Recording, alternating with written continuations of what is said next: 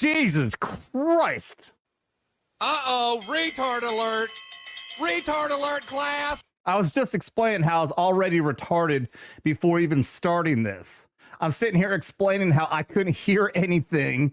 I couldn't hear my sound effects. I couldn't hear the video playing.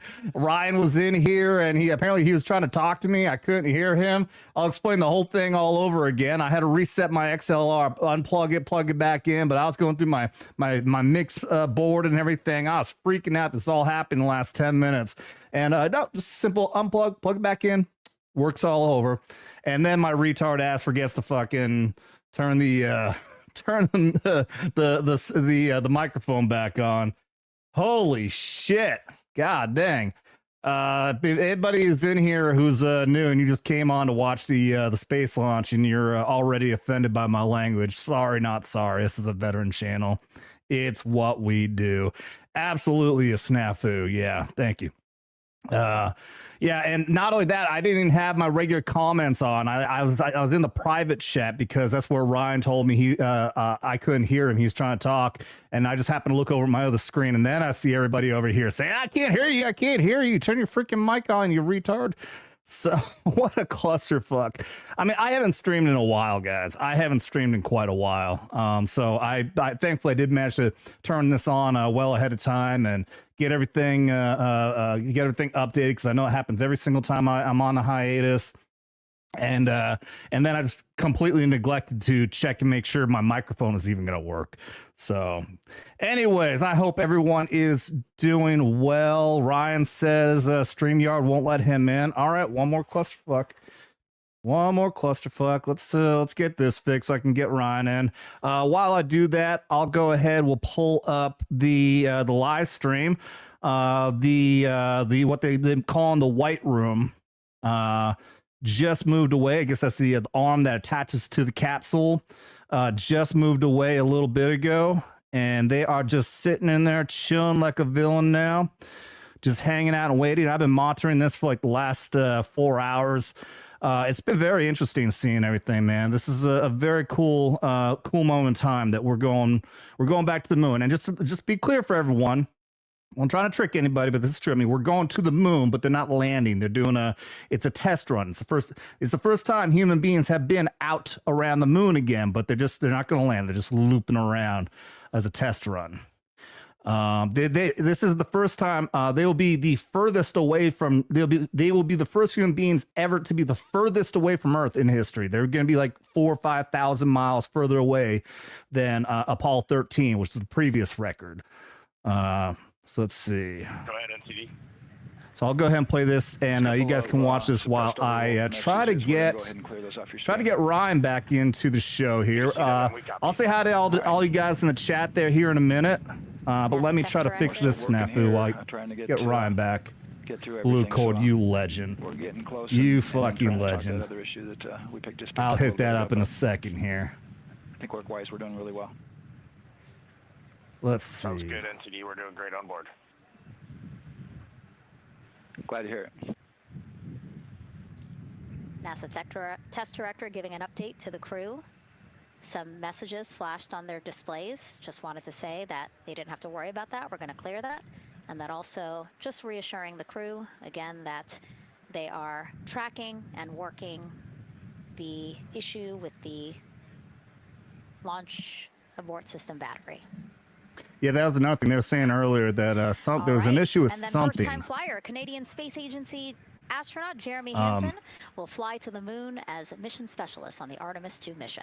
I don't know if the issue's been resolved, but it was sounding like it was an issue that if it's not resolved, then they're going to have to abort the mission. So hopefully everything's got fixed. Stands for Capsule Communicator and is the sole direct voice communicating with astronauts while in space. Jeremy also participated in training exercises, really cool ones, like living on the ocean floor off the coast of Florida to simulate deep space exploration for a week. In 2017, he became the first Canadian to lead a NASA astronaut class. He also enjoys getting out on a sailboat, rock climbing, and mountain biking. He has a wife and 3 children.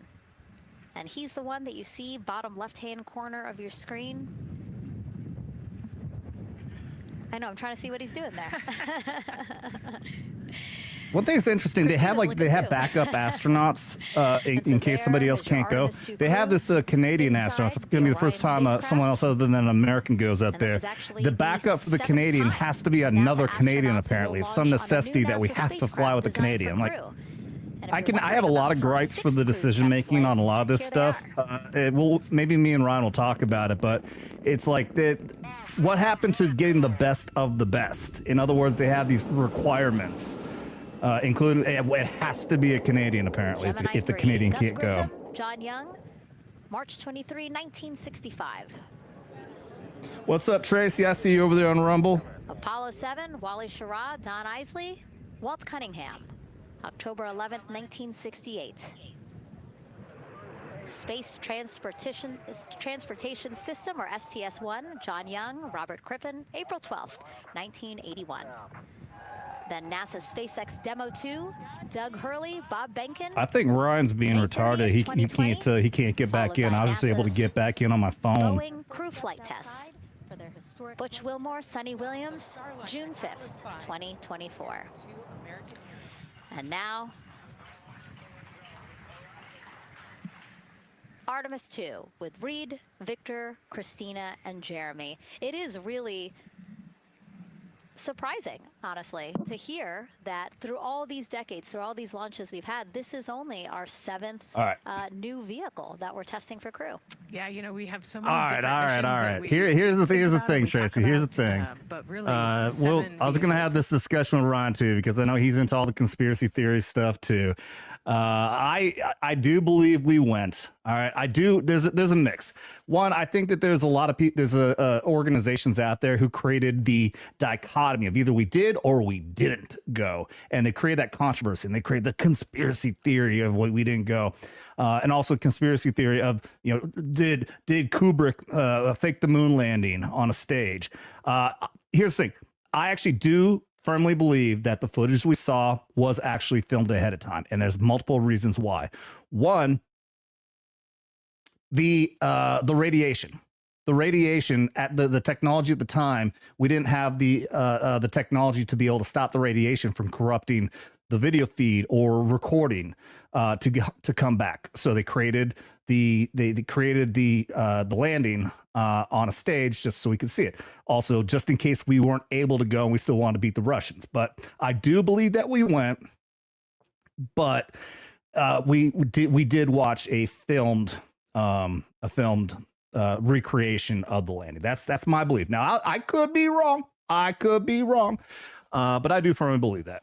Especially since one of the biggest arguments has been whether or not we could even get through the radiation belt. And I finally had a good explanation not that long ago that it's not that it is radiation. It is deadly radiation, but only if you are in it for a prolonged period of time. They're flying fast enough to go through the radiation belt that it doesn't actually affect them in any serious way. So that explanation I'm cool with. So I do believe that we have been to the moon. I do believe that these guys are going to the moon. All right. But I do also believe that what we saw, at least for the first mission and possibly even the other ones, that they were filmed here for reasons mostly technological, because they didn't have the technology to be able to protect the film and also be able to get it through. So that's my little spiel on that. While we're waiting for Ryan to get back in, because his retard ass just apparently doesn't understand technology. Say hi to a few people. Blue Cordell, great to see you there, buddy. Great to see you again, man.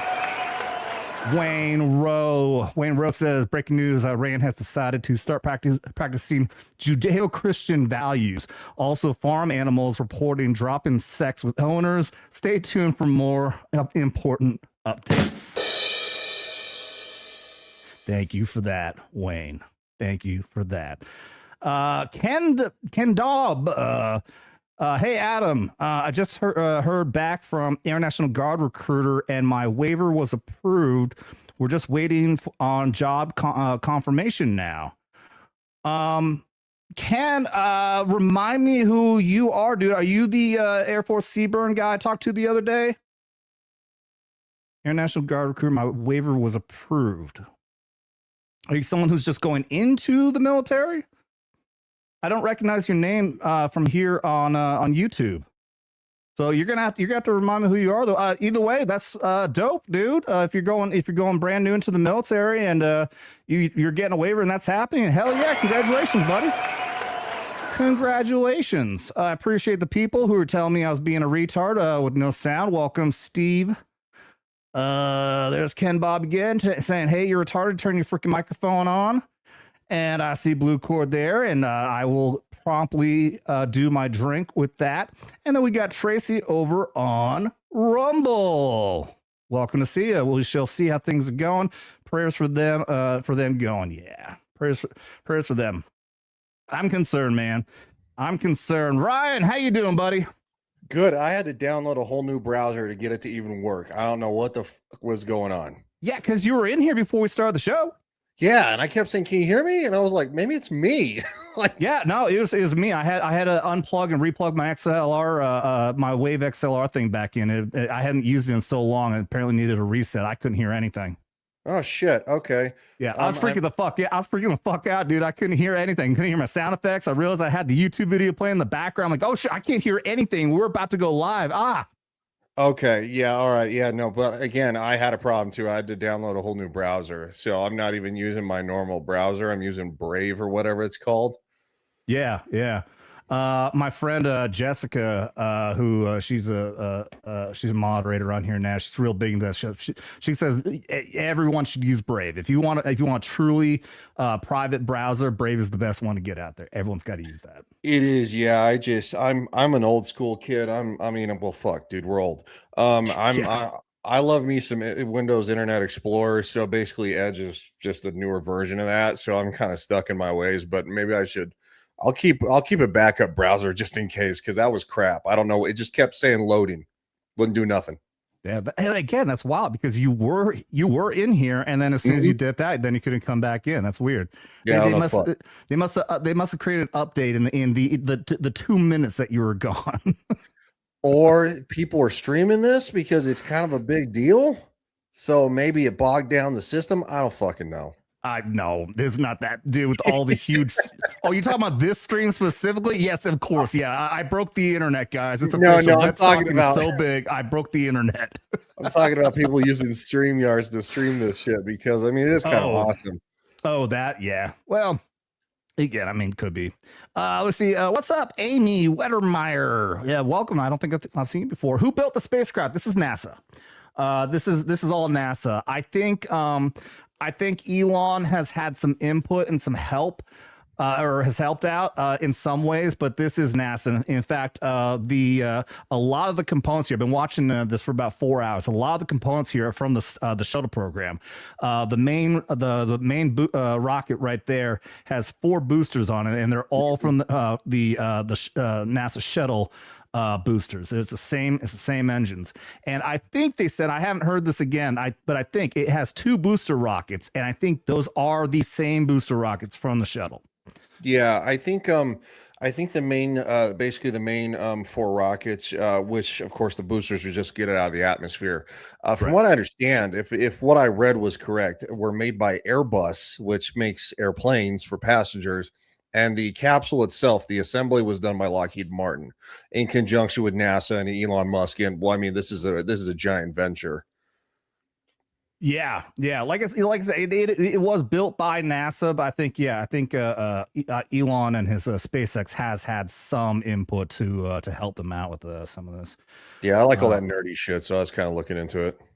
Yeah, dude, until a couple days ago, I didn't even know this was happening today. I was completely thrown off. I thought it was an April Fool's thing.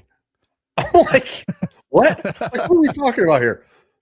You know what? Actually, I was watching Pat McAfee's show earlier, and what I think it's what are we in the final 4 for March Madness right now? That's playing today. I think the games might be happening today, and it was announced that President Trump was going to make an announcement on all the main channels while the games are going to talk about this, and they're like, "Oh no, you better not do that. That better be a freaking April Fool's joke, because if you cut out the final 4 of March Madness to talk about a shuttle launch, people gonna be mad." Yeah, no, there's gonna be a lot. people who are pretty upset about it if you do that. Yeah, yeah. I mean that seems like clear cut, like something somebody would do to Trump to sabotage him. Like, yeah, hey, let's put this on. It'll look really good for you. Talk about the shuttle launch. Don't tell him about the games. Yeah, I mean, I'm not a big basketball fan. I know it's probably blasphemy to some people, but hey, teach their own. Yeah, to some people, absolutely. In fact, if we had some time to kill, I want to talk. I've been huge on baseball. I've never been this big into baseball, but I'm a Wisconsin boy, and the Brewers played so well at the end of the season last year. I was so certain that they were going to go to the World Series. I just didn't know that the Dodgers were as good as they fucking were, and they beat us in the playoffs. But I've watched every single game except for today. I missed today's game. But it's the first time I've ever been this obsessed with baseball in my life, and it's really largely because of the World Baseball Classic. That when Team USA was looking so fucking good, I had the same jacked up mentality like when our USA hockey team beat fucking Canada. I was so jacked up for it, but we ended up losing to Venezuela of all countries. Yeah, but we still kick Canada's ass because they like to talk shit all the time, saying that Americans can't play hockey. So it's like, well, oh, dude, I had somebody on Twitter. I was talking about how ecstatic I was about the team and winning. Some fucking loser Canadian says, he was vulgar. He said, "You retards haven't won a championship and blah blah blah blah." Motherfucker, we beat you 3 times this year: men's, women's, and freaking Paralympics. All 3 gold medals, all against fucking Canada. So fuck you. It's like, how did that work out?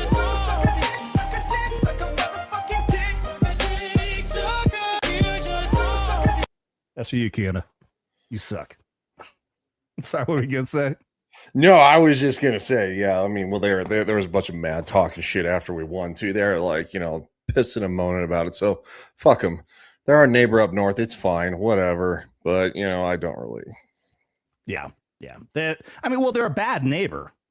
They're not even a good neighbor. They've been taking advantage of us for so damn long, and then they want to talk shit on us all the damn time. It's like, dude, we let you exist. You would not exist if it weren't for the fact that we allow you to exist, because we could roll over you faster than we did on Venezuela. Yeah, pretty much. Oh, like there's Ryan Gosling. He's making the rounds because he's saying all the right things about the fact that people go to movies and not Hollywood makes movies for activist reasons. I got to see that movie, dude. I need to see it too.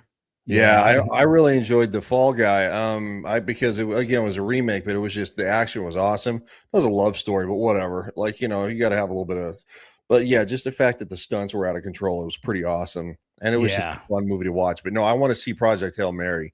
So, did you see Millie Alcock, who played Rhaenyra Targaryen, talking shit already? So Supergirl's gonna flop.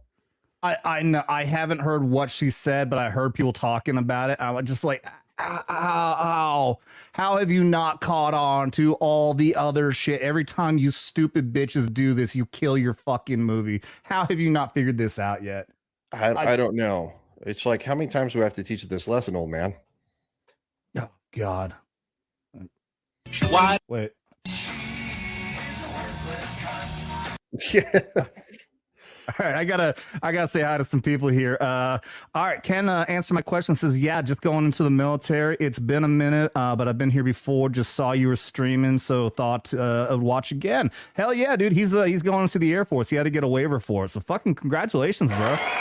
Yeah. You are smarter than me or Ryan, who are dumb enough to go into the Army instead. So that's very true. So enjoy your comfy chairs and your very nice living quarters, because you won't have to eat out of the dirt. Yes. Dude, I was asking him if this is a guy I was talking to. He's a active reserve here in Missouri. He's Seaburn, which back in our day used to be what was the chemical acronym? CBS. No. Anyways, modern now it's chemical, biological, radiological, nuclear. It was NBC before. Yeah, that's what it was. NBC as in the channel. I got mixed with CBS, the channel. CBS. He used to be nuclear, biological, and whatever. But yeah, he's a Seaburn guy. and he works for the active reserve here in Missouri as an emergency response team. This is the reason I'm telling this, everyone. This isn't boring. It's actually really damn cool. The dude does like fucking everything. One, they work for the civilians whenever needed, because it's cheaper to have the guys in the military do everything instead of whatever. So he gets called up to go to like huge concerts, the Super Bowl, all kinds of this shit, to be that monitoring team, monitor if there's a radiological stuff in the area or whatever. But he also gets trained in survival, like the Seaburn guys. Like he's trained in like water rescue and fucking shit, like all kinds of shit. And like everything he was telling me is like, how did I not know about this as a possibility when I first signed up? Like, this sounds like the coolest job fucking ever. That was cooler than my job. So everybody hated my guts because I was a cop. Yeah. So, I mean, I inflicted it on myself because I'm the one who wanted to do it, but shit. You know what? He also, I didn't know about this too. I swear it's got to be just like an Air Force thing, because I never heard anyone in the Army talk about this. He is looking to join the New Zealand military, which is a possibility. If you're active duty in the military, you can transfer to a foreign nation that is accepting, and New Zealand is one of those. Like, interesting. How cool is that? Well, I mean, it's actually pretty cool but why would you want to join the New Zealand military? Because you get to live in New Zealand. Now, mind you, politics suck, but that's a beautiful place, man. Have you seen Lord of the Rings? I have seen Lord of the Rings. That's a good point. Okay, I'll give you a point for that one. However, though, they do that Haka crap in their military, and I'm like, I gotta cool. I'm burnt out on it, dude. The first time, for a couple of times I saw it, I was like, this is great, but now it's like, can we like not and say we did? Like, Fair you're enough. overplaying it. Yeah, seeing them do it in Parliament is just the dumbest shit. Well, seeing people in military uniform do it, because they get a new commanding officer, and I'm like, yeah, that's your war. That's your war face, huh? Like, don't bring that to an actual battlefield, or you'll be dead in seconds. Right.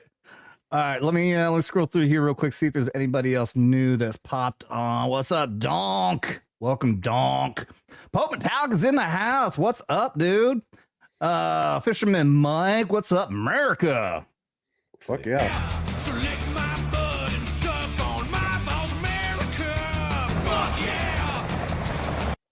I saw you got a $20 super chat. Did you make I did. Oh, I'm going to circle back up to that. I see a freaking Bruins fan in the house. Yeah. Let's go fucking Bruins, dude. Yeah, I just got into that.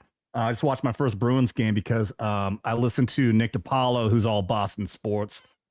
And I knew people were talking about the Bruins weren't going to be good this year because they're doing a rebuild, but they coming back, and they fucking smoked Dallas yesterday. It was a great fucking game.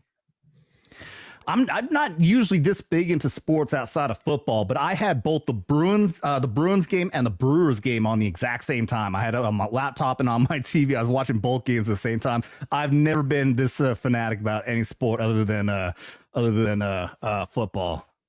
So. It sounds like you're having football withdrawals. Well, thankfully, I'm not really, because also the UFL is back, the Springtime Football League, and I'm a huge St. Louis Battlehawks fan. Cacao is the law. So, I have to be honest, I've never watched it, not once. So. It's good. I'll tell you, it's good, man. There's sometimes you're like, yep, these guys are not as good as the NFL, but then there's sometimes it's like, this is a fun fucking game, dude.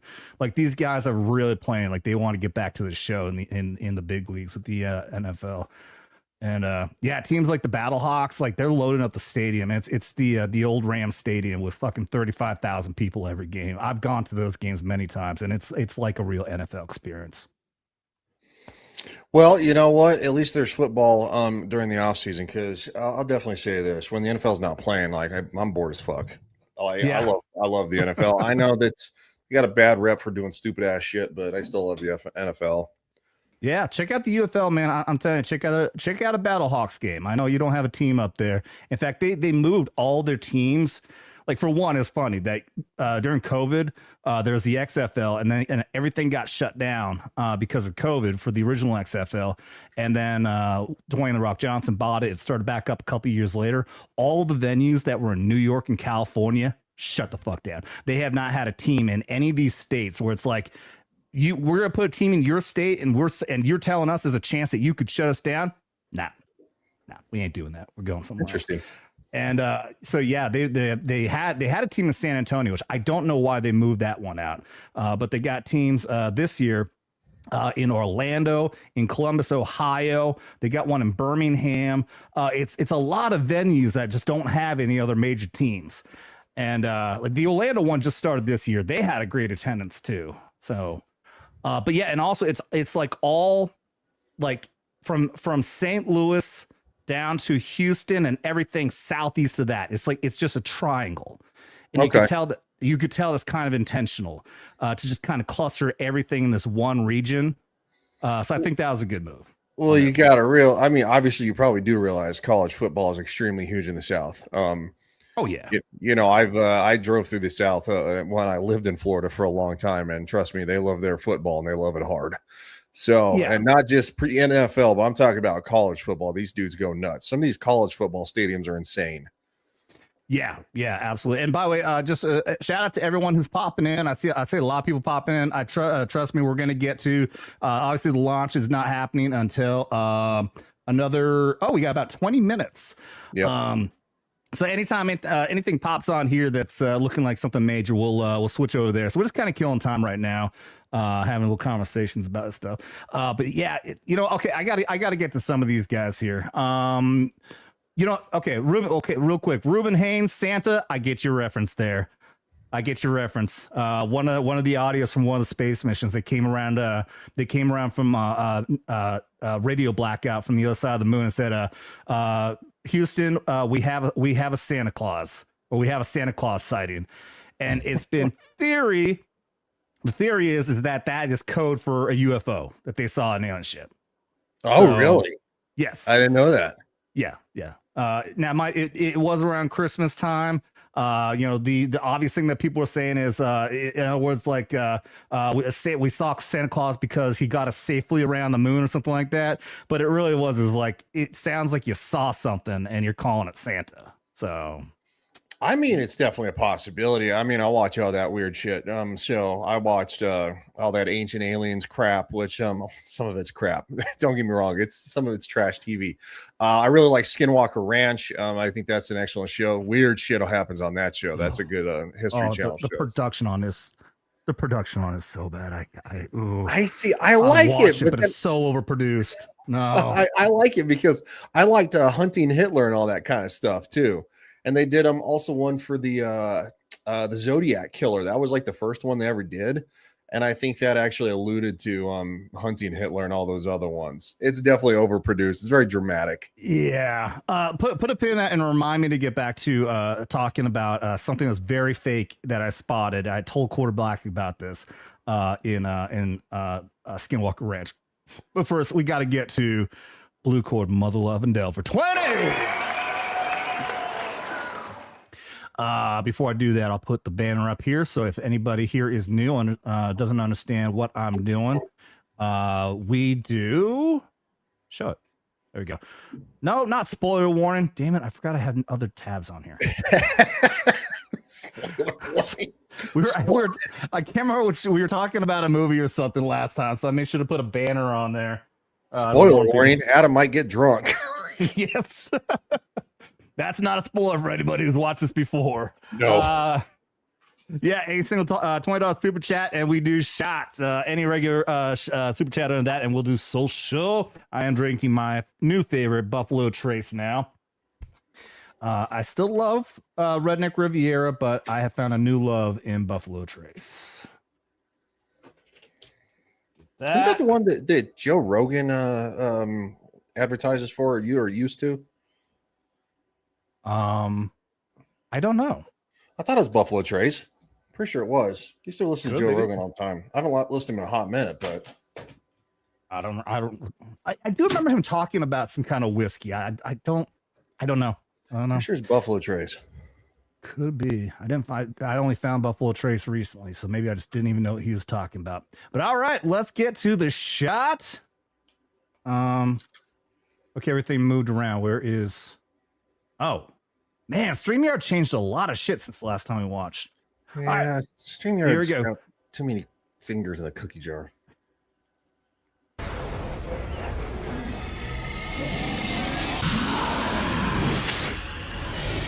It has begun.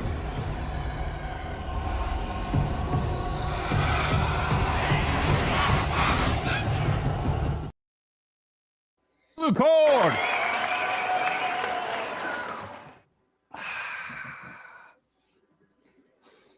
Oh man, been a hot minute. I think the last time I did a stream was Christmas Eve. That has been a hot minute. Well, it's been a Yeah. while for me too. So I've had computer issues. Yeah, it's been like 3 months. Tracy, I'm sorry.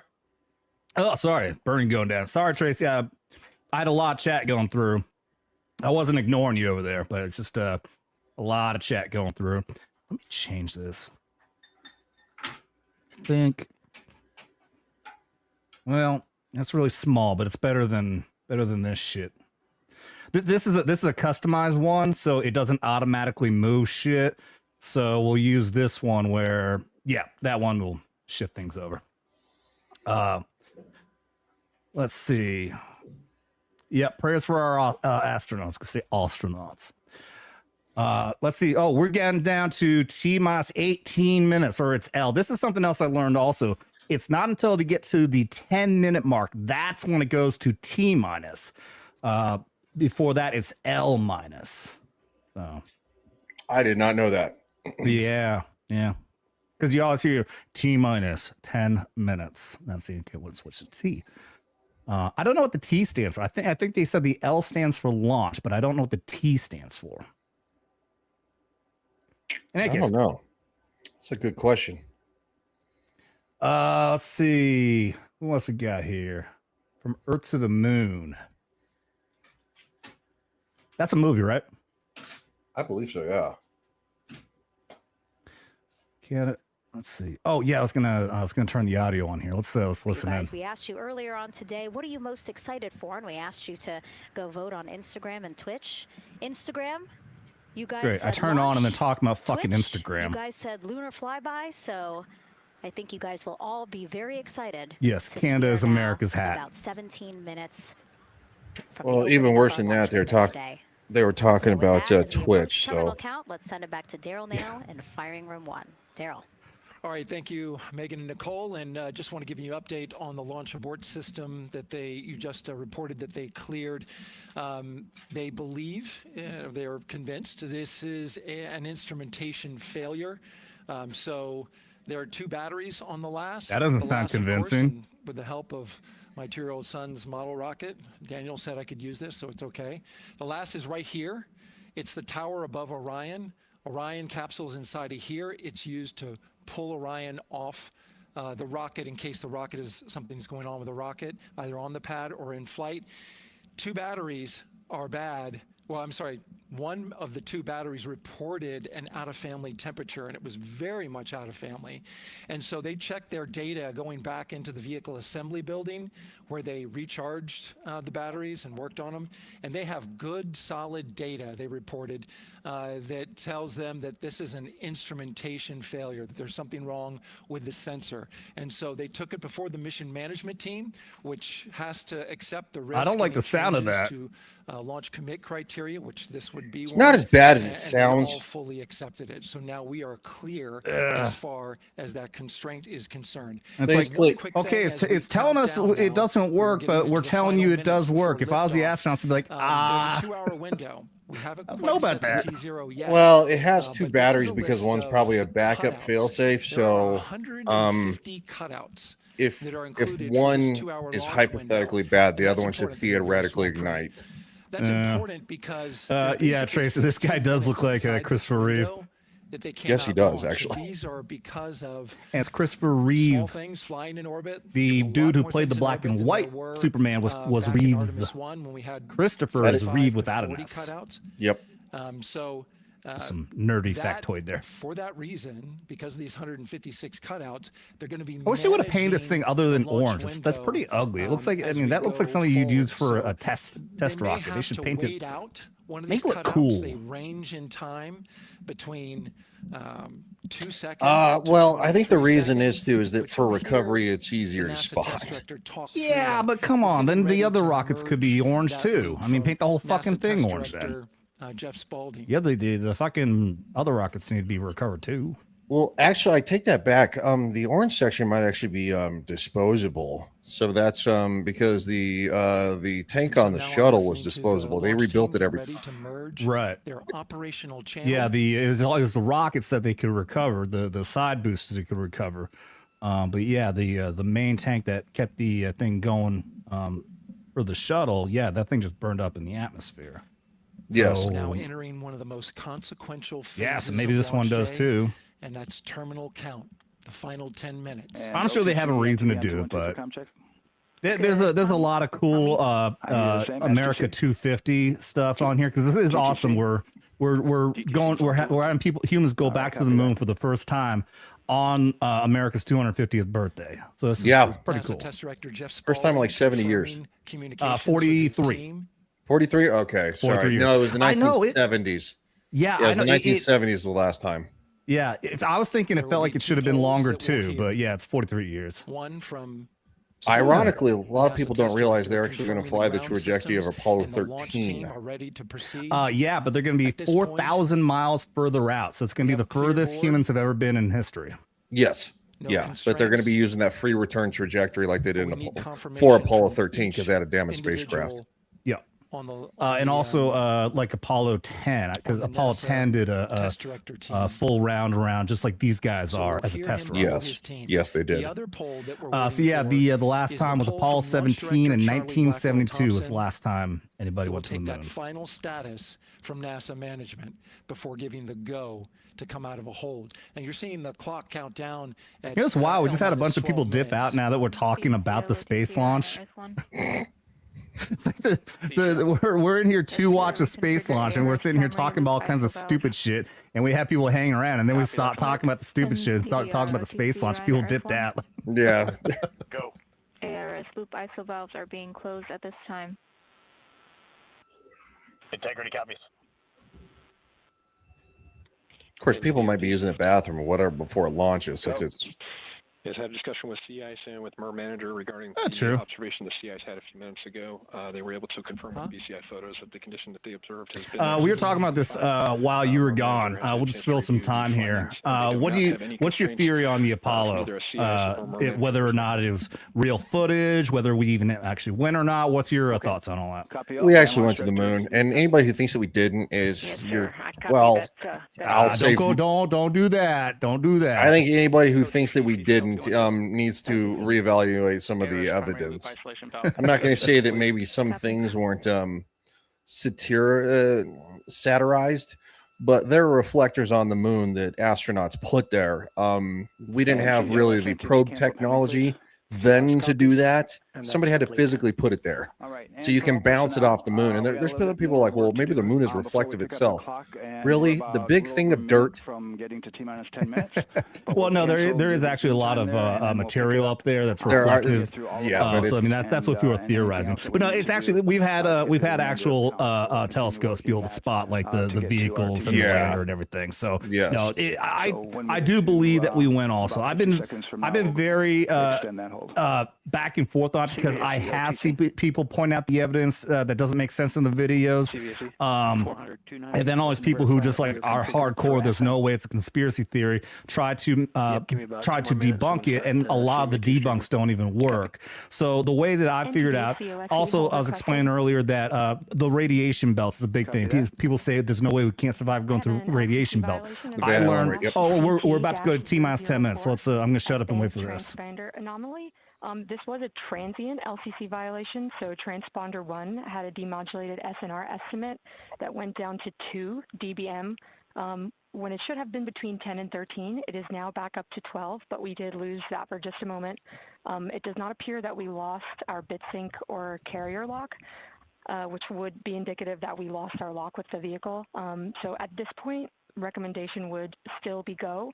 However, we do have a pre-planned contingency procedure if we want to look at that. But again, this is transient, so we're back in a nominal range. All right, let's see. LPE NTD. Yeah, we're not seeing that hit. So I guess question for COSC, was that less than 3 samples? Is that below our persistence? Stand by. Let me look. It did look like it did persist for several seconds on mine, but let me take a look at the number of samples. Could I get a repeat on the affected LCC, please? Yes, ma'am. What is That's gonna going be on? O-CT-004. I heard something about transponder. Are they talking about was there was an aircraft with a transponder in the area or something? You sorry, I just read that comment by Tracy. Dang it, Ryan. You ruined the conspiracy. We were supposed to believe that never happened. So it sounds like so a radio transponder is basically probably, I would assume that they're talking about, again, that safety eject system. So if for some reason the rocket starts to melt down on the launch pad, literally what they do is they taking a look at the data right here. Looks like that was a single sample. Because once that L minus 10 gets down to 10, that clock right there, which is the T minus, was supposed to start ticking down. Yeah, see if they also lost lock it's of the vehicle paused for a any reason. extended amount of period. Which is crazy because if they don't start that down and they don't launch at the right time, they lose their window. 10th hertz measurements, correct? Yes, they do. They have to launch at a precise fucking time for this to work. Seconds to get a second sample. Yes, Well, sir, that's correct. It is 1/10 hertz. Yeah, so from our perspective, the allowance is effectively up to 30 seconds, up to 3 samples based on the 1/10 hertz. This is not an LCC violation, I believe. Tracy's been predicting this is going to get scrapped. She might be right. This isn't looking good. Checking with KUS on 232. I don't think they have 212 access. We're trying to verify, but. Sir, you work at NASA. You shouldn't be drinking diet. Sorry, Coke Zero. Like they have a loss of lock as well. Dude, those guys in NASA from like when they were doing the Apollo missions were probably mainlined caffeine and maybe even a little cocaine. Do we have locked? Oh yeah, smoking cigs in there and all. Oh, cigars. I mean, it's insane. Yeah. Yeah, so from the integration console perspective, we did have a temporary loss there within the allowable, and per the requirement, let's go. This is Houston Flight. We have lock and we have good telemetry here in GIS. All right, so let's go. And KUS is reported to they have good lock now. Let's go. Start that clock. So with all of that, OSC, then are we in a go configuration per your LCC? Yes, sir. Recommendation would be go. Okay. LP, you concur with that? Yes, sir. LP concurs go. And launch director? Yes, sir. Launch director concurs go. All right, and I'm going to go ahead and just verify everybody has everything else complete, launch director, and if we do, we'll be ready to pick up the pole at that time. Oh, I think it's raining hardcore outside. Damn, it sounds like severe raindrops. Verify all our work is complete, and I would like one last check of our constraints list. Weather report from Ryan from Colorado. Are you still waiting for confirmation? Yeah, you can hear it thudding on the window. Yeah, you only open item? Almost That was sounds like last night for me. That was last night for me here. It was raining and lightning like crazy last night. You're probably actually getting my storm. Complete with all your work? Probably. That's affirmed. All right, copy that. STC? Oh yeah, we got a pretty severe yellow red cell. Complete. Okay, getting ready to. All right, and LPE, just want to verify we have no open constraints at this time. No open constraints. All We right, have a let's clear go. board, sir. Start that clock. Okay, tracking the same here. And launch director, with that, we are clear and ready to pick up the launch readiness pole with your go. All right, sir. I am go for the pole. Go for the pole. All right. And for all personnel, this is the NTD conducting the Artemis II launch ready. I figure they have the woman say it. Verify ready to resume count and go for launch. OTC. GTC is go. STC. STC is go. GTC. C's go. MCO. CO's go. Safety console. The safety console is go. LPE. LP's go. RTD. RTD's go. Houston Flight. Houston Flight is go. ROC. Rock is go. And CDR. Cruise go. Copy that. Thank you, Reed. And Launch Director NTD, our launch team is ready to proceed at this time.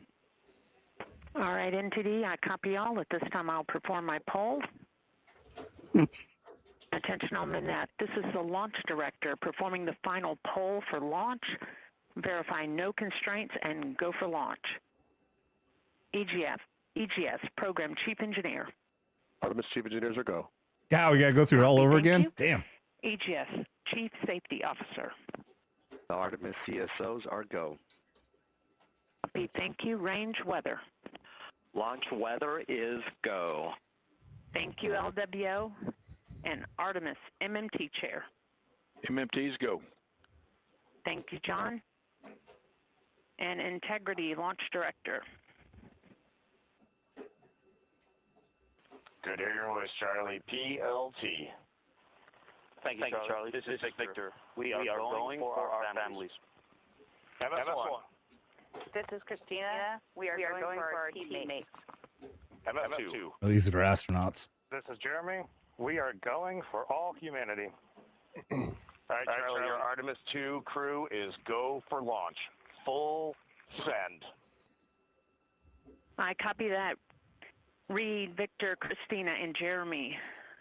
On this historic mission, you take with you the heart of this Artemis team, the daring spirit of the American people and our partners across the globe, and the hopes and dreams of a new generation.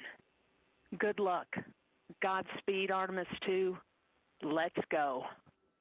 Yeah! Let's fucking go. And NTD Launch Director. Go ahead, Launch Director. Yes, sir. You have a go to proceed with countdown. Copy that. I'll put it in work. CDR, NTD. So I want to know if they're going to start it right at Be 10 advised minutes, there or are is they an going to cut initial down the short time purge to when they preview actually were supposed to 10.1.1, launch? Steps 8 and 9. They'll probably start at 10 minutes. 1, 8, 9 going to work. Copy. CBSE NTD, start and verify recordings of our Orion cameras. Copy. Okay. Well, there you heard it. RSR NTD. RSR. They're getting ready to start terminal count. arm rotation enable at this time, please. Ah, T stands for It's terminal already at count. T Okay. minus 10 minutes. Once we wrap up this last bit of work. SNA arm rotation enable complete. All right, so I think I heard this explained before that when they were talking about earlier that when the clock gets down to 10, don't worry if that clock, the T minus, the terminal clock doesn't start right away because they got to go through all the checks, and then when they're ready, then they start the terminal clock. I think that's what's going on. It's basically the scene from Apollo 13 when they says he's like, all right, everybody give me a go for launch. Basically checking all systems across the board. It was transitory. Well, yeah, I mean, I knew that there was that, but I was just like, trying to rationalize in my head how it's working with the clock. Because, I mean, like I was saying earlier, there's a small window. I don't know how small the window is, but there's only a certain window of time that you can launch to be able to get that proper trajectory to get, the math that these geniuses must fucking go through to figure out how to fucking do that. I don't know. But if you miss that window, then it's not going to fucking work. So yeah, it's going to be a very brief window. It's probably going to be a matter of a couple of hours. Because you think it's within hours? No, it can't. Probably, I'd say a couple hours because you can actually make up for it when you're flying about 26,000 miles an hour, which is one of the reasons that they're able to actually burn thrusters actually in space. We'll verify that we are. So okay, so I guess that makes sense. So you're saying like it makes sense that counts down to like the L count counts down to the beginning of the window. Mm-hmm. I guess that makes sense. And if you're right, because in my head, I'm thinking like the window could only be something like 20 minutes. But it does make sense. It could be a wider window. And that's why they're so comfortable being able to go and waste all this time. It feels like wasting time. But when they're finally comfortable to do it, then they've got, okay, now we're going to start the 10-minute countdown. But there's got to be a point in time when it's like, okay, we've waited too long. The window's closed. We got to cancel the mission. Yeah, pretty much. So, and the thing is, this is calculated. I mean, calculated as every single point in space as they're tracked. So, if they're falling behind, if they're too far ahead, then there are ways that they need to actually slow themselves down. They have forward thrusters that can actually slow the aircraft down to try to actually maximize, or they can actually You'll hear do a NASA controlled Test burn, Director which you Spaulding saw something ask similar for in the Apollo ground launch 13. They sequence. had to do I watched Apollo 13. I'm basically an expert. I know this. Yeah. the clock. The ground launch Okay, sequencer okay. is an Thank you, Tracy, for application clarifying. You software said 90 that runs on seconds, top and of you're a like, launch not control seconds. system and Okay. fire. Acts like Yeah. a Like conductor of 90 an minutes makes a orchestra, lot more seconds, executing Tracy. hundreds Otherwise, of we've commands got in way past that precise window order by and now. time. It Yeah. was 90 seconds. It's all autonomous. Entity CCL 212. So because Initiation. technically right now we All are right, copy that, actually and 2 we're minutes verifying behind Artemis where the Stretch. launch should be, which is technically going to be add 12 minutes to that because there's 10 minutes still on the clock. So every minute that is delayed is going to add more time to that because they should have launched at 4:26 Eastern. I'm sorry, my time, which is Mountain Time, which is All right, and we're clear from 6:24. cutoffs. Yeah, Eastern. you said And with yeah that, for we're it's gonna resume the 24. Yeah, clock 24 minutes after. Yeah, momentarily. I know that. So yeah, And we're 4 minutes CGLS, past you can now. resume the So- clock Yes. on your mark. Yeah, actually, you know what? Fuck it. We have technology. I'll look. Let me ask Grok what the launch time window is. GLS mainline has been initiated. T-minus 10 Dude, minutes. and Grok counting. has been the best thing fucking ever, man. Did they just add 20 add time to that? They're at 26 That minutes. begins terminal count. Our No, they no, just started. okay. They just started the 10 o'clock. Okay. They just started. We are now T-minus 9 minutes 45 seconds, everybody. We are now counting down to liftoff of Artemis II. Let's fucking go.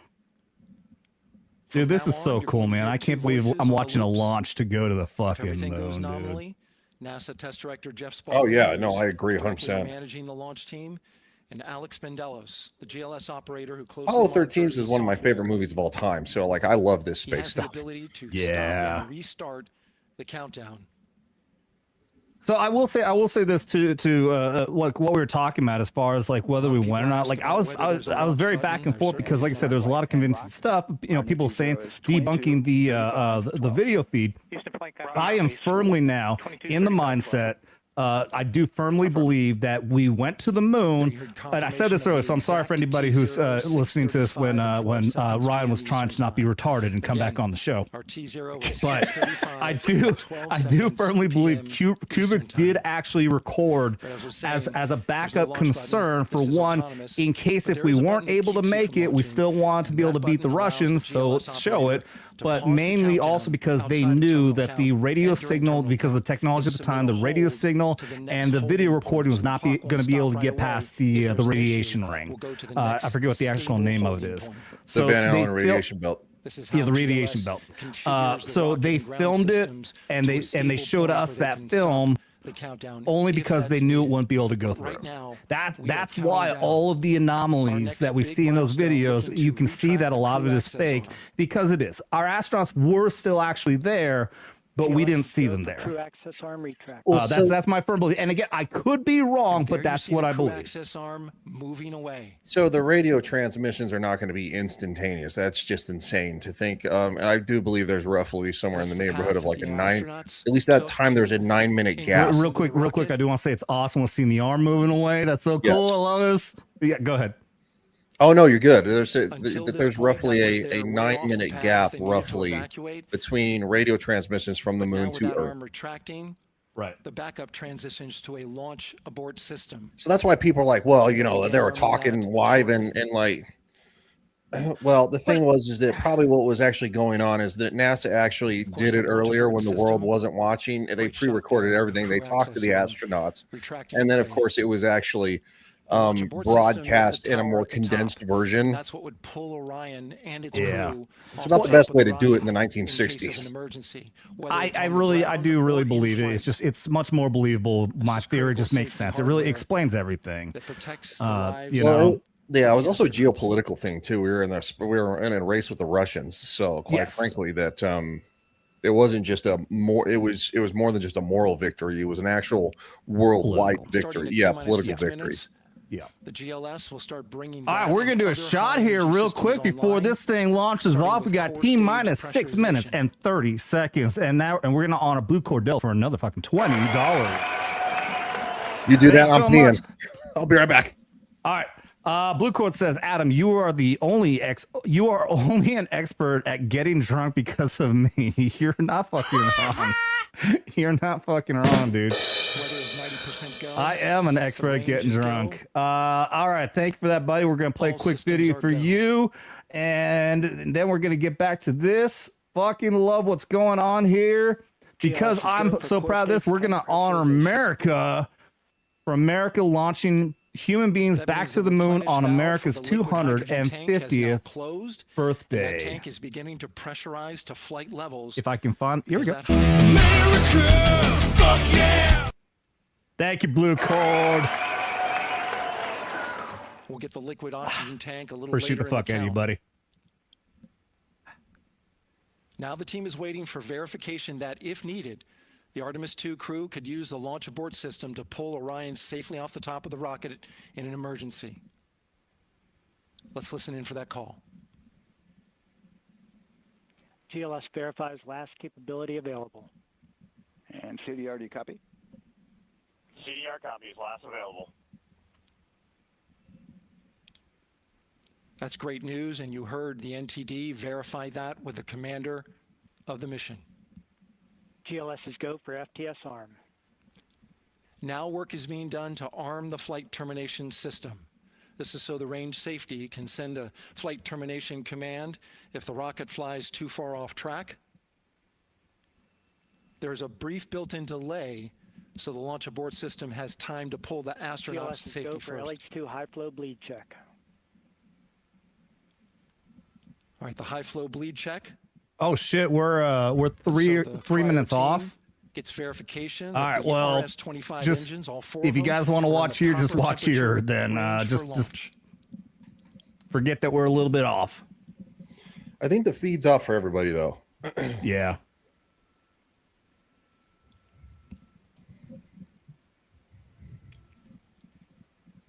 Tracy, I expect everybody to give me shit. All right, I'm a freaking idiot. All right, just I expect everybody to give me shit. I deserve it. Doc was born in '64, so he actually watched some of the Apollos. Got to watch the first shuttle launch, and now this is very cool. Fuck yeah, dude. Fuck yeah. High-speed old turbines, fuck. which provide pressure to hydraulic pumps that steer the RS-25. Don't you love how I show my We're gonna love see a to the gimbal audience? Test a little later, at T-minus 2 minutes and 30 seconds. This is what allows that to happen. Thank you, Amy. I'm very happy and honored to have you guys sticking with me here. All my retardation. Coming up in about 20 seconds, we're listening for go for purge sequence 4. That's a helium purge of the 4 core stage engines downstream of the propellant valve. This gets all the air and moisture out of there. Love you, Tracy.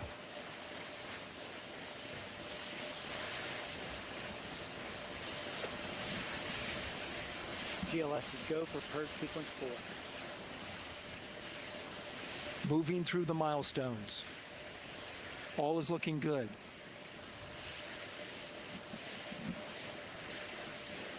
I was watching earlier, and they were explaining that when you see the sparks down at the bottom, I've always noticed that right underneath the rocket, you see a ton of sparks coming up like 10 seconds before it goes off. I always thought that was to ignite the rockets, but no, actually what that's doing is it's burning any leaked hydrogen, any gases. So when you see that start to go off, all that's actually doing is burning off any excess so you don't get a bigger boom than they were expecting. Built from shuttle parts. And there you see them moving.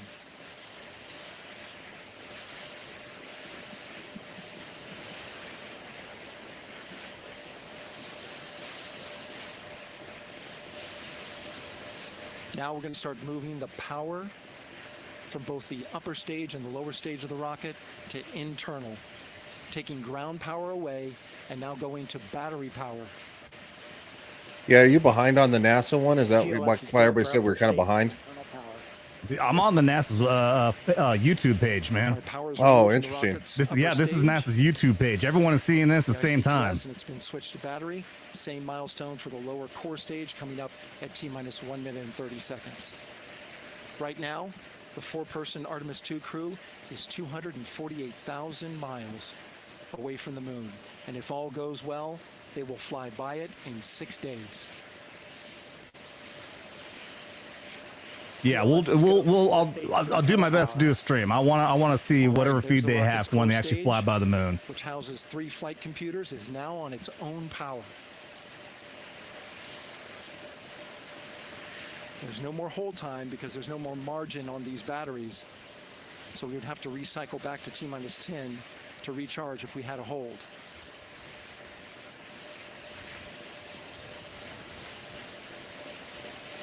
We're at T-minus 1 minute, everybody.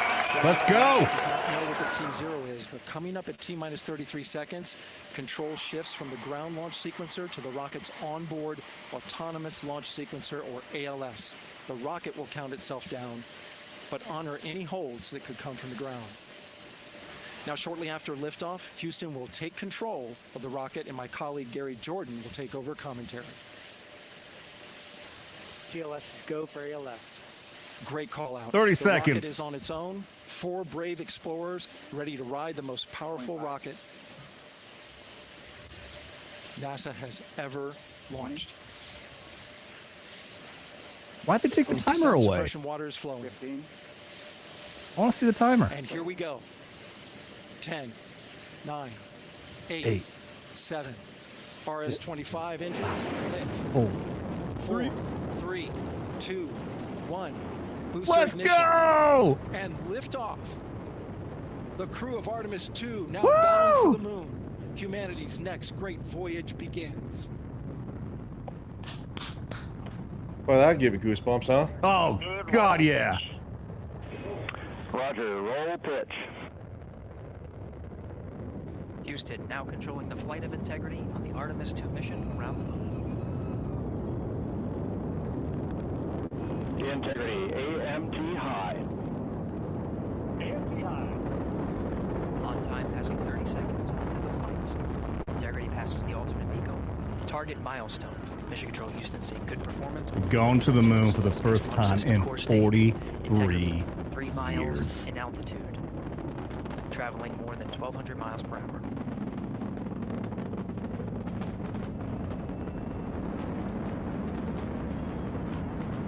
$53 years, sorry.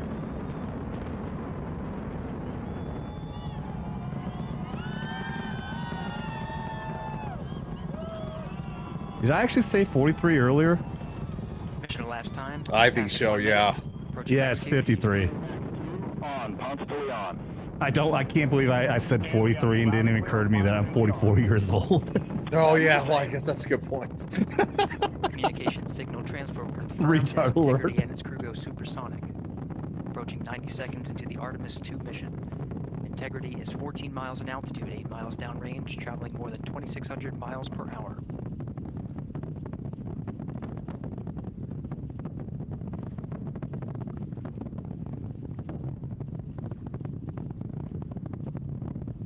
This is so cool, man. This is so cool.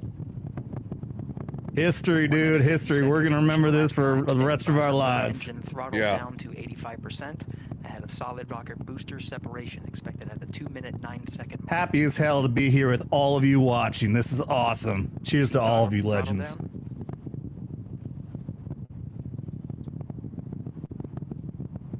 Confirmed separation. Main engines throttling up, guidance converged. Here they go. Yep, SRBs. Already jettison the parachutes. Integrity, guidance converged, performance nominal, upper stage RCS ready. Oh, that's beautiful. That is so cool. Integrity, SM priming complete. SM priming complete. 2 minutes 45 seconds of mission elapsed time into the Artemis II mission. Thrusters on Integrity and upper stage confirmed in a ready state ahead of service module fairing separation. So they were saying earlier this is the first time that we're going to moon with a 3 toilet. minutes into the flight. Integrity 49 Oh, yeah. miles No, in you used to have to, altitude, you'd have to pee in a relief tube. now passing 5,000 miles per hour. That's why women couldn't go, because unfortunately, women have different plumbing than men, and it's easier for us to use the bathroom in space. Women had the wee, what do they call it? The wee pee wee or something like that. Yeah, Up with a funnel. Yeah. Couldn't do that. Houston Integrity, good Probably Come not on, during the truth is, like back in the 70s, they weren't gonna let women do anything, man. That's I that's don't the real think there truth about was a it. woman crazy enough to do it. No. They're like, oh yeah, you. And Houston has you loud and clear on Tidris at the Carmen line. Outstanding, Stan. I was watching earlier, and they're showing all the food and drink and everything they have up there. It's like, dude, this is the same as MREs. Yeah, pretty much. I'm sure they're way better though. Signals acquired after last jettison now working on Yeah, it was internal like they checks had, to you know, the verify pouches. accuracy. And this it was a Flight female deck astronaut they officer had on, analyzed the time and of she's the like, minute "Yeah, I and had cutoff my one of confirmed my in 8 minutes, 2 seconds, teammates or time whatever of told me this brownie is way better when you put it into the heater." I'm like, "Yeah, I used to do the same thing with the chemical heater in the MREs. Take the brownie or the pound bread or whatever, you put it in there, makes it come out so much better." Yeah, no, it's if your heater worked. What do you mean? You had times when your chemical heater in your MRE wouldn't work? Oh yeah, because it was dead. What? Like, because it's well past its shelf life. I've never had that happen. You've never had that? I mean, I've had ones that. I think you're just retarded and didn't know how to pour water properly into a chemical heater. You pour water to the line. It's not hard. That's what I'm saying. I think you managed to fuck it up somehow. Well, because the I'll chemicals. bet you burn water at home. The chemicals they deteriorate over time, so they'll only burn for like maybe 10 seconds. You can't heat nothing up like that. Dude, I don't buy that. I don't buy that. I've eaten expired fucking MREs. They won't kill you. They don't taste the best, but never had a chemical here. It didn't work though. Look at your chat right now. 3-engine press. Hold on. I maximized my screen here so I can watch this. So let me do this. The Yeah. Artemis II mission. At this point, 3 good main engines are all that's Wait, needed to carry FRS will integrity to a sometimes nominal fail from main engine cutoff target. oxidization overcut. Though at this time we're saying What are 4 good FRH? engines here in Mission Control It's Houston. the heater. That's what the Integrity, heaters are 75 called? miles an altitude, 330 miles downrange. All right, well, I don't approaching believe either 10,000 one of you. miles per No. hour. No. Okay. No, I think y'all retarded. Y'all burn water when at home trying to cook. I actually cook very well. Y'all can't even cook mac and cheese. Bro, I cook the best mac and cheese. You can eat a dick. No, I don't believe That's you. one of my specialties. You can't get a fucking MRE heater to work. You're fucking retarded. Yeah, dude. See, look. Yeah, exactly. Flameless ration heater. Oh, retard alert! Yeah, you. Stay on board, Stan. I didn't even mean to hit that one. Good trajectory and engine performance. Booster officer will soon report the shutdown plan to Flight Director Judd Friedling, expected at the 7-minute mark. What are we looking at here? Oh, this is just just showing the stage. Yeah. 460 miles downrange. Integrity. Expect nominal shutdown. Because that's the only visual you can actually see. I would imagine this is from a high-powered, well, possibly a satellite, because at this point they're well out of their atmosphere. 6 minutes 40 seconds of mission elapsed Crazy, time. it's that Shutdown fast. plan is Well, as it's been expected. 6 minutes. I mean, that's Again, wild. The time of Miko was confirmed at 8 minutes 2 seconds into the flight. God, I can't even imagine. They talk. That astronaut who was talking earlier, the female astronaut, she was talking about what it's like to get launched in space. I'm sure everyone's heard these interviews. She's like, it's like getting 7 launched minutes of from mission Earth by a elapsed time. slingshot, and Oh, I that's believe lasting for like fucking Throttling minutes. down as we approach the abort once around option. Oh, engine shut down. Milestone at the 7-minute 30-second mark. Now 84 miles in altitude, 650 miles downrange, traveling more than 15,000 miles per hour. Damn. Integrity. 15,000 miles per hour. Mm-hmm. Yeah. Haley open. The window is now open for an abort once around option that would target splashdown in the Pacific Ocean. Still following nominal ascent at this time.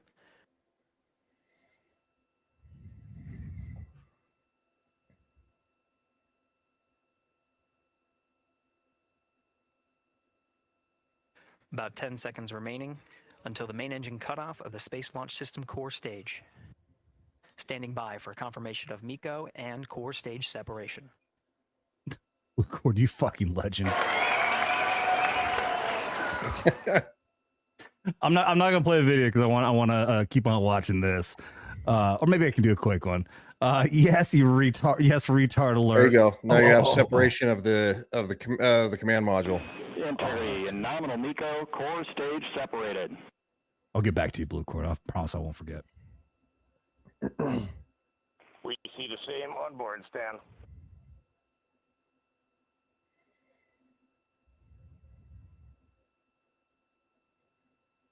Eight minutes, 40 seconds into the flight, we have a nominal main engine cutoff heading in the right trajectory on the way to swing around the moon. Core stage has separated, done its job. The Space Launch System upper stage, the Inner Rim Cryogenic Propulsion Stage, or ICPS, still attached to the Orion spacecraft.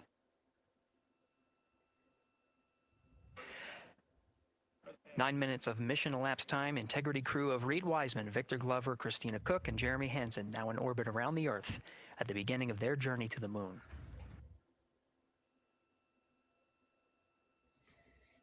Now, I don't think that these guys have to do Integrity Houston, what? ahead to PRM. I don't think these guys have to do what the Apollo guys did, where they had to take like the command module and the other module and turn them around.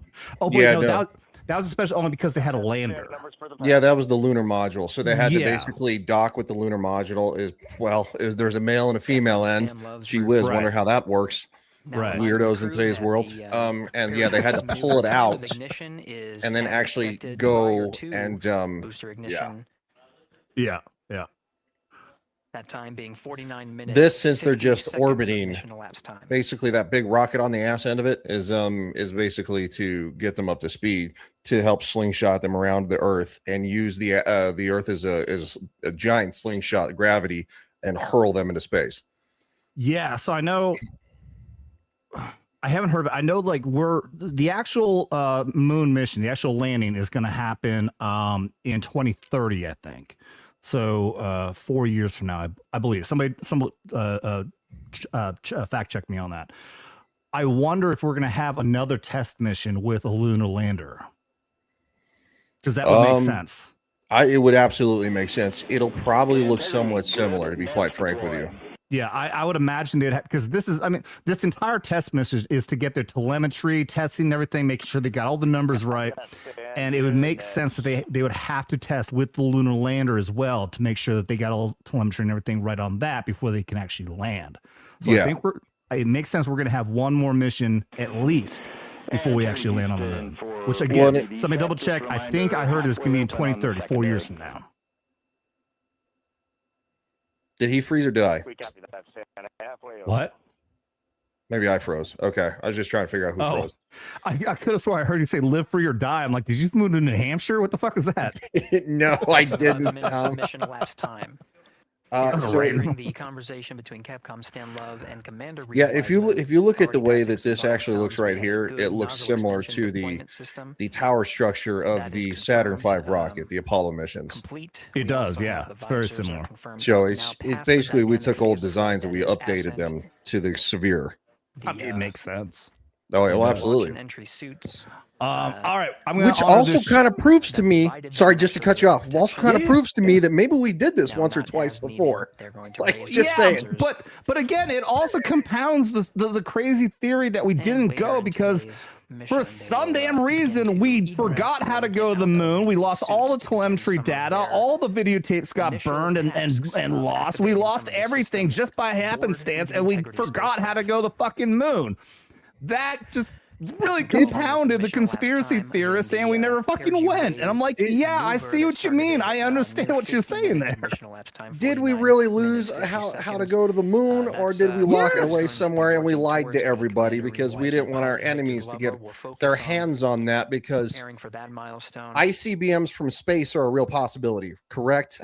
Like, that's a real stretch, dude. I mean, Bro, we have I mean- above top secret clearance on all this shit. I'm not saying I do, but I'm saying like if that was such a dangerous secret we had to keep secret, then they could just locked it down, not lied to people and say we fucking lost it and burned it or something. I think Amy makes a great point to keep control of the moon. I mean, because we've controlled the moon for decades now. I mean, yeah. I mean, Who else has landed on the moon but us? But we have a lot of other countries who have been able to fly other, like, we had China fucking did a full examination on there. There's been other countries who have sent fucking probes and shit out there. Yeah, but they never landed on it. No. Like, sent Well, wait, people to it. no. Didn't one of the other No, it's just No, America. just- We went a Yeah. handful of times and then we decided to okay, we're good. But again, still it still stands. I mean, unless China faked it, China did get a high definition picture of the dark side of the moon. Yeah, they did. Yeah, absolutely. So it's Yeah, not but like people- other countries can't figure out how to go there. Artemis II is underway. It's a little different with people, man. Like you're China's still there. Well, so is Hitler. Journey to the moon. Yeah. Still milestones to come up as we You see That's that my- movie? There's an actual movie up there, Nazis on the moon. Yeah, that's one of my favorite theories of all time. Is Nazis on the moon. Nazis in Antarctica. Like I love that shit. But have you actually seen the movie? No, I've not seen the movie, but There's an I should actual watch. movie, Nazis on the moon. It's like the Nazis are just living out there in like a Nazi utopia on the moon, and then like I can't remember if like they were like lied to, like the kids who'd grown up there were like lied to, and that Earth didn't exist anymore, or something like that. But it's like these Nazi children who grew up there went back to the Earth or something, and like they're Nazis in America on Earth, and it's a whole new experience. It was wild. It was a wild fucking movie. You had tears in your eyes. I had tears. I love it. I think that's great. These people around us cheering. What, Nazis on the moon? Yeah, absolutely. Who doesn't like the idea of Nazis on the moon? You know, we've got 4 friends and family members headed to the moon. I thought you were joking about something else. I was trying to pick on you. No, I'm a big fan of the Nazis, man. Like, oh, dudes did some crazy shit. I'm so proud of them. Not the Holocaust. I'm not a fan Somebody of the clip Holocaust. that. Somebody clip that. Ryan says, "I'm a big fan of." I'm not going to say it. Of what the Nazis did, not the Holocaust. And hopefully, you know, Bro, they almost All right. conquered the world, man. Come on, dude. wishing them all and everything. All right. I got to get over here to Blue Cord Devil saying, "Yes, you are tard, you retard alert." Last time was when I was just a baby born in 1973. Your daddy hadn't even jerked your siblings out yet 53 years ago. No shit. My No God. fucking shit.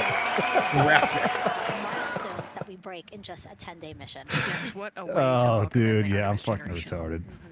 All right, we're gonna do a shot for that. Anybody who's fallen over here who hasn't seen us before, we do shots for $20 super chats. That's how I make my money. But also some of those crowd shots where we saw young all right, just let's emotional, overcome by this history-making moment. Man, we are going back to the moon for all. let's talk about China. They don't know what the fuck they're doing. Or sunset, I guess they just made it over the crest of the earth. All right, I just want to get that out for some damn reason. All right, let's do this. That wasn't an approach. What they're looking at now, and I can't wait to see. Yeah, and you know, Thank you, Blue Cord. this launched on the first try because we know, like any little thing, we have to be keeping safety in mind, and we want to make sure we're ready to go. But Yeah. we were ready to go, and I think it I surprised a lot of people. I haven't taken warm shots here in a while. It kind of surprised me as well, but you know, it's just a testament to the team here. that Iron has been Sky is the working movie. so Oh, hard okay. on Artemis, you know, Iron Artemis 1 Sky. was Yeah, really yeah. tough That lessons. We sounds learned a that ton sounds from the right. Wet dress for Artemis 2. We were able to go in, fix those things. We even had a couple mishaps today. Not mishaps, but a couple, you know, anomalies today that the team creatively came up with solutions for.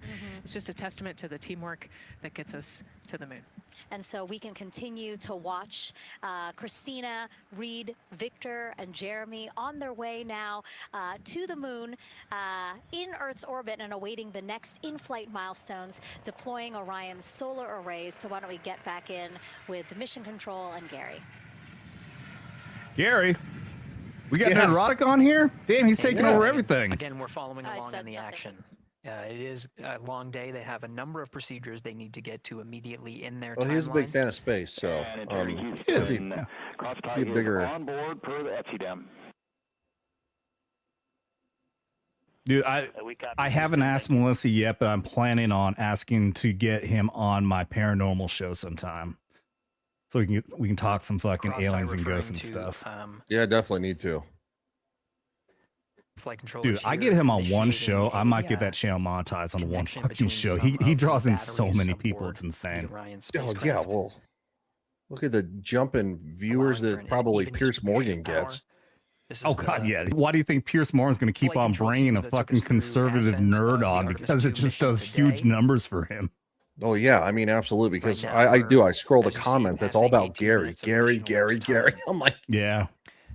Now, the The Orion Y-Files is spacecraft going to just integrity and the inline explode. cryogenic Did you see propulsion Gary system said he's going to be on the maneuvering Y-Files, Sun? their new podcast?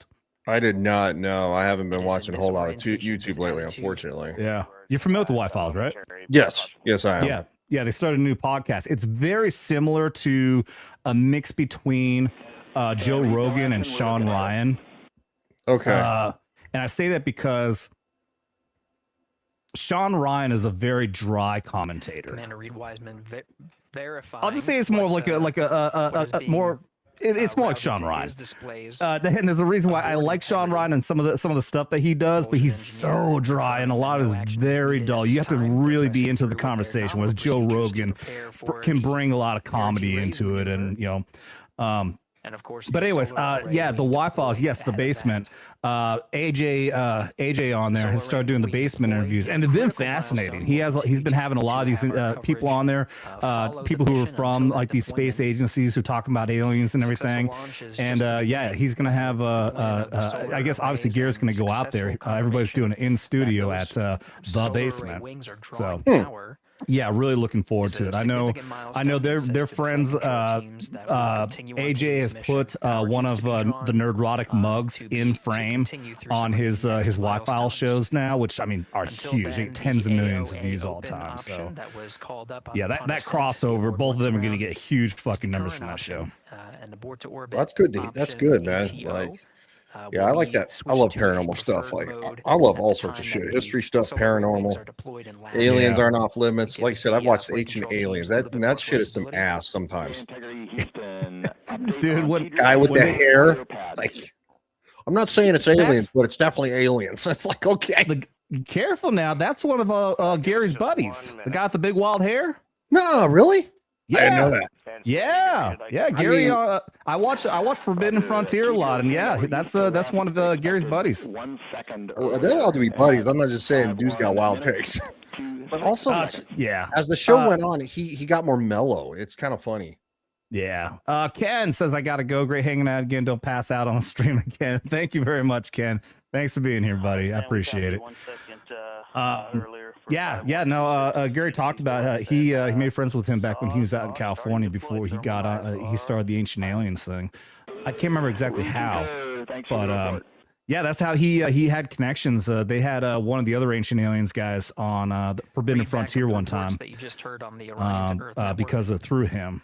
Mm-hmm. But no, I know there's some wild takes sometimes on Ancient Aliens. It really does feel like they are very much in the range to just want to believe and say they believe every single fucking thing.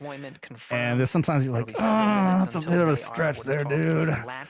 But for the most part, I love watching a lot of it because I'm like, I want to believe this is real. Just like X-Files. I want what is it supposed to say on there? I want to believe. I want to believe. Yeah. Yeah, I want to believe. So I want to believe things are real.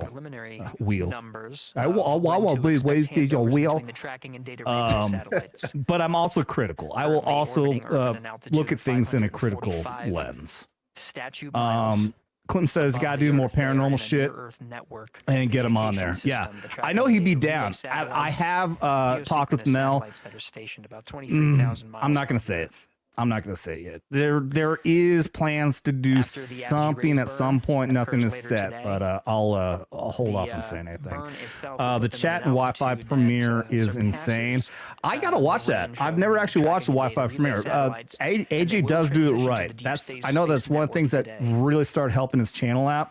Is he started doing the premiere feature with his videos, and that's very smart. I've tried doing that with mine. My videos just aren't that big that it like 7 people might trickle in.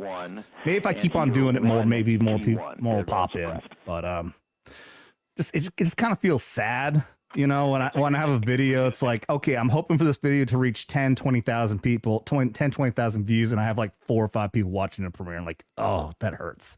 Yeah, it's kind of it's still a little bit of a mystery on how you gotta figure shit out around YouTube.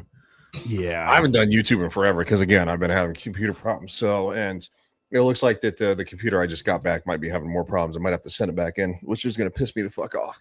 This is Mission Control Houston, passing 23 minutes. I thought the video freezed for a minute.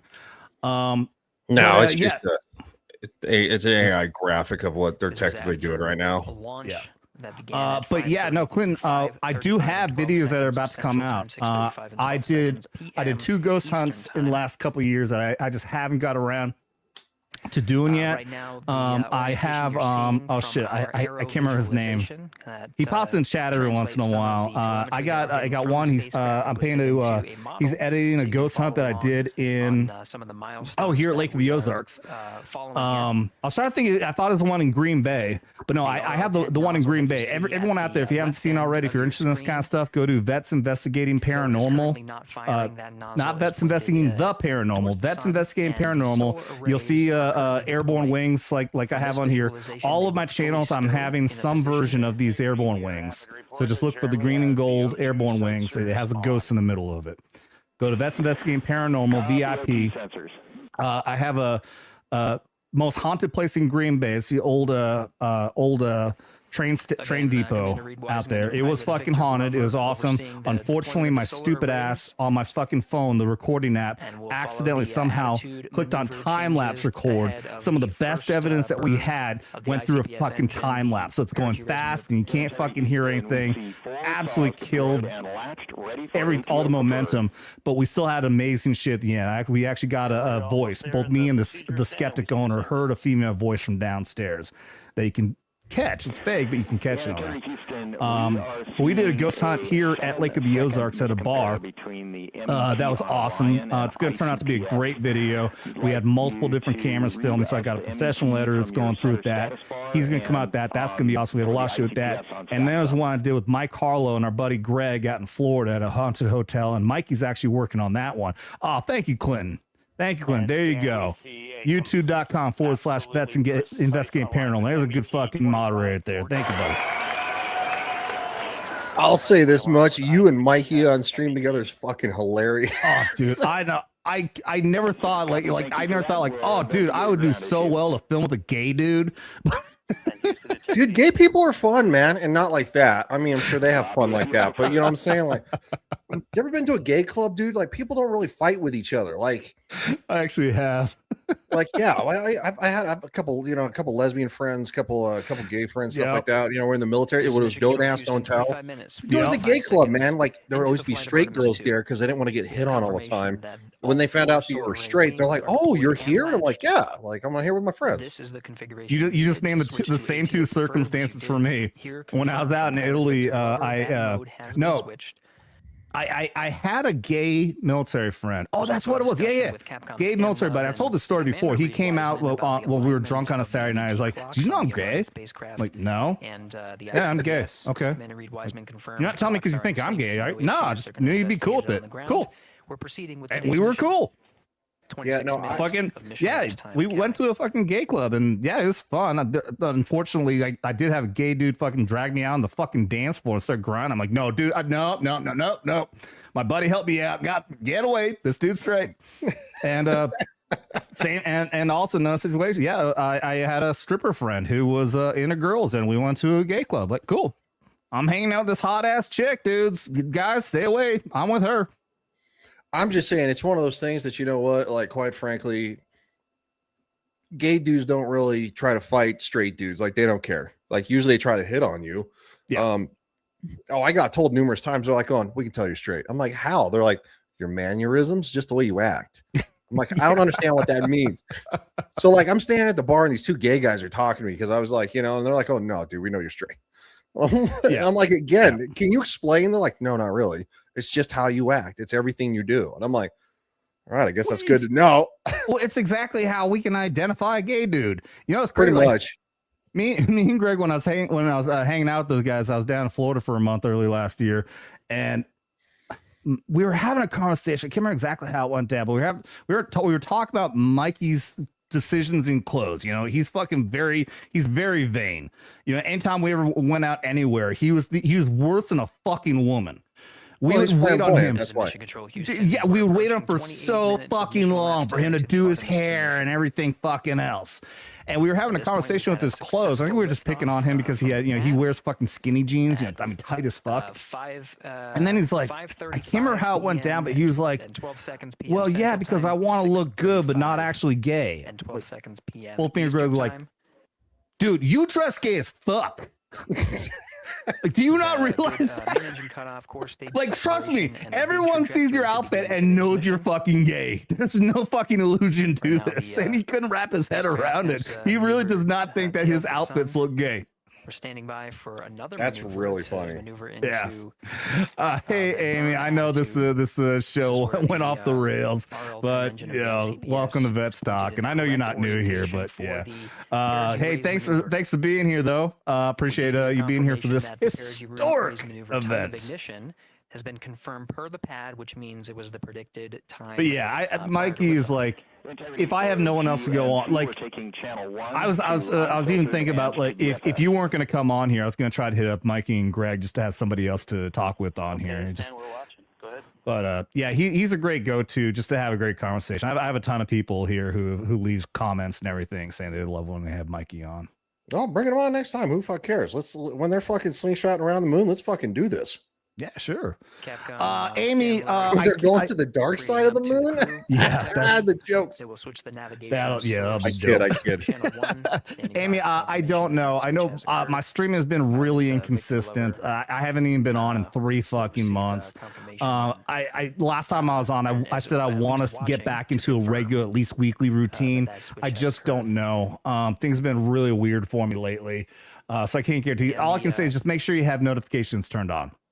And follow me, follow if you don't, if that doesn't work, follow me on any one of the social medias at That's Talking. I always announce any of my live streams. It'll always be on all of my social medias. Twitter, X is the best. But yeah, make sure you just have notifications turned on. Is the best way to find out when I'm going to be on. This is the configuration needed to commit to mock him until he streams. Yes, I agree with this. I agree with this. I agree. I've had people harassing the shit out of me. Clinton, I can't remember if that was you. I made a post on X talking about Sam and Colby. If any, I'm sure a lot of people probably haven't heard about them. They're 25-year-old Zoomers. Who are some of the most popular YouTubers out there.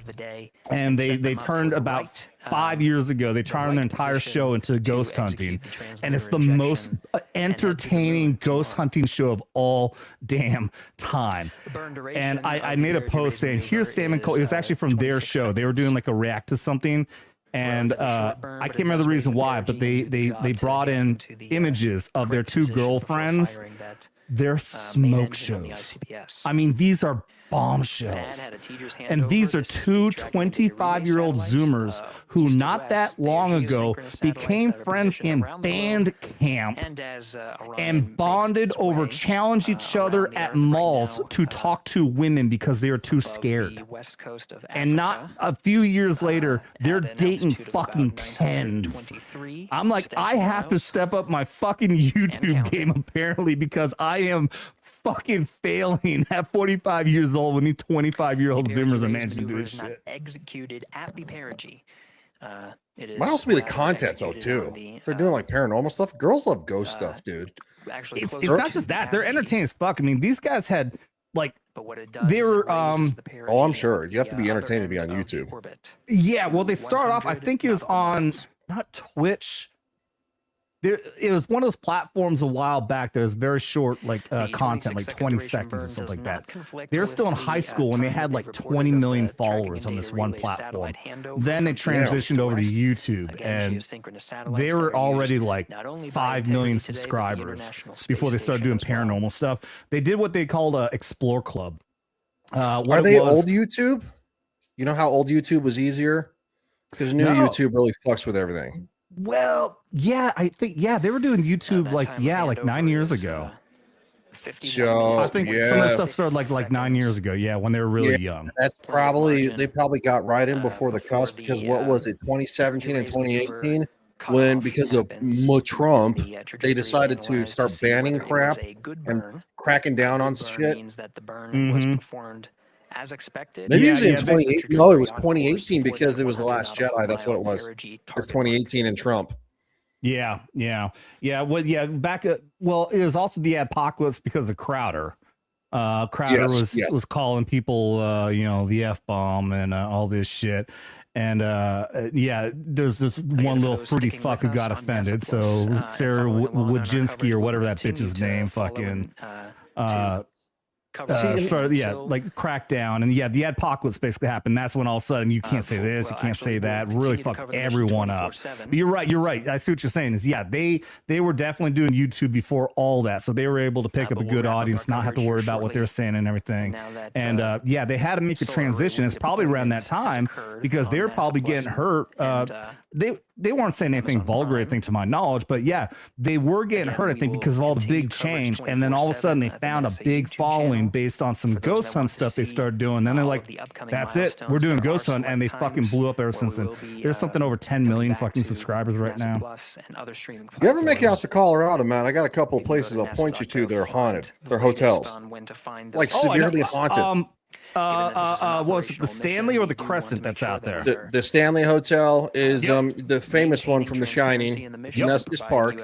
There's one in Denver that's been there probably almost as long as the Stanley Hotel, maybe longer. It's called the Brown Hotel, and then there's one in Glenwood Springs called the Hotel Colorado. I actually went there a couple like a month and a half ago with a few people.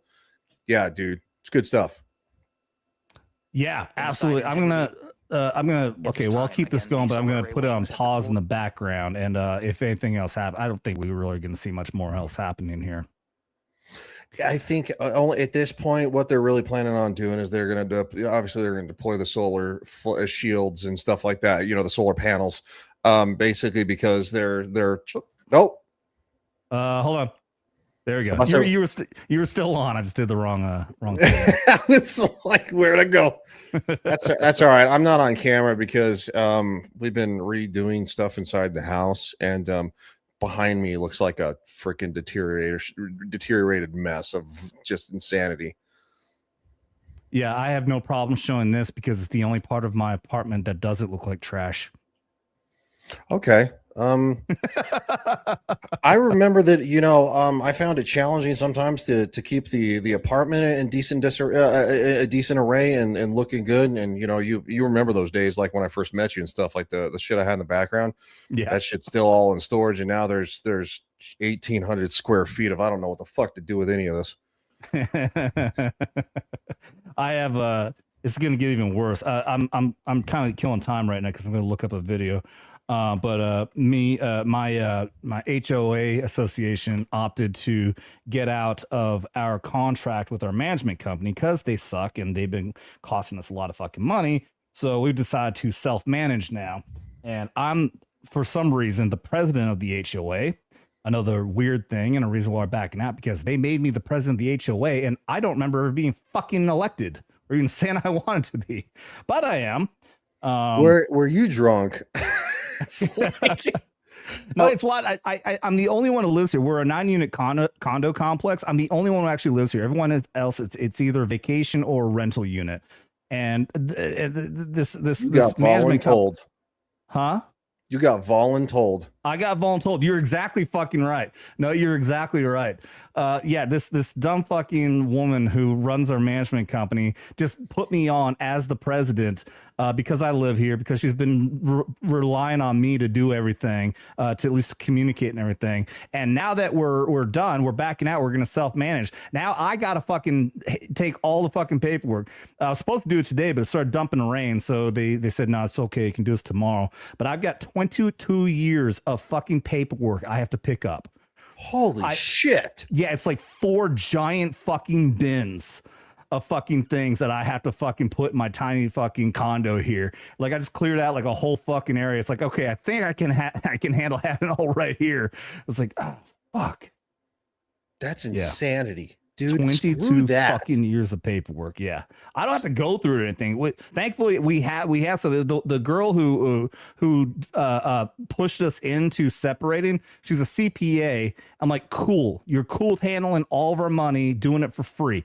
Cool. Now, what the fuck am I gonna do with all this paperwork? Because I don't deal with paperwork. She's like, I can handle that too. Fuck yes. All right, I'm down.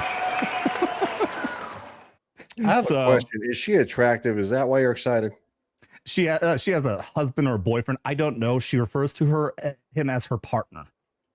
So no, they're not married. And It probably sounds like never some will. liberal shit. That's all I know. I'm like, you don't want to call boyfriend or husband or whatever you call I've heard partner. it before, and it means that I have not fully committed, and it's probably never going to work out, and there's never going to be a ring.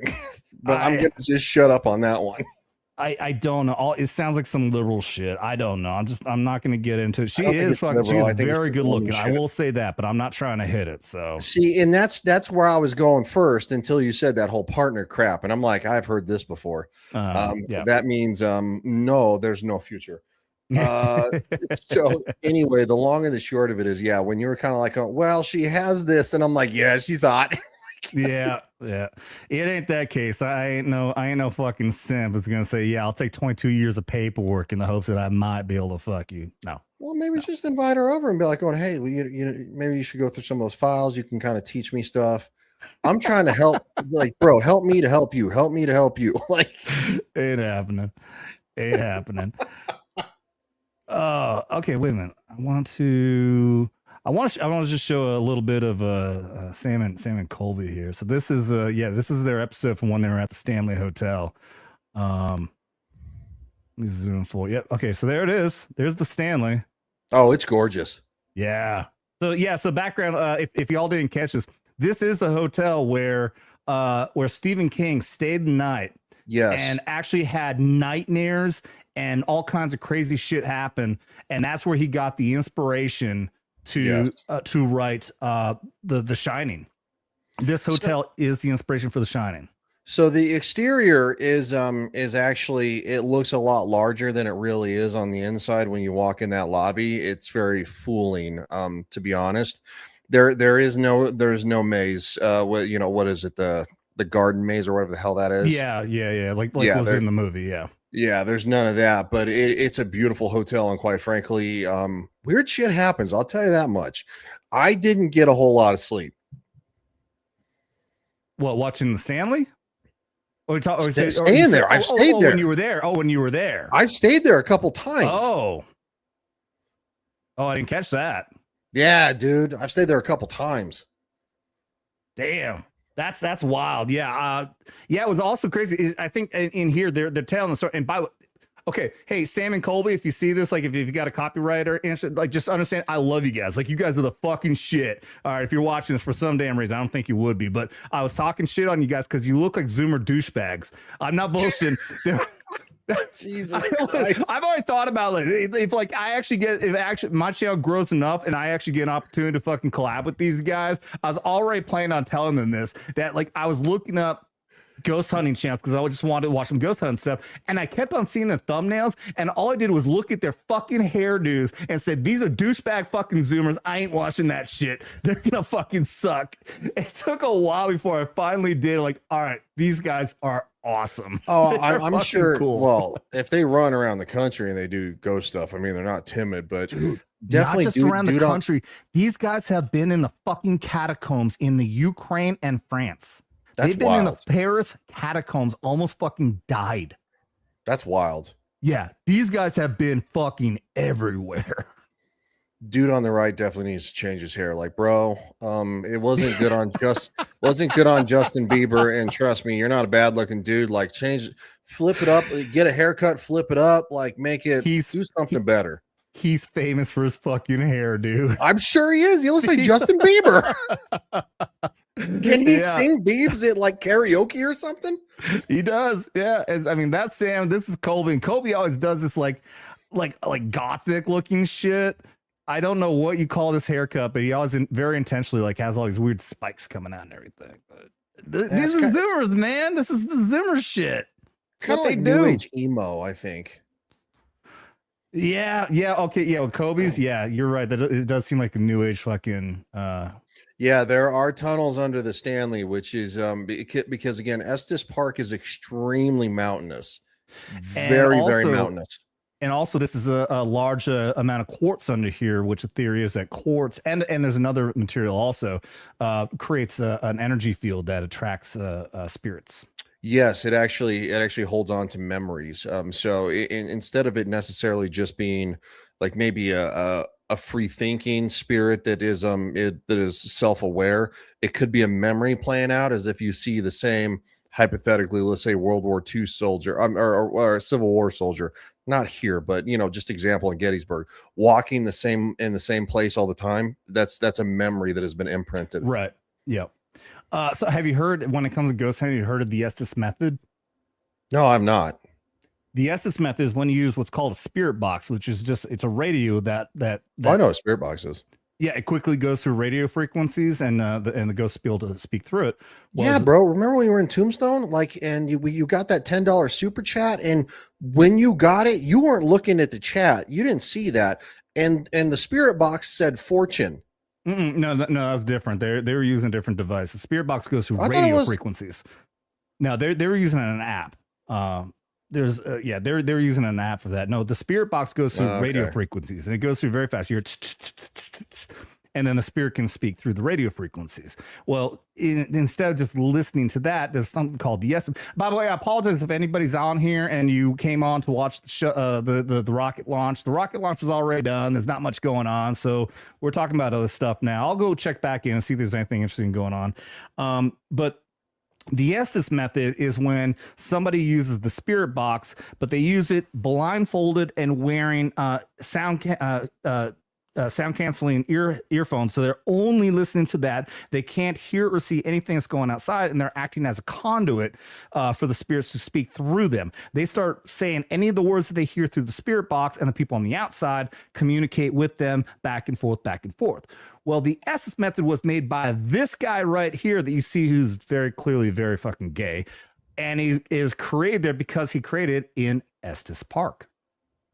And that's something I've known about the Estes method for years. Me and Mikey, we did that on the live stream when we were in Florida. If you didn't see that, and yeah, it's made by this guy, and did not know it until I watched this a few months ago. I had no idea. Yeah, I really didn't. Yeah, pretty cool. Yeah, go ahead. I think basically the I just kind of looked. I think the spectacular stuff for the Artemis is kind of over for now, until they start slingshotting out into through the Van Allen radiation belt. So that's when it's going to start getting exciting again. Yeah, and that's not going to happen for a few days because they got a slingshot around the Earth. So it'll probably take a good day to actually slingshot around the Earth and then sling into. And the Van Allen radiation belt actually extends out far from Earth. A lot of people don't realize that. And again, too, to get all weird about it, it's such a beautiful hotel. So no, you see what's coming up. Yeah. Okay. Well, if they looked like that, I would have walked towards them too. You want to know what's worse though? Not worse, but I don't know if I do. Oh, where is it? Sam and Colby dress up in it too. Okay, that's pretty funny. It is. I feel like I ruined it, but I'm like, I can't find the scene, so I had to just say it. I love people that talk crap too, be like going, "Oh my god, that's really gay." Well, you know what? If they would have known that what we did in the military, that's super fucking gay. Other than like dudes actually doing each other, like we did some gay ass shit. Yeah, like busting on your buddy in the shower and you whip him with a towel just to fuck with him. Yep. That's pretty gay. Absolutely. I think it's another one. I think they go back again, and it's in another episode. Like, so the girls do this, and then in another episode they go back, and then it's Sam and Colby dress the exact same. That's really no funny. pants, leggings, and everything, holding hands. Probably wearing the same dresses too. They look It's like the same fucking shit, dude. They got probably roughly the same build as the girls. Those are some big girls. They look like tall. They're like 5'8". No, they're not that tall. I mean, Sam and Colby aren't very tall. They're all like in 5 something.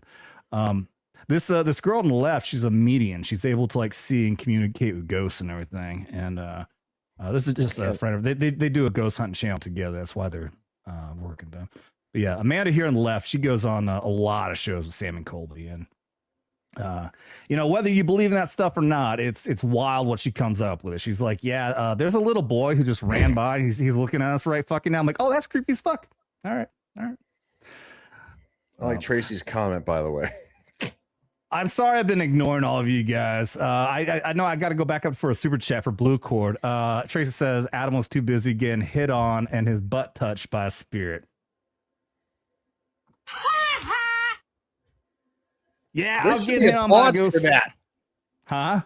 There should have been applause for that. Like you got assaulted by a spirit. Anybody can have a regular person grab their ass. If a spirit does it, I mean, you got to celebrate that a little bit. I did. I had to keep on harassing me. I kept on saying when we were doing the Estes method, Greg just kept on saying my name over and over again. It was like the ghost is all about me. And I was sitting on the bed, and all of a sudden I'm like, there's something on the bed with me. It fucking freaked me out. I felt something like right behind me. I got up and got freaked out. It was weird. It was weird. He was about ready to. He was probably about ready to touch your something else, little no place. Oh, and oh God, Tracy's bringing up Dermy. Oh, here we go. Oh God. Meanwhile, I think Dermy prefers the. out. Oh, well, was Dermy there? That was the tombstone stream Tracy's thinking of. Okay. Yeah, when Dermy was praying with his rosary, and then the ghost said scared or terrified or something like that. It's like, yeah, it was right after we were picking on him about being scared, and then the ghost box thing said scared. That's right. God, that was a long time ago, dude. How long has that been? 3 years. It's a long time. I'm gonna say 3 years. Yeah. In YouTube years, it feels like it's been fucking 10 since all of this shit. It's weird. Oh, I know. Well, did you see the ball busters ended? Like, I was like, I don't know why it's ending, but you know, like it was fun to be a part of. You crazy fuckers. Oh, the show is ending completely. A couple 4 weeks ago. I think it was last episode. Really? It said the last one ever. Dermy hasn't done one since. To be honest, it doesn't have much of a following. Well, that's not nice. You said that live on stream. Like you're whispering to me. I'm being honest. I mean, I know like my show's not getting a lot of numbers now, but I've been so inconsistent. But I'm like, I'm not trying to be mean or anything, but just I think everything runs its course. Look, I mean, when you and I first started, I mean, I was running several YouTube shows. I don't miss that. I fucking hate it. I don't want to ever run a YouTube show again. I want to go on other people's shows and play video games because I don't want to pull my face off because YouTubers can feel like it's high school.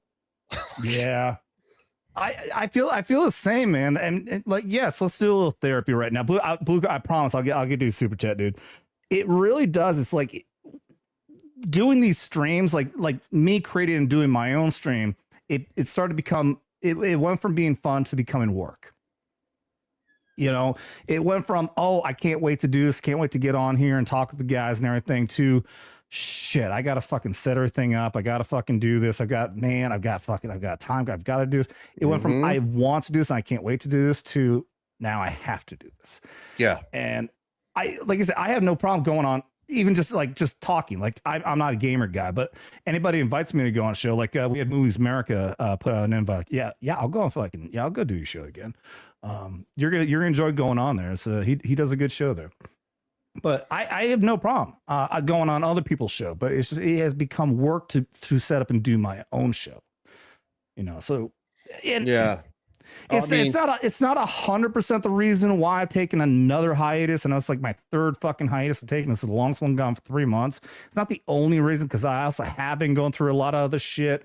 But it is a big part. It's like it went from being fun to just feeling like work. So yeah, no, I completely agree. And again, it's not, I don't have any ill will towards anybody or anything like that. I mean, you know, there's disagreements because, again, you know, everybody's got a YouTube channel. People butt heads. I mean, that's what friends do. Sometimes you stop talking to those friends. Sometimes, you know, you guys end up talking a couple of years later. But no, it's just, it became not fun. And the more people that wanted to be involved, or the people who couldn't be as involved as much, you had to change like the intro and stuff like that. And it's like, fuck, like, I don't want to change it again. I did it 2 weeks ago, or whatever. And that's why, exactly. Like, I know everyone basically crafted off of what Gary does on his Friday Night Tights. You got to put everyone who's on the show in the fucking, on the thumbnail. You got to put in something else in the fucking intro, and everyone crafted off of that. And I was doing that.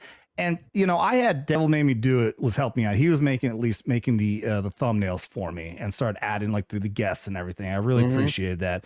But eventually it was like, no, dude, fuck all. I don't need to be like Nerdrotic. I'm going to have a fucking one thing. I don't need to keep changing everything every single fucking week. It's, Yeah. you know, I'm already feeling like this is too much like work, and now just adding even more fucking work onto it. Like, just no. Yeah, and it was meant to start out as being fun, just friends talking shit, talking about things you love. Yeah. You know, and it did. It turned into fucking work. I was doing all the pretty much, well, not all of them. I had some help with like the video clips and stuff, but somebody put together said intro for Friday Night's Royal Rumble for me, a standard. So I started kind of like splicing and cutting things and stuff like that, and it got to a point where I just didn't want to do it anymore, and I was tired of changing the thumbnails and putting new people on, and it's like, I don't miss it. I really don't. And then of course, you know, because again, people have lives. They can't always make every show, or they're all of a sudden they're making every show and then they got to stop for a while. You got to change the thumbnail. You got to take them off. You got to like, and it just became, it wasn't work. It was tedious. And it felt like I was grinding my face against a cheese grater. It's repetitive. Yeah, it's very repetitive. So now I'm like going, you know what? I'd rather just play some video games when I want to play video games. And if I want to go on a friend stream, great, let's do that. It'll be a lot of fun. Like, this was an impromptu. You're like, dude, you want to, you know, anybody want to do this? I'm like, yeah, I'm interested. I love space. I love history. Look, let's do it. That was it. Yeah. And Blue Coat. I know. I know. I have so many people who want to see Saturday, Skinemax Saturdays. You know, I think the last time we did a Skinemax, I think we called it a Skinemax Sunday, because I think I couldn't do Saturday, and I had so many people pop on. Yeah, Skinemax is back. Yeah, everybody's happy to see it. I had Mike Harlow on, so that was a big thing too. Everyone loves seeing when Mikey's on the show. And that's fucking dope. I love that. You know, I enjoy the fuck out of being able to talk with Mikey and Greg. You know, it really is. We mesh very well together doing these shows. But I just Saturday is like, even though like I don't have a regular job, so weekends are weird, but it's still at the same time, it also became like, I want to be able to do other things on Saturday, which is kind of why you know, Dermy left Skinemax Saturday also, is because he wanted to do his own thing on Saturday. But it's really more like, I want to be able to actually go out and enjoy the lake. You know, I live at Lake of the Ozarks. I would like to be able to go out on a weekend and stuff. And I believe me, I know they were fun. I miss, we haven't done a real regular fucking pop culture show in a long time, and I would like to start doing that again. You know, the politics stuff really became very big, especially because I basically turned everything over to trying to help Trump get elected in 2019. That's really when the big shift really happens. Like, all right, I want to focus completely on this channel to try to do whatever I can to help Donald Trump get reelected. And then it worked. And another reason why I kind of got depressed on a lot of shit, because so much of that stupid drama started going down with Trump. You know, it came to the Epstein files and all this other shit. I'm still pro-Trump. I still am. Well, I am too. But I knew it was going to be a struggle. But it really became bad when you started seeing this shift in a lot of people who started turning against Trump, who were supposed to be on our side. And I know there's some people out there who know who I'm talking about when there's a military channel. Anybody don't put the name out there. I don't need drama. And I'm not trying to call anybody out, but just turn completely anti-Trump out of fucking nowhere. So it's saying he hasn't done anything we voted for. Motherfucker, you were military. We have record fucking enlistment. At the very least, he fucking did that. At the very fucking least. So don't sit there and tell me he hasn't done anything that we voted for. Fuck off. Go fuck yourself. You know, and on top of that too, because I was doing kind of the same thing, man. Like I was doing what did I called it Legion Cast, because you know, Jeremy from Geeks and Gamers, he called it Cobra Cast, kind of like ripping off Tim Cast, because him and Tim had like some disagreements, which was hysterical, right? And then of course we get all these casts off of that, and I was like, I jumped on the bandwagon. I didn't care. Like, I mean, you know, because I was about getting, you know, Donald Trump reelected too, because like the world was in a shitty ass place. I mean, fuck, I don't know about you, but I was live when you know, they actively tried to shoot him, you know, and I was like, literally, I was live on stream. And I thought it was, I was in anyway. It got tedious. And again, there's nothing against anybody, because you know, you get big groups that come together, they do streams together. Then of course people fall off, they start doing their own things. They're, different groups come together. Ain't no hating towards nobody coming from me, but it just became such a tedious thing. I'm like, okay, let's talk about this. They fucking hate Trump. He's a racist. And it's just like, and also at the same time too with the pop culture stuff, it's like everything was so bad. I got burnt out. I didn't want to talk about it anymore. Everything sucked. Like the last thing I legitimately made a video on was like the Acolyte and Rachel Zegler's Snow White. And how long ago was that? 9 months. I mean, because I got burnt the fuck out. I was just over it. I was like, I don't care. If the movie flops, fuck it.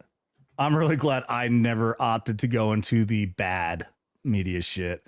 I think the only videos I did the first 3 episodes of Picard, and that ended up actually working. Those ended up being some of the most viewed videos. I think at least outside of my Tom McDonald. I think I had like 400 views on episode 3 on that. And then eventually even on that, it's like, this is not my thing. Like, I'm glad I'm getting numbers on this, but it's just not my thing. And maybe I actually might not even been monetized yet. Oh, that's right, because I didn't get hit with the copyrights very hard. Mm-hmm. Like they hit me, they told me you can't have this. I clipped shit out, but I didn't really get hit because I don't think I was even monetized yet. So I think my largest video before I started doing Tom McDonald was a Picard episode, and I had like 400 views. I'm like, holy shit! I can't believe I got 400 fucking views. It's amazing. It's so cool. Like what am I? Well, other than probably the last 7 months, because I've been having some legit issues going on. Obviously, not a lot of people don't probably know, but Dad's no longer around and all that kind of stuff. So took over to everything, and it caused a lot of stress. My favorite things from the last 7 months that I've done have been replaying The Thing, which was remastered. I played the remastered version, and doing Top Gun Tuesday, which was playing Ace Combat 7. Yeah, it's 7. And recently. And it's like, because obviously 8 is coming out this year. And so I'm a big I appreciate it. Thank you, Tracy. It's just, but even playing those, because I was in a bad place. Like there's a couple of times it's like, dude, I sounded like a 13-year-old who was like gonna rage quit. Like I was like fucking flipping out, and I'm like, okay, well, you're not in a great place to have fun with this, so we're gonna stop doing it. And that's why I haven't done it for 3 months. And then when I started to get back into it, I did have unfortunately, this was a weird power surge, and my computer hard drive got fried. Luckily, it was still under warranty. But anyway, that's been the best thing, is replaying The Thing remastered, which was a PlayStation 2 game, that I played when I was in the Army, and then playing Ace Combat, which the very first one I ever played was when I was in the Army. So it's like that again. Yeah, the pop culture stuff wore off. Like, I am excited for Avengers Doomsday. I understand the downsides of it, about characters I don't really give a shit about, but to see the old characters come back, I'm excited. There are people who aren't excited about it. They're like, oh, it's the jangling keys. Y'all do you. That's great. I that's fine.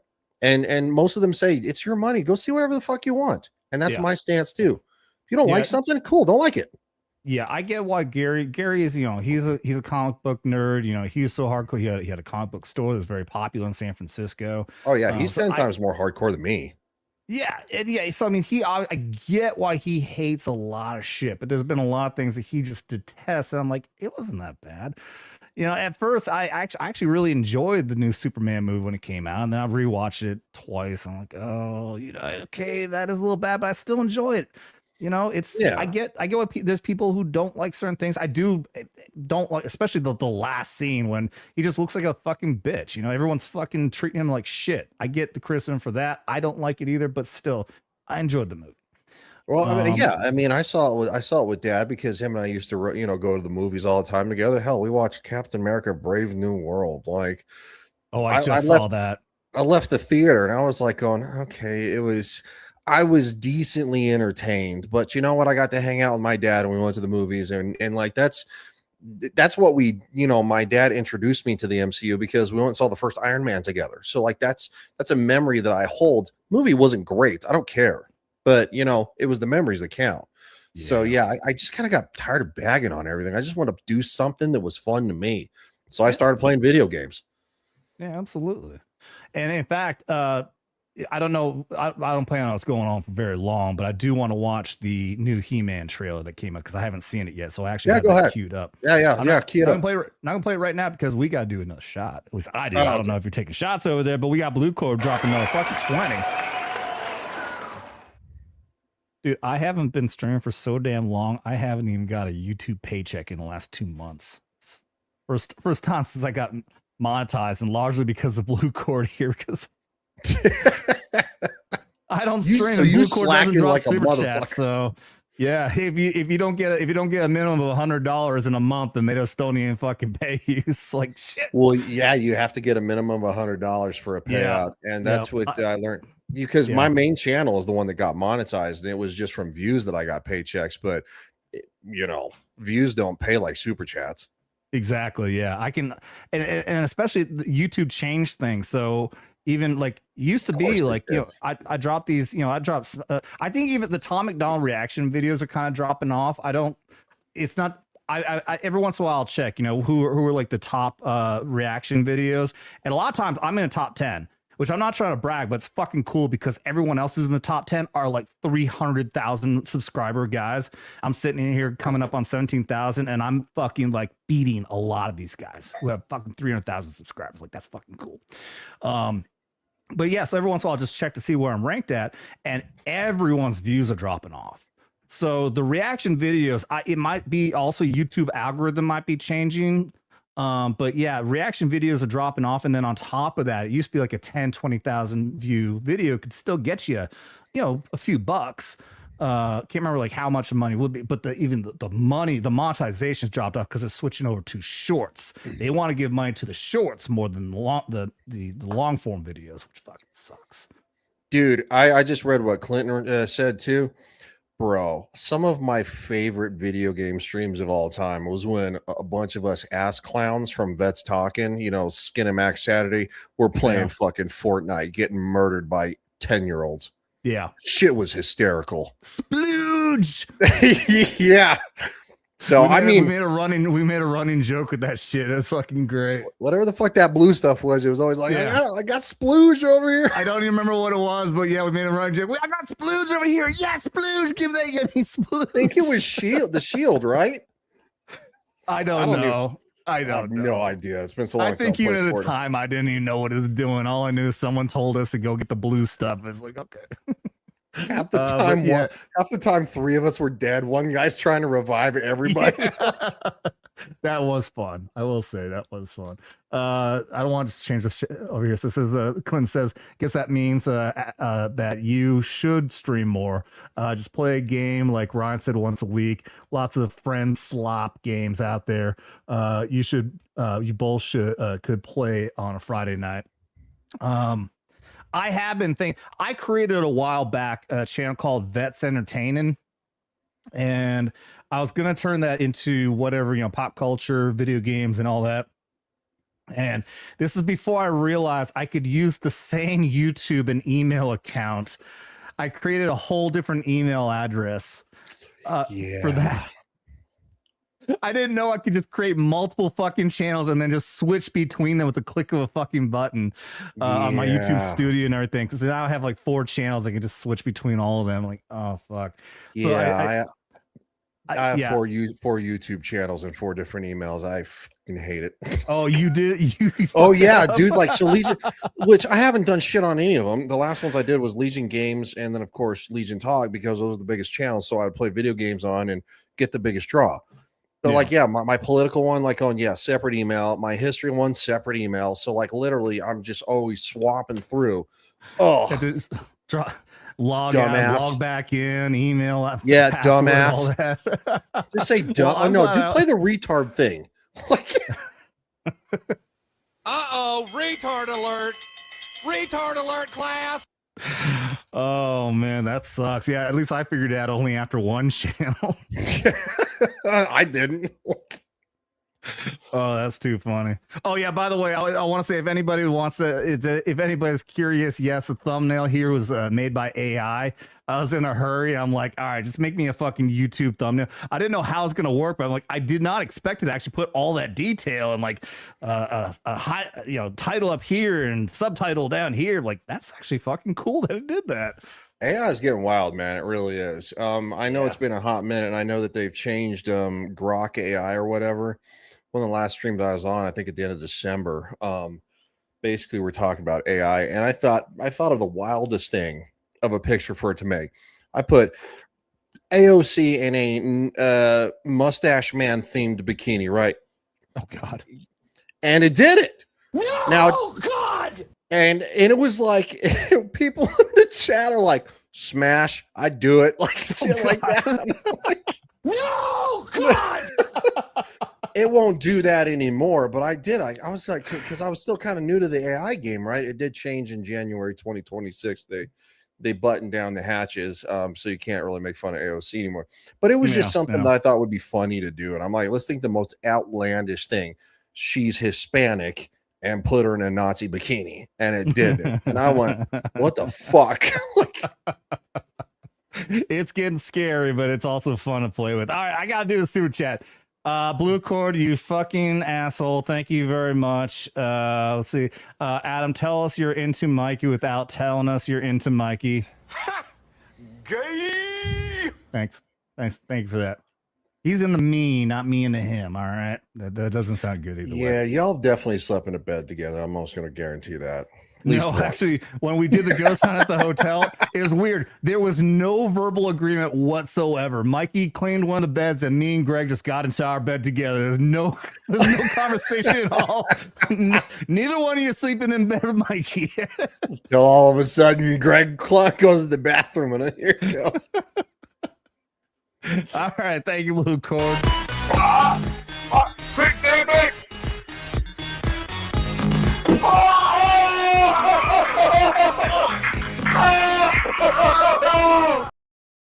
Cheers, buddy.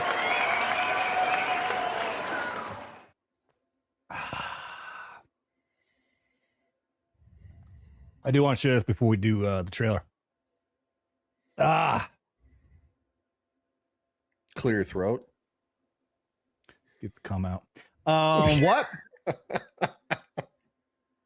Dude, I've been watching Nick DiPaolo. I've been watching Nick DiPaolo's show so much that was just actually automatic. That's something he does. He just says something incredibly fucking outlandish, like, "Yeah, I'm just trying to cough with the cum." What? Yeah. Fucking, he's good. If y'all haven't watched Nick DiPaolo, he's on. I think he still does show on YouTube also, but he does his main show on Rumble. He's part of the lineup over there. Go check out Nick DiPaolo. Fucking great show, man. Great show. He just does commentary on a lot of shit, but he's one of the most vulgar fucking comedians out there who doesn't give a fuck. And he's fucking conservative too. It's fucking great. But no, I want to show this. This is a post that I made with a recent announcement after watching a lot. I do want to say this. All right.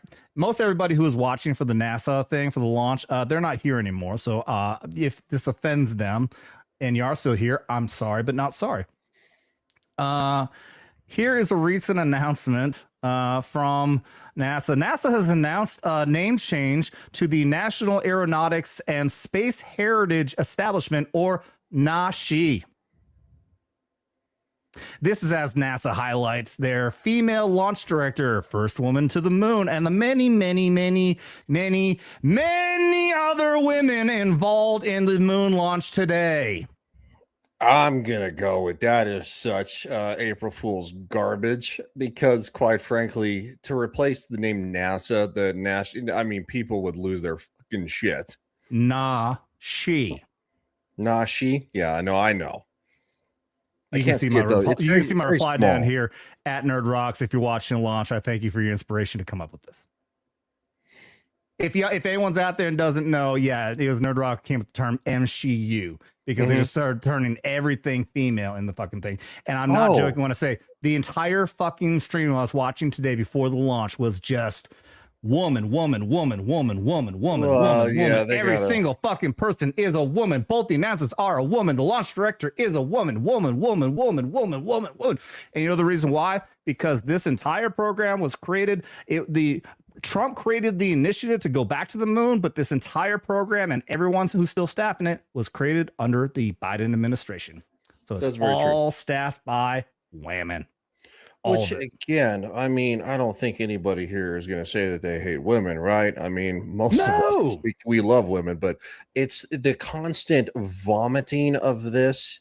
It's just asinine at this point. Look at this fucking picture. Okay, great. Look at all these women. It All didn't.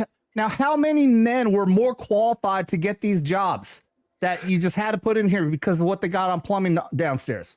Isn't there a famous photo too from the Saturn the Apollo program on the ground inside the big hangar where they build the rocket, the Saturn V program, with everybody there who helped? Like, we couldn't have done that. Look, there's gonna be a bunch of women in the photo. It's great. Everybody who helped.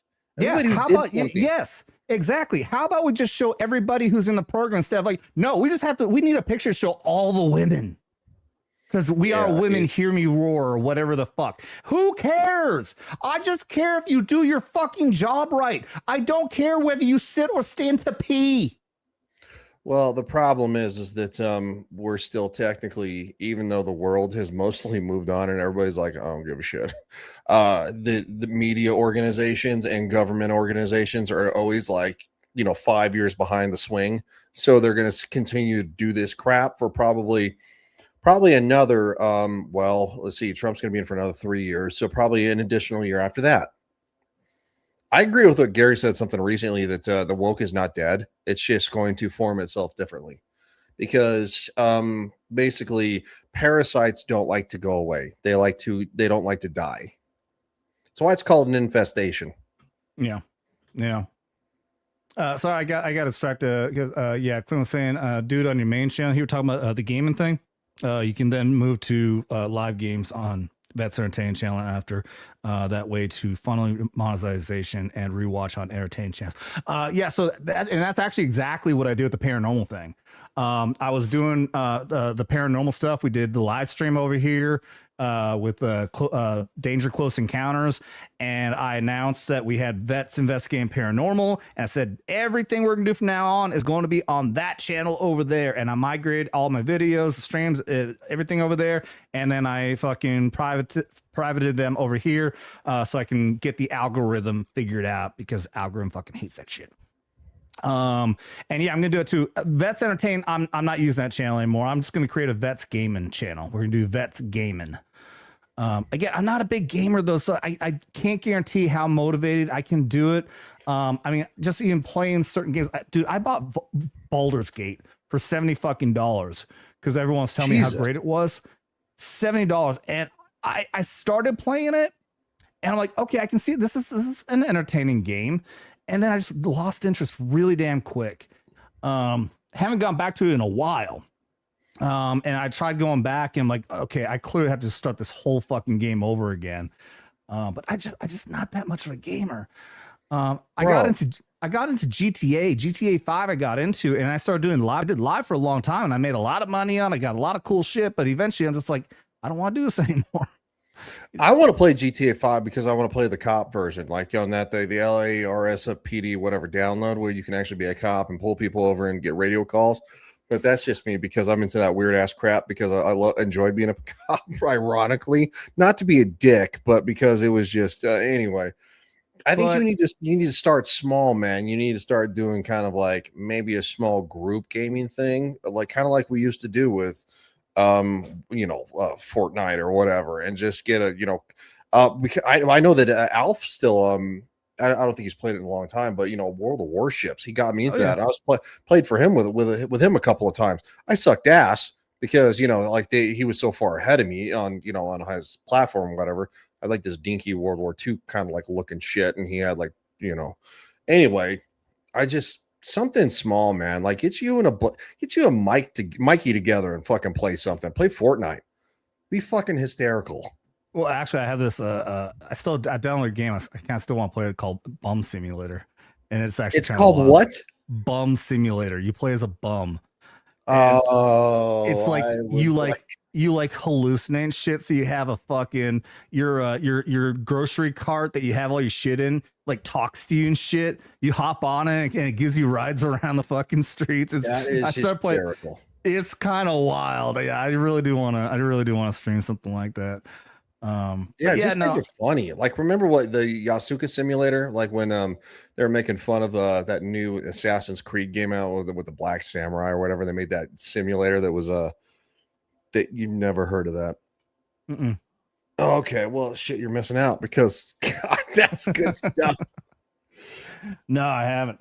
I played it for a little bit. I want to restart it over and actually stream it because it is a lot of fun. But basically, you're a black samurai who there's a mixture of between the real world and ancient world and you can steal people's shit and you can ride around on like a moped.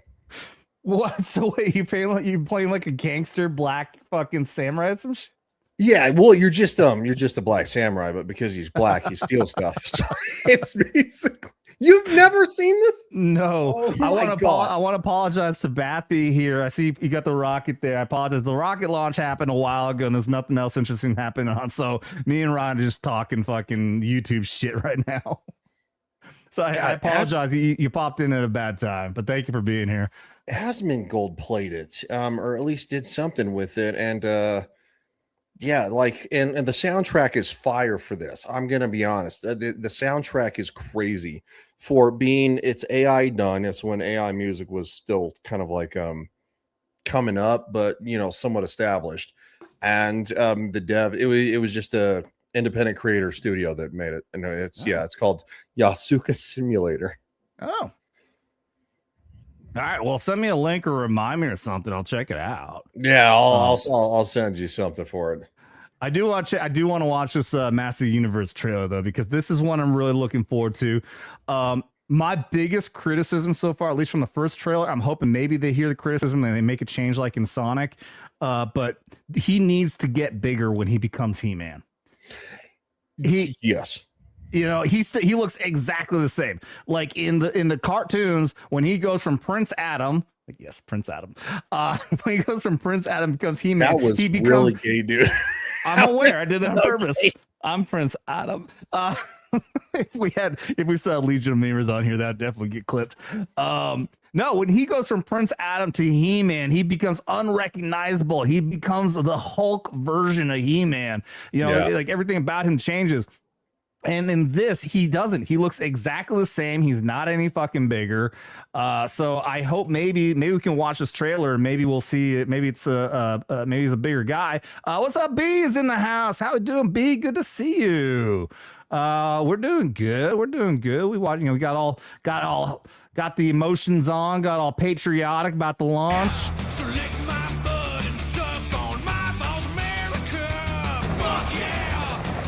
It sounds like I was just telling B to suck my balls and lick my butthole, but I swear I wasn't. I think my biggest complaint before seeing this trailer, because I have seen parts of it, was always going to be it's Jared Leto being Jared Leto. So he's playing Skeletor. He's voicing Skeletor. I don't think he's playing it. Just Jared Leto is one of those people. It's like, can we just let him go? It's okay. Like we tried, he tried. Let it just fade away. Like Pedro Pascal, let him fade away. Oh God, I definitely, dude. I hate Pedro way more than Jared Leto. I do too because he's a knob. But Jared Leto's not great. I'll say that I did not hate Morbius. I watched it long after everyone said it sucked. I thought it was like, I don't understand all the massive amount of hate on this. I was fine with it. It wasn't I didn't great. think it was terrible. I really liked Matt Smith in there. I thought Jared Leto was all right. He does have, man, there's another actor out there. I'm not gonna be able to remember who he is or what he's in, but it's like everything you see is just like he's very fucking. It's just like you're saying with Jared Leto. It's always him, but Leto does have a little bit of range. When he played the Joker, it's like I liked that character, not as the Joker, but I liked that character. I thought he As was something independent from Batman. Yes. If you created that character as something else and called him something else, I liked that character. Just to say that was the fucking Joker, though, no, that's not the fucking Joker. Give me a fucking break. But so I don't hate Jared Leto. I understand why people don't like him, but I'll be curious to see what he does in here. I'm going to give him the benefit of the doubt and say I think he's going to be all right. Let's see though. Here is the new Master of the Universe trailer, which I think just came out yesterday. Yes, it did.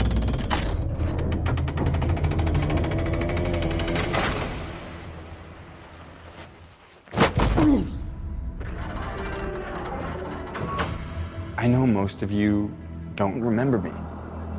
Ooh. But I know all of you.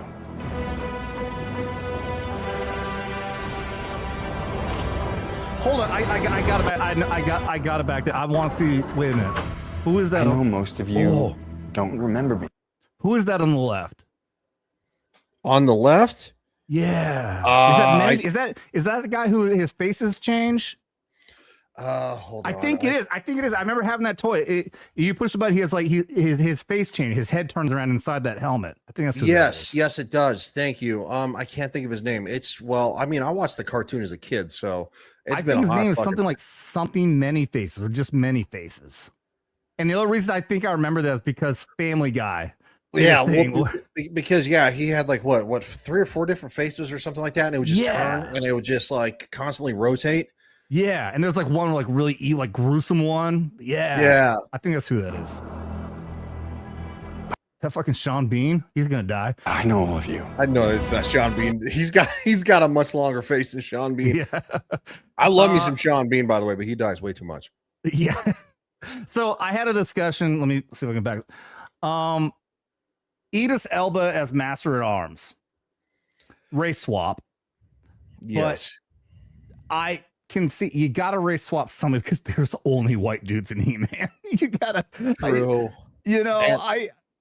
I understand these days you can't just have an all white movie. All right. That's not a liberal point of view. It's just a little more realistic in a sense. Now, let me say at least he's a great actor. At least. Yes, Idris Elba is an incredible actor, and as Heimdall, of course, from the MCU, I think he was incredible. And when he actually died in Infinity War, I was actually upset because I went, holy shit, they just killed him. And then they killed Loki, and I went, holy fucking shit. So it was one of those things that, yes, he became a character that was established. You liked him. Idris Elba can do so many things. He is one of the best actors in today's world. Yeah, I agree. And so that's my point. It's like, yeah, okay, if you're gonna race swap anybody, I think this is a good move. It's I'd agree. Yep. The race swap. There's the argument right now. Like I've been posting on my Vets Talking X page. I've been doing every day for 4 days now, where I picked a very famous black character and I put a fucking TDS liberal actor, white guy, to say that he's playing him. Today's was it's just announced that Eminem will play in the new Prince of Bel-Air reboot. And it was crazy.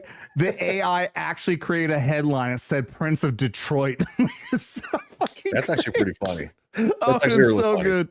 It is so good. I race swapped. Anyways, I race swapped a bunch of them, and in every single one of them says, "Here's the announcement." And the bottom says, "I'm sure no one will get upset about this." And the thing is, because everyone's getting all pissy, the fact that we're upset that the new Harry Potter show has a black Snape. That is a completely unnecessary swap because it's already a diverse cast in the books. There is Asian. I'm pretty sure there was already a gay character, or maybe she just said she imagined what it was. And there's black characters. Yes. The problem, the massive problem with them, and again, I am not a massive Harry Potter fan. I have family that loves Harry Potter. Like, I remember when the very first Harry Potter movie came out, I left my shift at Taco Bell at 16 and met my parents and my sister, who loves Harry Potter, at the United Artists Theater. Anybody remember the United Artists? And and watch the the very first one. Snape is a character that when you do the thing with the tree, you have a serious problem. Well, yeah, I know they're talking about us on FNT. Wasn't it like does he get hung or something? He gets hung up in the tree. Oh, so like this is yeah. And I can't imagine they're going to change that. So it's going to take on a very different connotation. Again, I think everybody's down with racism bad, slavery bad. Yep. Racism bad, slavery bad. We can all agree with that. Yep. Let's maybe not take the whitest character out of the whole entire book series because he's mental sickly white.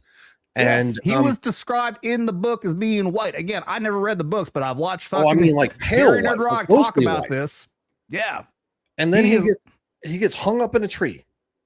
Yeah. By a white guy. Yep. If it's another white guy, it's not a big deal. But now that he's a black guy, you have a serious problem.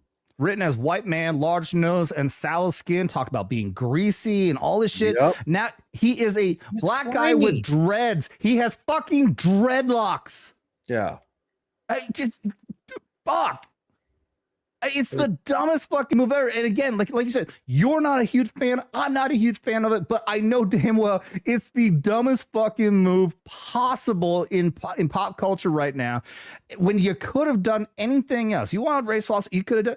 I think Gary was even saying you could have done Hermione. That would have been fine too. I'm not a huge stickler on this stuff, but yeah, the Snape character is very fucking iconic, and you're putting the evil villain as a black guy. It's just the dumbest fucking thing ever. Again, and he's going to be hung from a tree. He's going to be hung from a tree.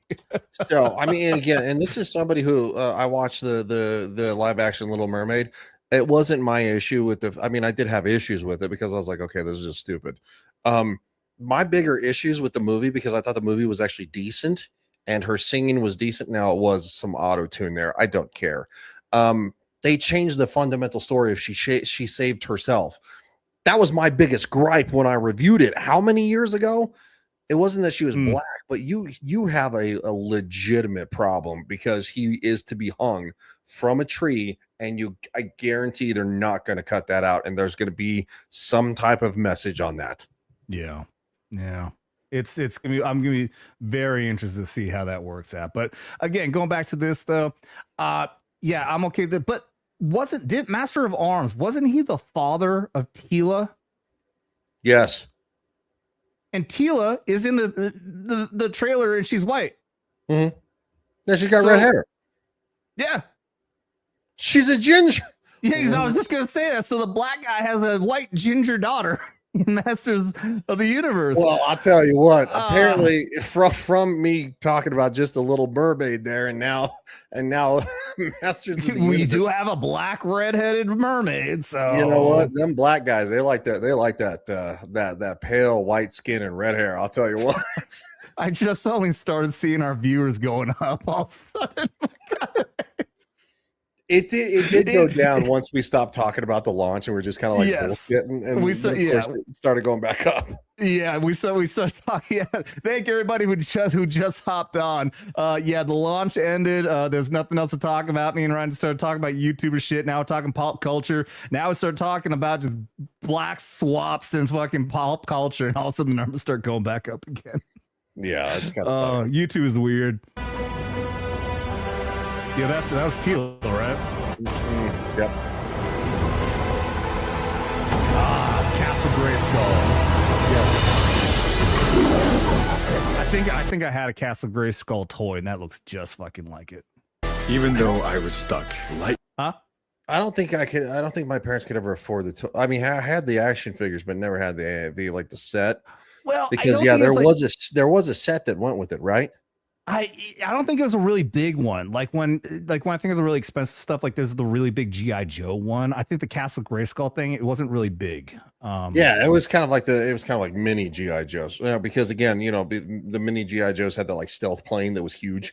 It was like 2.5 feet long. Oh, there's the fucking aircraft carrier, dude. Yeah, pretty much. Or whatever the fuck it was. It's like, yeah, as far as toys goes, that was like the fucking Jesus, what am I fucking thinking of? You have an aneurysm. I just had an aneurysm. Uh-oh, retard alert. Oh wait, I forgot I have this. All right. Oh, dude, I just realized that's Cringer. Yes, it is. Look at that. That's Yep. fucking. That's Cringer. Yep. That's cool. That's Cringer. Yep. Or but he's not Cringer there. He's what is it called? Battle Cat when he turns into. Yeah. So basically, War Cat, Battle Cat. Yeah. So he's So basically, and I really hope they get Cringer right, because if they don't, is like, come on, man. Yeah, he's a scared little bitch of a fucking tiger. I know, he's a huge tiger, regardless of what he does. Tracy says Thundercats is more your time, and Power Rangers. I started with Thundercats. Thundercats is the same time period. Voltron is around the same time period as Thundercats. No. I looked this up because I had to check, because I remember being a huge fan of Voltron, but come to find out, I was born in 81. Voltron came out around the same, it's like 80 or 81. And I think I was watching really? Voltron was one of the first as far as this kind of genre, and then He-Man, Thundercats. Yeah, which was like 87, 88. Yeah, that's when these shows came out. So yeah, Voltron was one of the OGs. And of course it was Japanese, and then we just adapted it and turned it. Yeah, I had the Voltron toys. They were metal, by the way. I mean, if you launch that at somebody's face, you're talking about like serious problems. Because they weren't mine. I actually they were an older cousin's, but I used those to play Power Rangers because Power Rangers was my time frame. Yeah, Power Rangers came out when I think I was like in 8th grade when Power Rangers came out. And yeah, like I remember, going out to recess and I had the fucking the coin thing that you change the coin out. Yeah, the morpher, with them. Yeah, the morpher. Yep. I also had the dagger that turned into a pistol. So yeah, so that became kind of the more thing after all of this stuff. This is your regular Saturday morning cartoons. Yep. And what's wild also is that Thundercats was at the same time, and I know everybody, I'm sure you had the same conversations in the Army, Ryan, when you just like, you're around a campfire, burn pit, whatever, you're just waiting for next doors, and you just start talking about it. You just start reminiscing on all these things. Oh yeah. And every fucking buddy would talk about Thundercats. I don't know why. I never watched Thundercats. I don't know why. I enjoy Thundercats. It was not my favorite. I preferred He-Man over Thundercats. I know that's probably somewhat blasphemous. My absolute jam, because again, I was a lot younger. I was more into like the Super Mario Brothers Super Show, the Legend of Zelda show, which was inside the Super Mario Brothers Super Show, and like they had the little Mario animated world too, and then Power Rangers and stuff like that. That was my stuff. Thundercats was great. It wasn't something that I was like obsessed with. I more preferred He-Man if you asked me. Yeah, I think it was more just a preference thing. I don't know why, but yes, I think you and me on the same wavelength there. It never appealed to me. I remember watching some episodes, but I'm like, I just don't dig it. I don't know, maybe just don't. Oh fuck! You also have to realize. No, hold on. Maybe I just don't like pussy. I don't know. Well, maybe giant pussies, because that's what you work.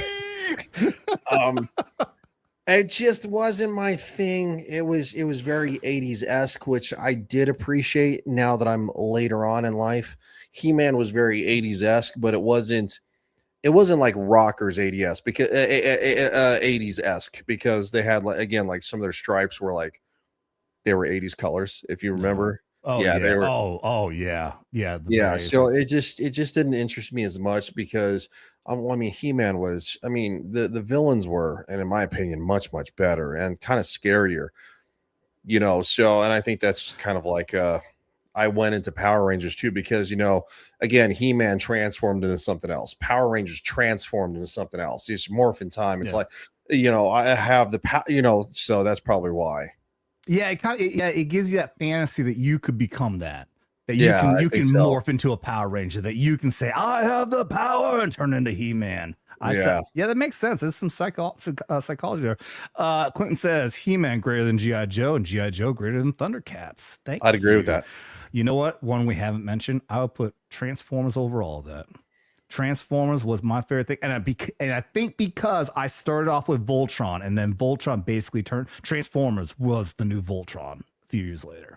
I really enjoyed Transformers. I didn't really care for when they transitioned to Beast Wars. I was like, I don't care anymore. Oh, I mean, that was a completely different show at that point. Yeah, no, well, yeah, because I mean, it was when they had the Beast versions of themselves or whatever. Like, I don't. Yeah, Really care. it literally was a completely different show. It was not even in the same universe as Transformers. No.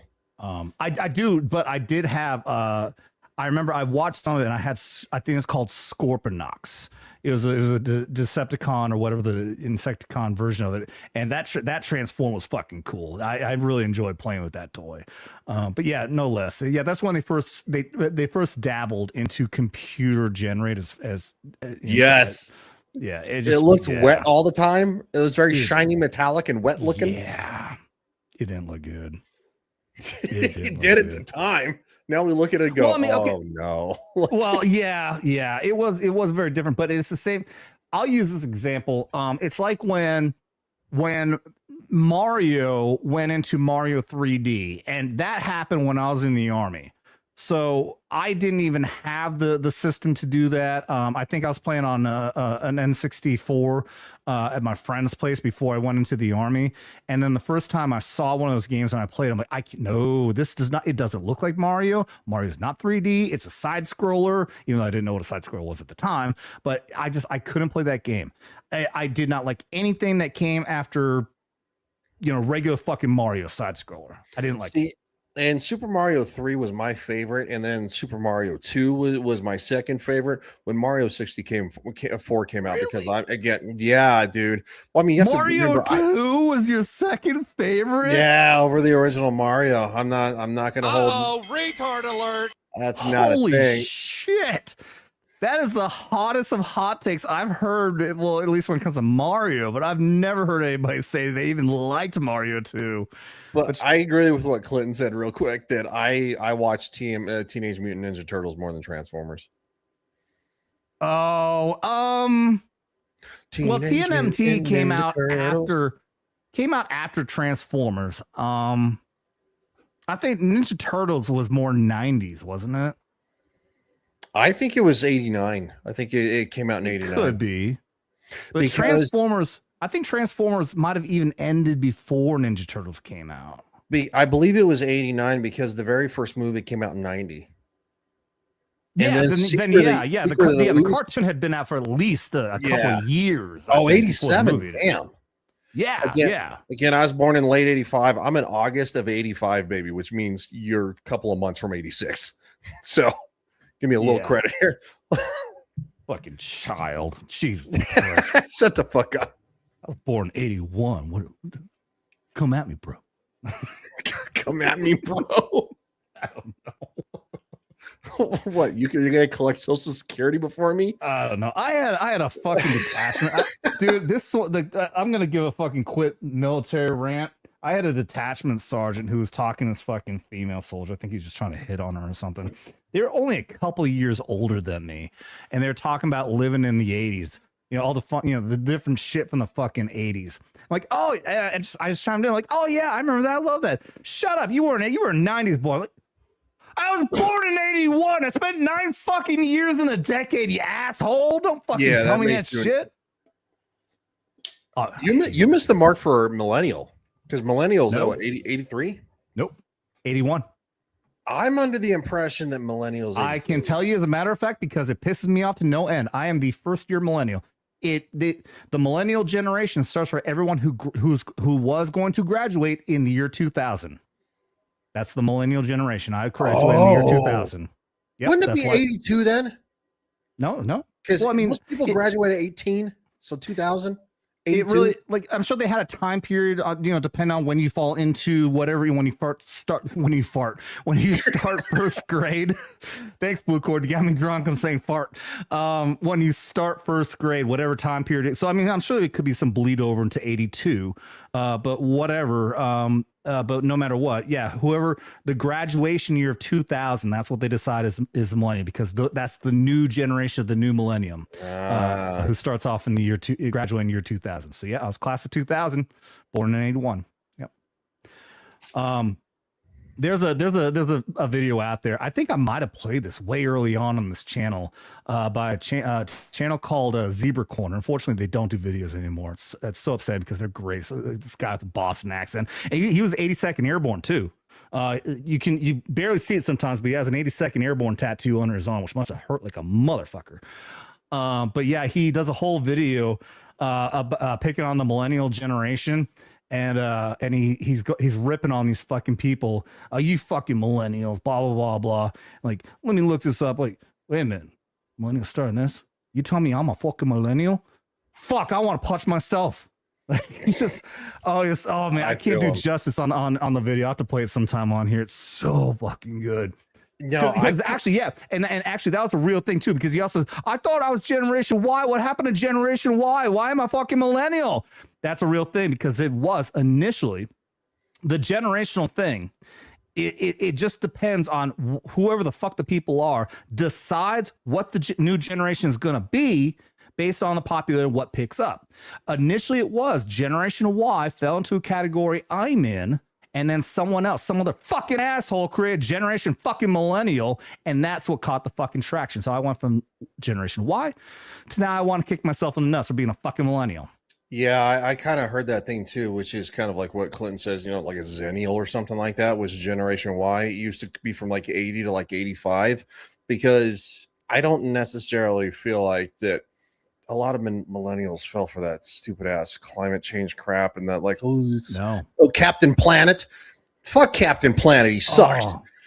Biggest God, fucking, that shit was ass. Yeah. Most propaganda bullshit ever. And yeah, I loved the show at the time, but fuck. Yeah, so that shit like that, like, oh no, I fucking despise it. But no, it seems to be that we get to eat that millennial dick because that's where we fall, and that's the way it is. So whatever.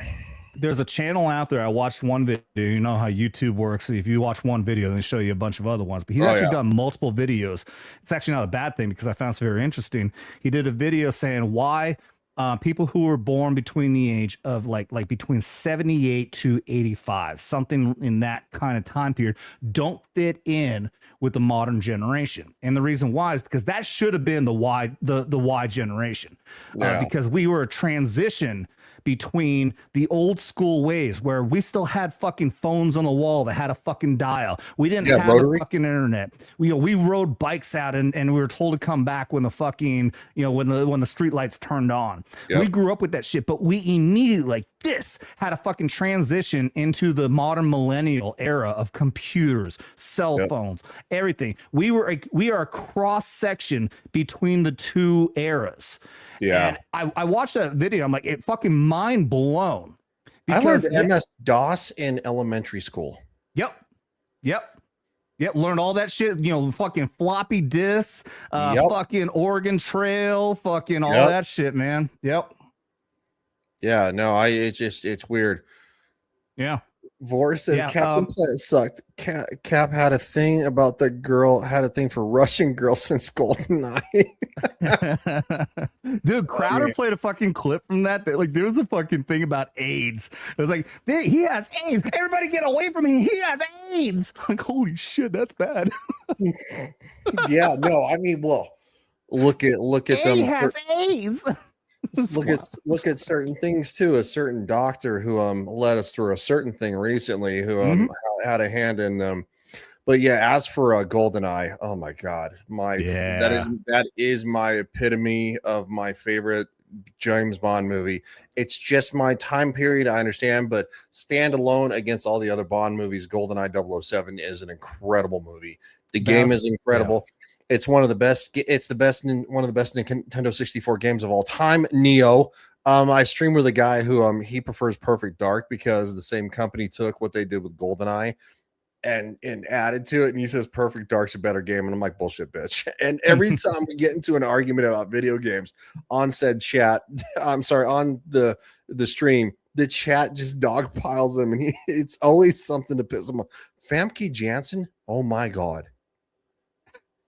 Dude, Xenia Onatopp? I don't know anything you're talking about. Wait, you've never seen GoldenEye? Oh, you talking about the movie or the game? Both. I played the game. You've never seen the movie? I know I saw the movie at least once. I think I watched it on like the USA channel back in the day when I was like the big thing. Yourself from your own stream for. I've never been that big into James Bond. I never have been. But I love. You're gonna get murdered in the chat and probably. I love GoldenEye. I'm not saying I hate it. It just never was really my thing. Even the modern stuff. I like the Pierce Brosnan stuff because that was a time period when I was in the 90s. But that's mostly because I like the one where they made a fucking semi truck like fucking lift up out of nowhere, which made no fucking sense. But I thought it was cool. But no, GoldenEye actually really was like on its peak when I was in AIT in early 2000 to 2001. Okay, that's fair. And yeah, I didn't get to play it very much. I remember playing a lot of it when I was in high school with some friends, but I never actually got to play it enough because I went into the army. And you also realize this makes you severely fucking gay, right? Severely. Say what again? Wait, that's not what I want to play. I didn't stutter. Bro, you got to go watch that movie, man. That holds up. Sean Bean? Come on. Sean Bean was in that? Did he die? I'm not going to tell you nothing. What, did he play the bad guy in that?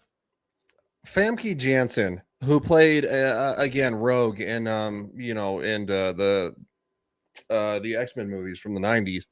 I just, dude, you got to watch that movie. Go watch a movie. Okay. All right.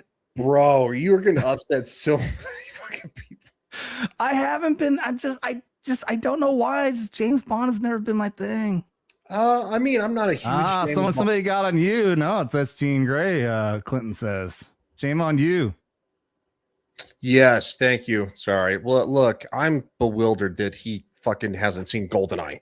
I have seen GoldenEye. I remember watching it. It's like the whole. It's like a golden like disc that needs to go in to create like sort of like a space laser or something. Isn't that what it is? Yeah. How's the movie start?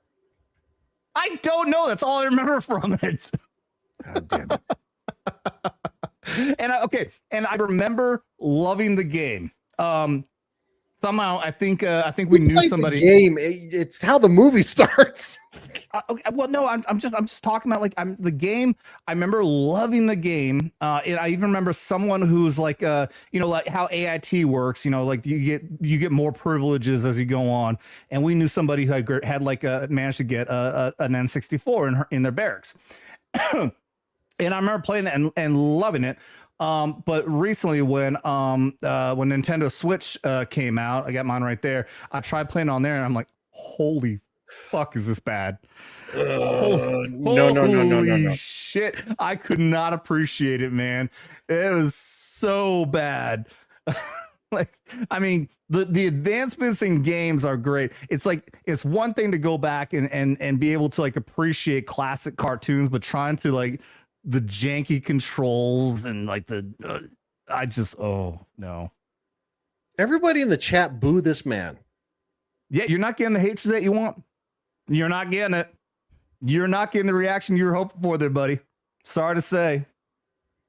Bunch of uncultured motherfuckers. Sorry to say.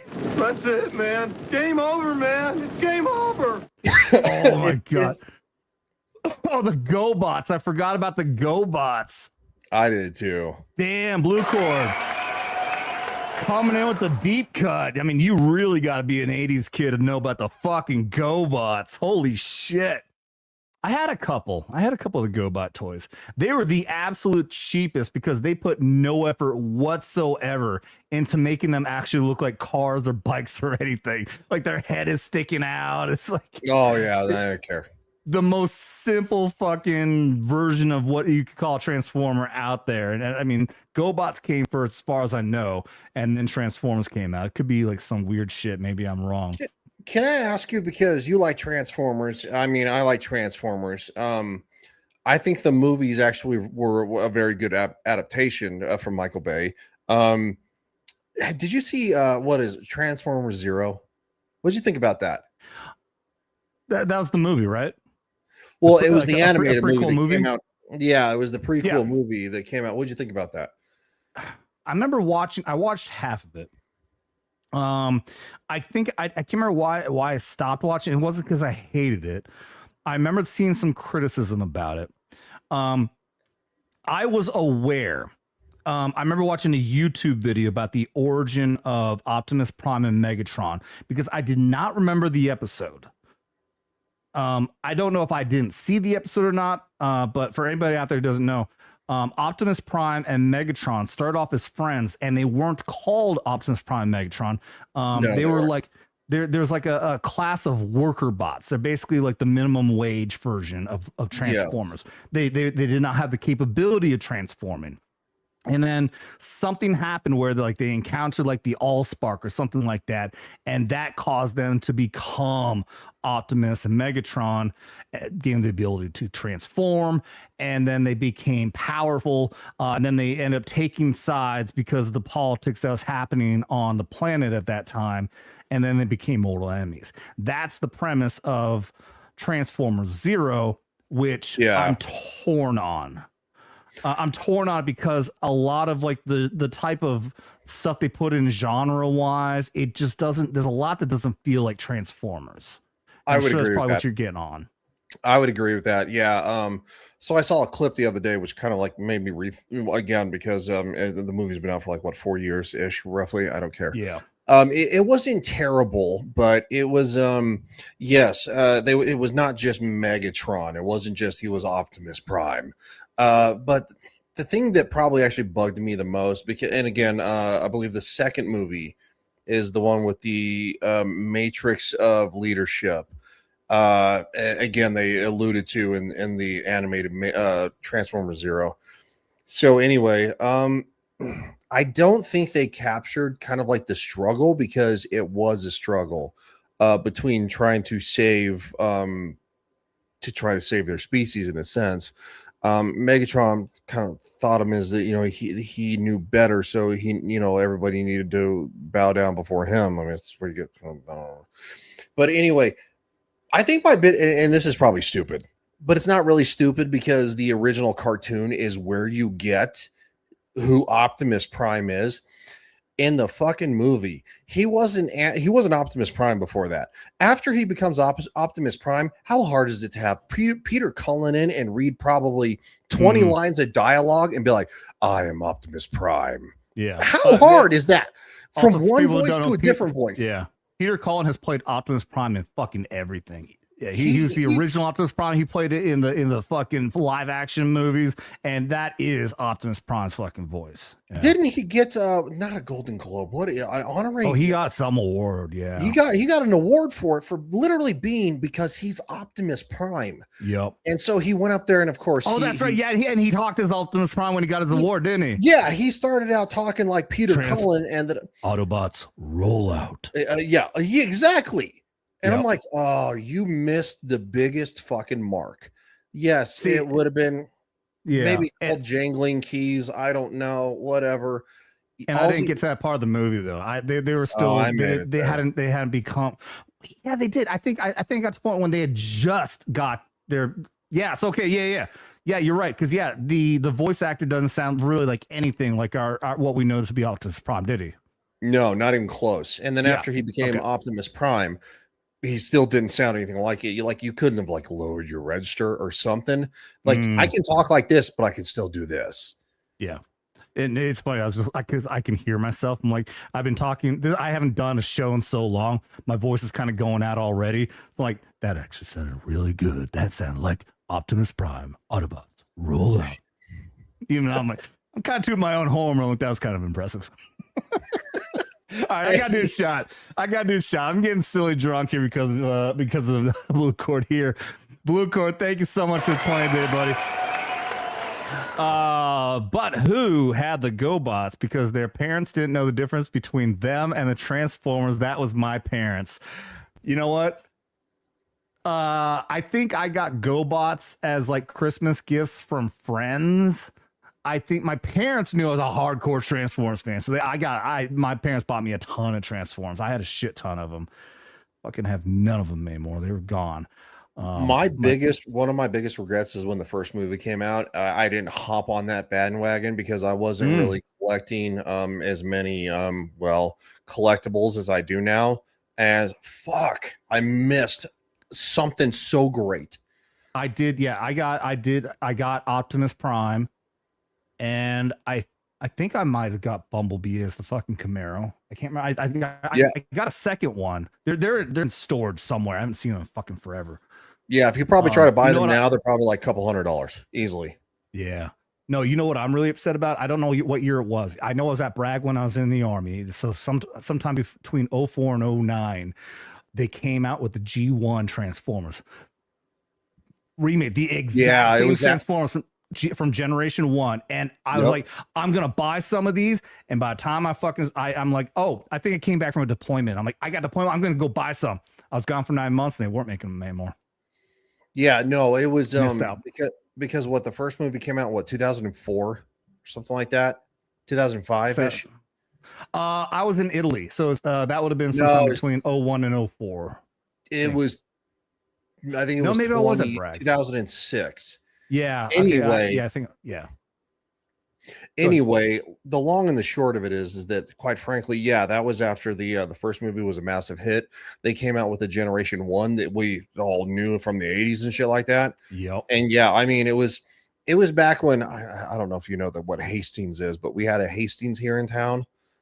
That was like your big movie center. You either went to Blockbuster or Hastings to rent movies, but Hastings also had music and memorabilia and all this other stuff. Okay. Yeah. No, it was. God, it's a big regret of mine. Yeah, not getting in on those toys. Yeah, dude. Like, dude. Well, you've seen what I had in the background was only a fraction. I'm not like Gary level, but for living in an apartment in Florida, like I had a pretty good selection. You know, it was wild. Like when I first came up with the concept of doing my real background here, because when I first started, I was doing a blue screen. So when I decided I was going to do this, I was going to do half military and half pop culture, because I have Star Trek Enterprises and fucking Transformers, all kinds of shit, and all that stuff is still down in storage. And I'm like, well, I have all my military shit. I don't have a lot of pop culture shit, so I just put up like all my military shit. I had a couple pop culture things up here, but then the channel kind of shifted, so now it's all military. Oh shit, I forgot all about this. I completely forgot about this. I haven't streamed since Blue Car. I'll do a shot here in a minute there, buddy. I'll get back to you. So we learned about this beer that's from what's called Four Hands Brewing Company out of St. Louis, about 2.5 hours away.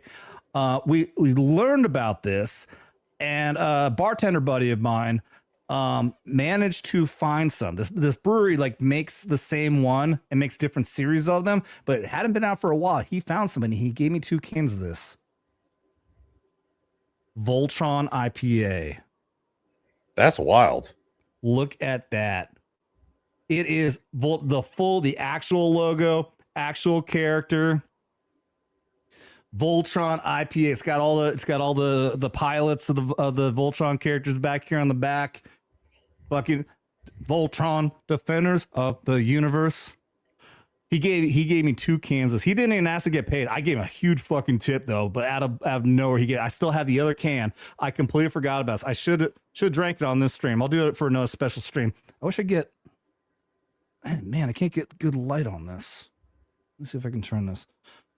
Fuck. Anyways, but yeah. So I do have that for pop culture in the background now. I got my Voltron IPA. Yeah, I think you have the same Army book that I have for like, it was like a picture scrapbook or whatever right there. No, that's a history of the Army. Oh, is it? I got it was my parents got it for me for graduation. It was kind of like a scrapbook that had like the Army seal on it and all that kind of stuff. It looks pretty similar.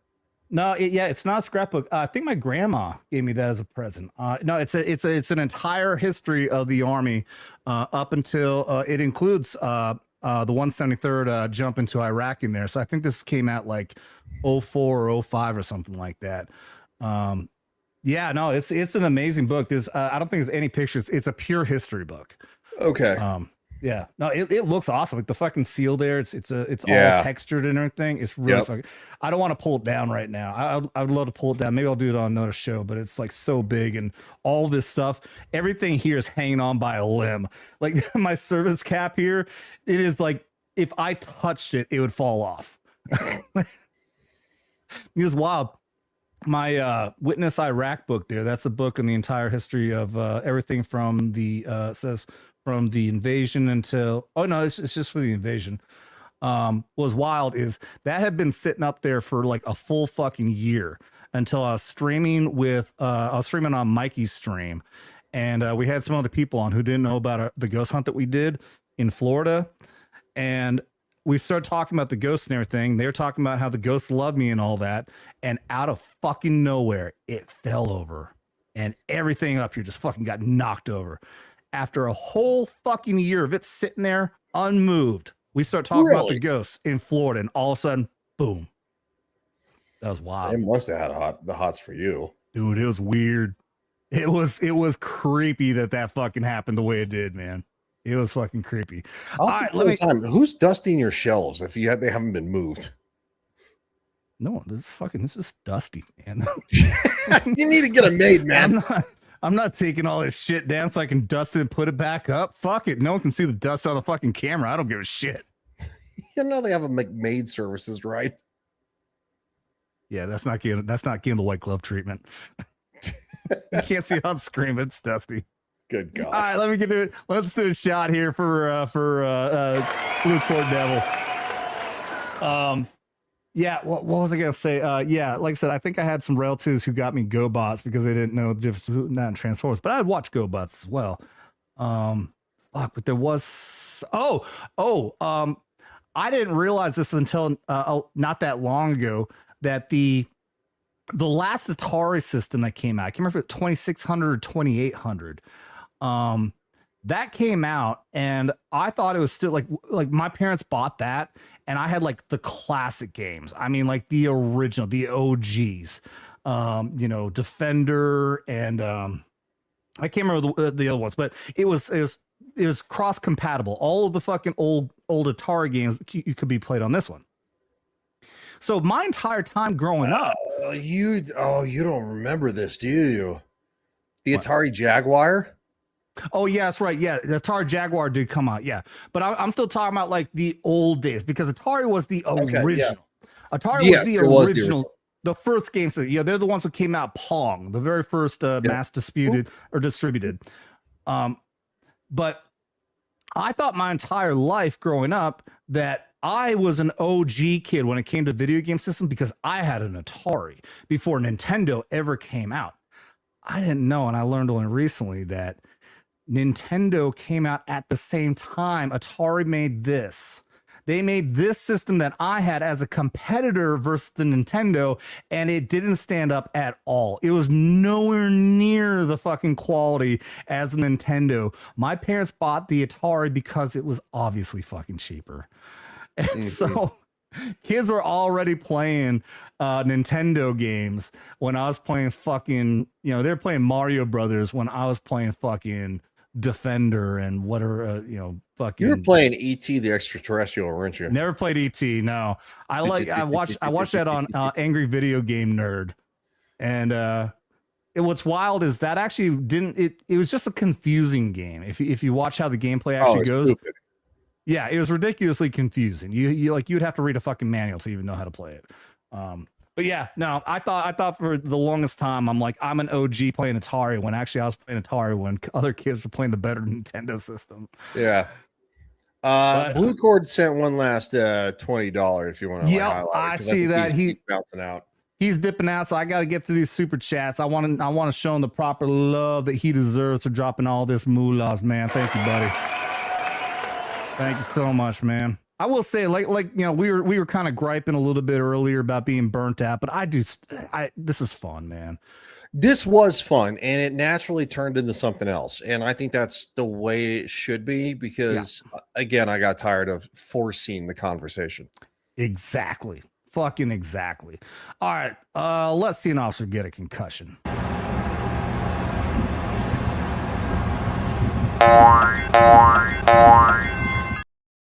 You rock, Blue Cord. Just like that LT just got rocked in the noggin.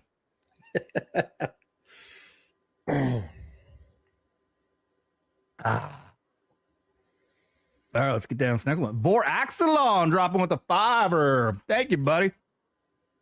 Vor is my number one Twitter fan, dude.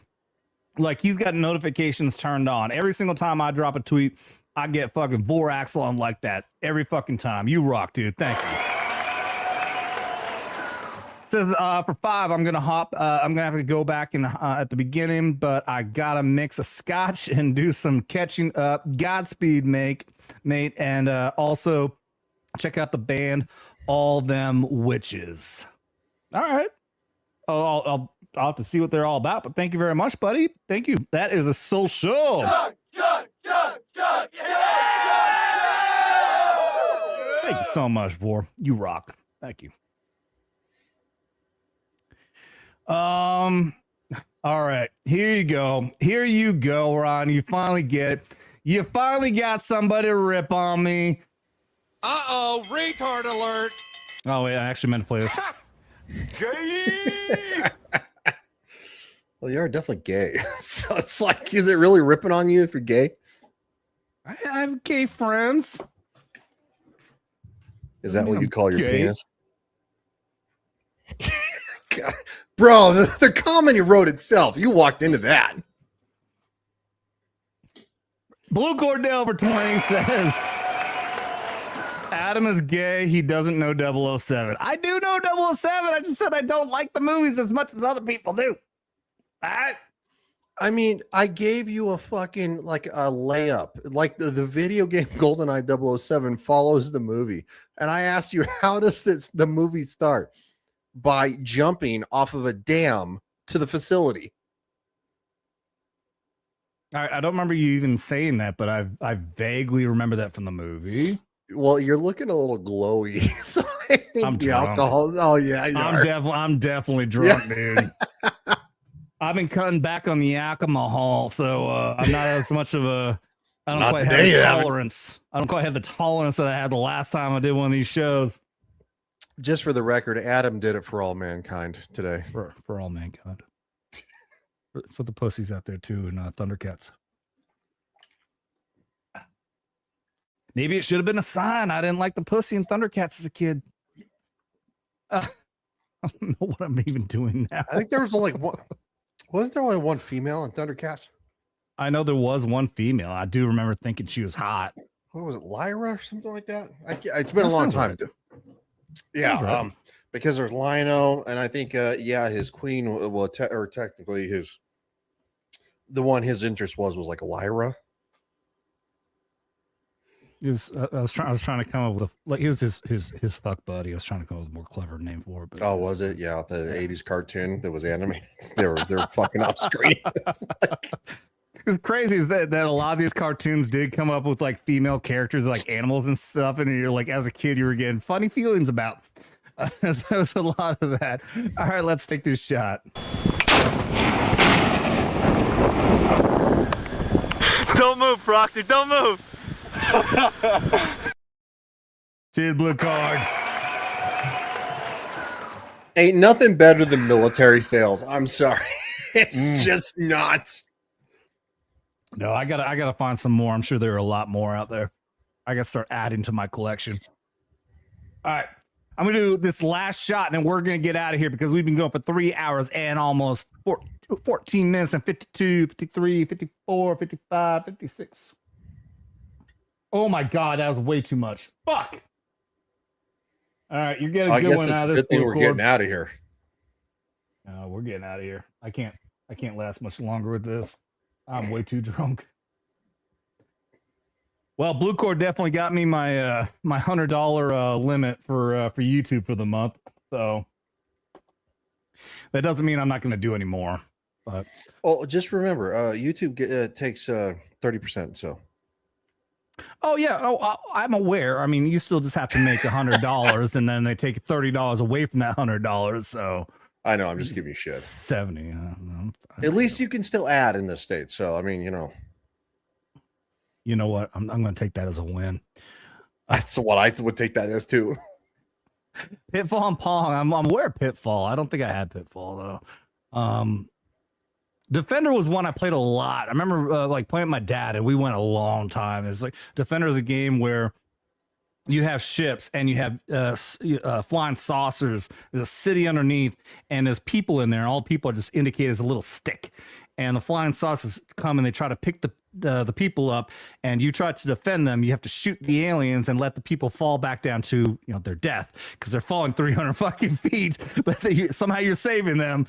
And then there's other shit you got to fucking dodge and defend and everything. It was a fun game. Me and my dad played that. It went on for a long damn time. I remember that. But yeah, I had a lot of fun playing those old Atari games. Can't remember the names of a lot of them, but yeah, I played a lot of the ones. I've barely played any of them. It was the very first ever racing game, Pole Position, which again funny because we were talking about how the launch director was getting on the pole, whatever the fuck she said. Yeah, I don't remember what she said, but first ever fucking female launch director or some shit like that. Roger, we are gonna get on the pole now. Like, oh my god. Yeah, and I made the comment. I was like, going, go figure. The first female this is going to say she's getting on the pole. It's like, we were like, you can't write that crap. We were within 10 minutes of this historic fucking rocket launch. I'm trying to take it serious. I can't. Well, they definitely, she first female director definitely got on the pole, and she sent that rocket somewhere. This is devolved. Oh, all right. You got anybody's just hopping in here?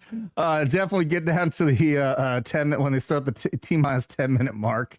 I was dying on that. We got Dr. Cole popping 0199. I'm not skipping over you, Blue Core. I just want to get to you before we end this. What's up, Dr. Cole? Says, just got here. I'm going to watch after the stream. Happy to have you here, buddy. Thank you for the $2. Oh, Blue Cord got me fucking drunk, so I'm sure you'll enjoy rewatching the stream there, Dr. Gold. But like I said, I'm a lightweight now. I've been trying to dial back the drinking. But all right, we are going to end it with Blue Cord Devil dropping this last $20 fucking dollar. Thank you.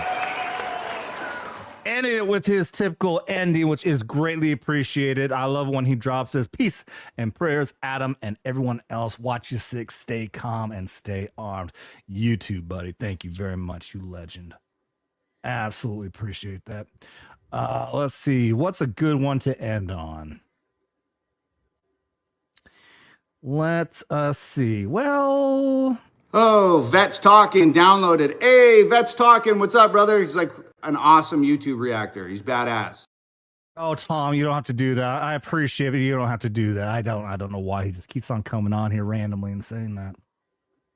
If Blue Cord is still in here, I know he appreciates the fuck out of this one. So for the first show that we've done in 3 fucking months, I promise, guys, I'll get back and do this again. But I know this is Blue Cord's favorite fucking video, so we'll end with this one. I'm freaking out. Okay, go.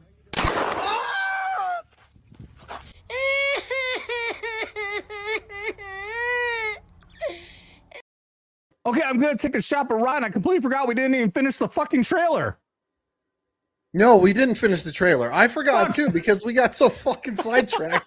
All right, go back to the trailer. Let's go. I just looked down. I realized I still have it on the cringer fucking title. Oh my god! Okay, this is why you have a producer. I have producer technical. Gee, if only I had somebody who has access to this account and can produce for me and help me out with the show.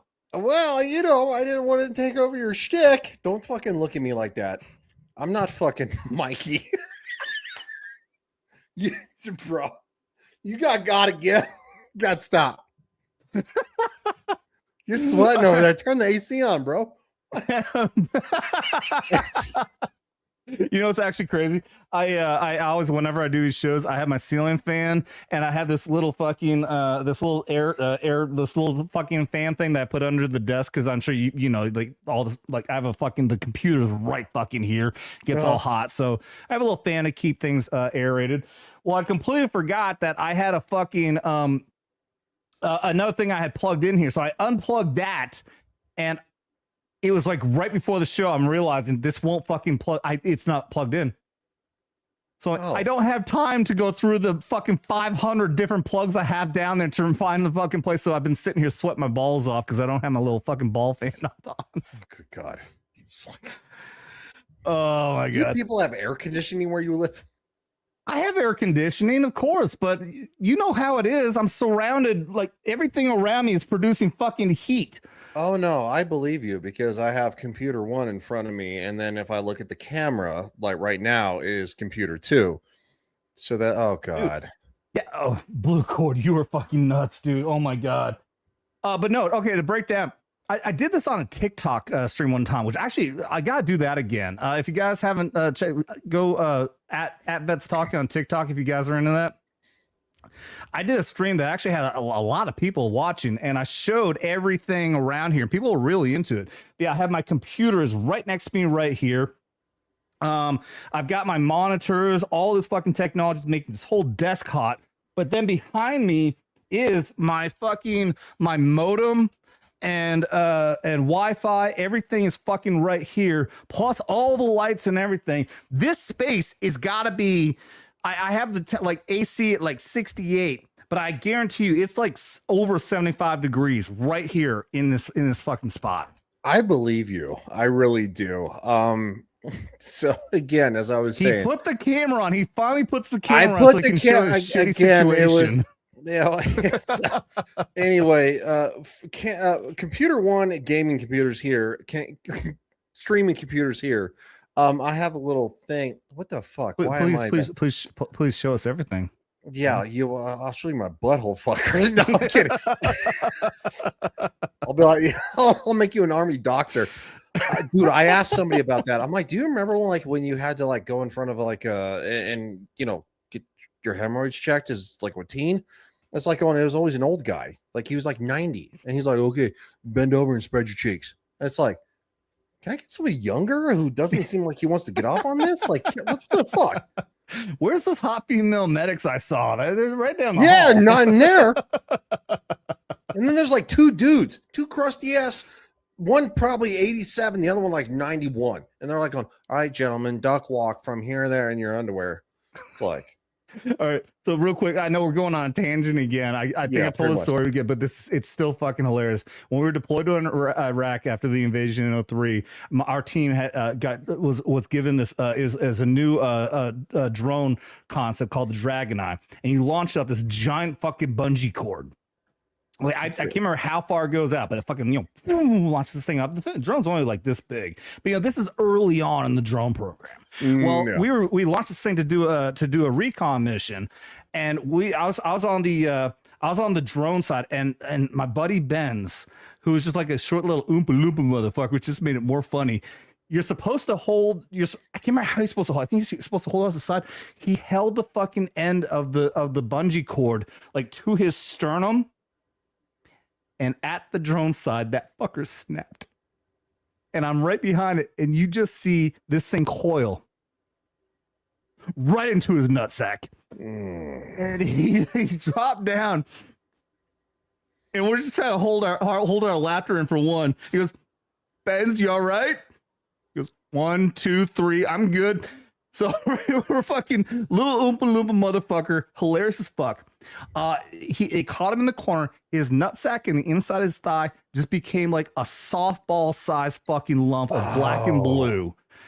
And we in this spot at Kirkuk Air Base where we were we were right in view of this medic station where there's a couple of these hot female fucking medics.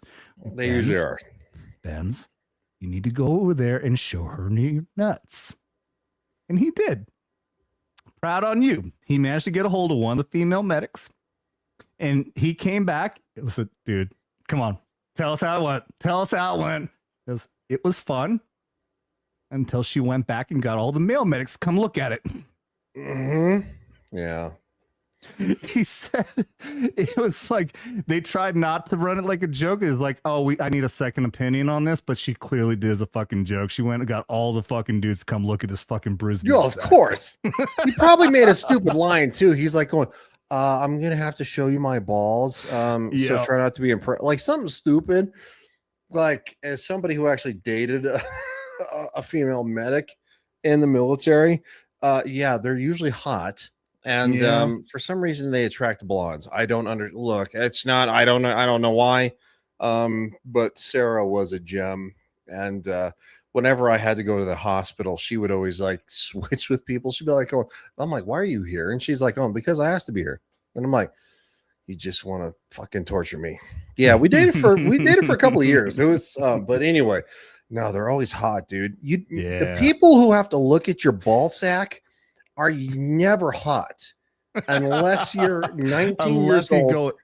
Unless you're 19 years old, you're away from an actual giant military installation, then they're all hot. And then you go, oh shit, I got to drop my trowel. Yeah. And there's a difference between the medics and the combat medics. Yes.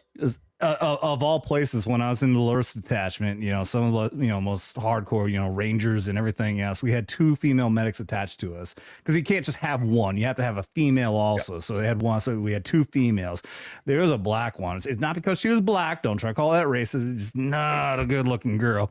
The other one was like a fucking Garrison 5.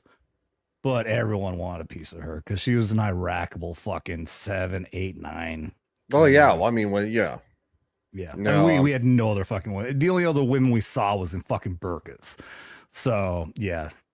Also, too, if you're in Tampa, Florida, and you go to the James A. Haley, just remember, as a veteran, they're paired with the USF Medical School, so you get really attractive doctors candidates too. Yeah. So if they have to look at your balls. I had no, I'm not joking. I had one time. She was very pretty. She was very nice. She was a plastic surgeon resident. So I had to have, unfortunately, I had like a massive infection because Florida, you get infections from sneezing in your groin area because it sweats. So anyway, the long and the short of it is that she came in and she brought in a medical student, and I was like, oh God, here we go. So both of them had to look at the groin area, and I'm like, oh, they're like, okay, like it looks like it's healing, stuff like that. It looks good, a little bit longer. I'm like, going, okay, thank you. And the med student turned around and looked at me, and she's like, going, it's nice to meet you. And I'm like, oh God. I'm like, oh God. I'm like, you're doing that on purpose because quite frankly, for one, you might want to hop on, but I had an infection in my groin. I can't do shit. What am I gonna do? You just trying to tease me because I can't do nothing with it. I'm like, what am I gonna do? Walk to the finish line? Fuck that. What are you talking about? That was the one comment that stuck with me forever. She turned around. They were leaving, and she stopped, and she's like, "It's nice to meet you." And I'm like, "That's evil. That is so evil. You're evil." Oh, it's just fucking wrong. Fucking hate. I It's fucking hate wrong. All right, I got to know. Blue Core dropped that last one. Did I actually take the shot for this one, or did we start going on a fucking tangent? Yes, you did. It was the one above. Hold on. It was. Well, I know. That's the one you got to do. Okay. So I did do that one, and then we got that one, and then this is the one you have to do. I feel like I'm supposed to do 2 more shots. No, I'm going to be honest, and this is the only one you need to do. Okay. I'm gonna take this shot. I will try it. Blue Cord, he could actually fuck with me, but I'm gonna trust him on this. He's gonna die. If I did not take the shot, because I want to. You man, how many times I've talked to people, I've told people like how this fucking job works, and I tell people I sacrifice my liver, and so many people tell me, oh, just water down your whiskey, blah blah blah blah, just use tea. Like, no, motherfucker, I ain't doing that. I will never fucking lie to you, motherfuckers. I promise you that. I will never fake it. I'm honest with you. I take only half shots, except for Yeah, that was definitely the one that was more than half. Yeah, it's more than half. No, I've had so many people tell me to like fake it to you guys. I will never fucking do that. That's why also I will be loyal. Blue Cord, if you're there and I did not on that shot, fucking tell me and I will take another fucking shot. I promise you. That being said, Blue Cord, Dell for another fucking 20. Adam, do the Dermy's boobs. My girlfriend needs to see it for a better laugh. Oh my God, I forgot. That's another one. Well, that's the one that we only, we made the agreement that we'll only do if somebody new comes on, because so many other people got sick of it and got, want to projectile vomit. I forgot that sound effect doesn't work. I got to fix that. My beard looks really nice, by the way. Just for the record. Sorry, just look at me on camera. You know. You need to trim that sucker, man. I don't need to trim shit. Okay, if I had to be inserted right now somewhere, I'd be good to go. You look like a fucking American. This is a good beard right here. I pay 12. I pay $12 extra to look this good when I get my hair cut. Is that what she tells you when she cuts it? I have learned. I used to trim my own beard, and you know, it is such a pain in the ass. Hair gets fucking everywhere. It doesn't matter how hard you clean that, you will still find more hair every fucking day. Yeah, no, I think I'm dangerously close to a haircut too, because I look like a shaggy ass motherfucking mountain man. I'm done trim my own fucking beard. I pay the extra money to get my hair and beard cut. All right, let's fucking do this for Blue Cord Devil and his girlfriend, who he never announced he has a girlfriend before. He has a lady friend, is what he said before. Now he's got a girlfriend. Good for you, buddy. I'm happy for you. I hope you're still there, and I hope your girlfriend enjoys this. Here's Dermy dancing.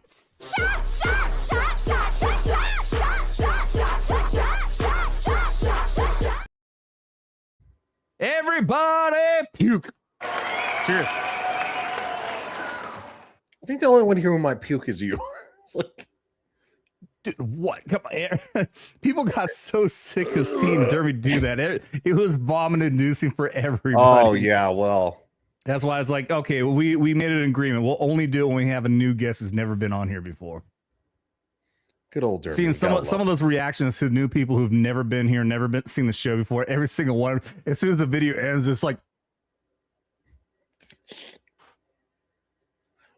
how do you think his own chat feels when he does shit on stream with his shirt on? Which is probably why Ballbusters ended. Well, I mean, it had a hot 3-year run. I mean, really did. All right, let's get back and finish this He-Man video. Blue Cord, I hope you're still there to be able to watch that. But yeah, we got to do this. We got to finish this up. So, all right, we lost track when we were talking about Cringer being in the MGM fucking lion here. But all right, here's let's watch the rest of the new He-Man trailer here, which I enjoy. I think it's going to be good. Even though I was stuck light years away on Earth, I never stopped trying to get back home. Everything changed since you left. Okay, I do want to ask this real quick. What? Hold on. Back up real quick. Is that a girl from that CW show? Well, this is Tila. I never stopped trying to get back home. From the teaser trailer. Yeah, that's supposed to be Tila. But this is from what CW show? I think she's from a CW show. I don't give a shit. The reason I know that is CW. Well, dude, you watch Smallville. Get the fuck out of here. Don't act like you didn't. Well, yeah, that was back when that's on the CW. Good, and then it's nothing but garbage after that. Well, you know what? Take another shot because you just lied. Smallville is the only reason CW existed after that. Yes, I tried actually. Well, I'm not. I think that is though. I think that's that girl from a later CW show. Yeah. Well, she looks older. She doesn't look like she's in her 20s anymore. I wouldn't know. All I know is that's supposed to be Tila, Master at Arms' daughter, who is clearly white, while Master at Arms is black. I don't know how they're gonna, shove that peg into the hole or whatever. I'm drunk. I don't think they can show how you put a square peg in a round hole. There you go. Thank you. Changed since you left. Oh, but I was also going to point out, he started this off when he was in this prison cell with many faces, or whatever it's called, all the other characters, and said, I know you don't recognize me, but I remember all of you. So I was thinking from the teaser trailer that he was growing up on Earth as like he has these like little memories or dreams of Eternia, but doesn't really know what it is. But now he's saying he knew as a child and remembers being in Eternia, sent to Earth, but for some reason the people at Eternia don't remember him. Miranda Baccarin is in this as the sorceress? Really? I was waiting for your input on what I was saying. Instead, he's looking up IMDb. Well, yeah. Oh, that is Tila is Camilla. Oh, she's Hispanic, by the way. Yeah, she looks Hispanic. Yeah, so they must be tinting her hair redder. Yeah, Camila Mendez. She was on. What Riverdale. There it is, Riverdale. Yeah, my mom watched that show. It wasn't bad for like the first. It was. I heard it was all right. It's a play off the Archie comics. Yeah, which is weird. It wasn't. They made a dark version of Archie, which is weird. Yeah, which it really wasn't actually that bad for the first couple seasons. Is it Smallville? No, but anyway, sure. Yeah, I mean, I don't know how they're gonna, like you said, round into a square peg or whatever the fuck. I'm drunk again. Square pegging around. This is a big cast. Miranda Baccarin is the sorceress. Idris Elba is Man at Arms. Nicholas, he's okay. Allison Brie is Evelyn. Kristen Wiig is really Roboto? Kristen Wiig? I don't see it. Kristen Wiig? What? Yeah, she's Roboto. Wait, that comedian? Yeah. In female Ghostbusters, Kristen Wiig. Oh, she was in Ghostbusters. Oh, right. Fuck. Yeah. I was trying to remember what she was in. Oh, fuck no. Yeah, James Purefoy as King Randor. Camila Mendez again. She was on CW. Whatever. I'll say this. Okay. Oh yeah. Okay. Yeah. Kristen. Okay. No. Oh, right. Dude, she's not bad. She is okay. She is actually funny. Oh yeah. She's not. What's her name? Melissa McCarthy. Yeah. Kristen Wiig is funny. I like her. She is actually a good actress. She was put in a terrible role in a terrible movie. So I can't knock her on that yet. No, I like Christine Wiig. Dude, so did you know that the mountain is in this? Oh, from Game of Thrones? Yeah, the mountain that crushed Pedro Pascal's skull. I mean, yeah. Yeah. Hey, go mountain. Yeah, I'm pro mountain. Yeah. Is the goat man. So he's going to be, I mean, he is like 6'9". He's the size of, yeah. And his wife is like, what? I think she's like 5'3". Oh, really? I'd love to see a picture of them side by side. There are pictures, but we're not going to show that. There is. We'll finish the trailer. Sorry, I got sidetracked. Okay. All right. Let's keep on with the trailer here. Skeletor took my family.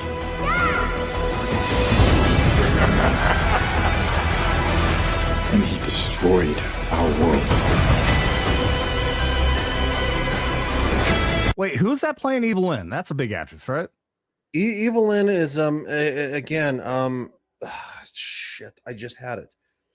Yes, it is a big actress. God bless America and everybody in it. Son of a bitch. Hold on, I'm right there. Allison Brie. What is she in? I know I recognize her.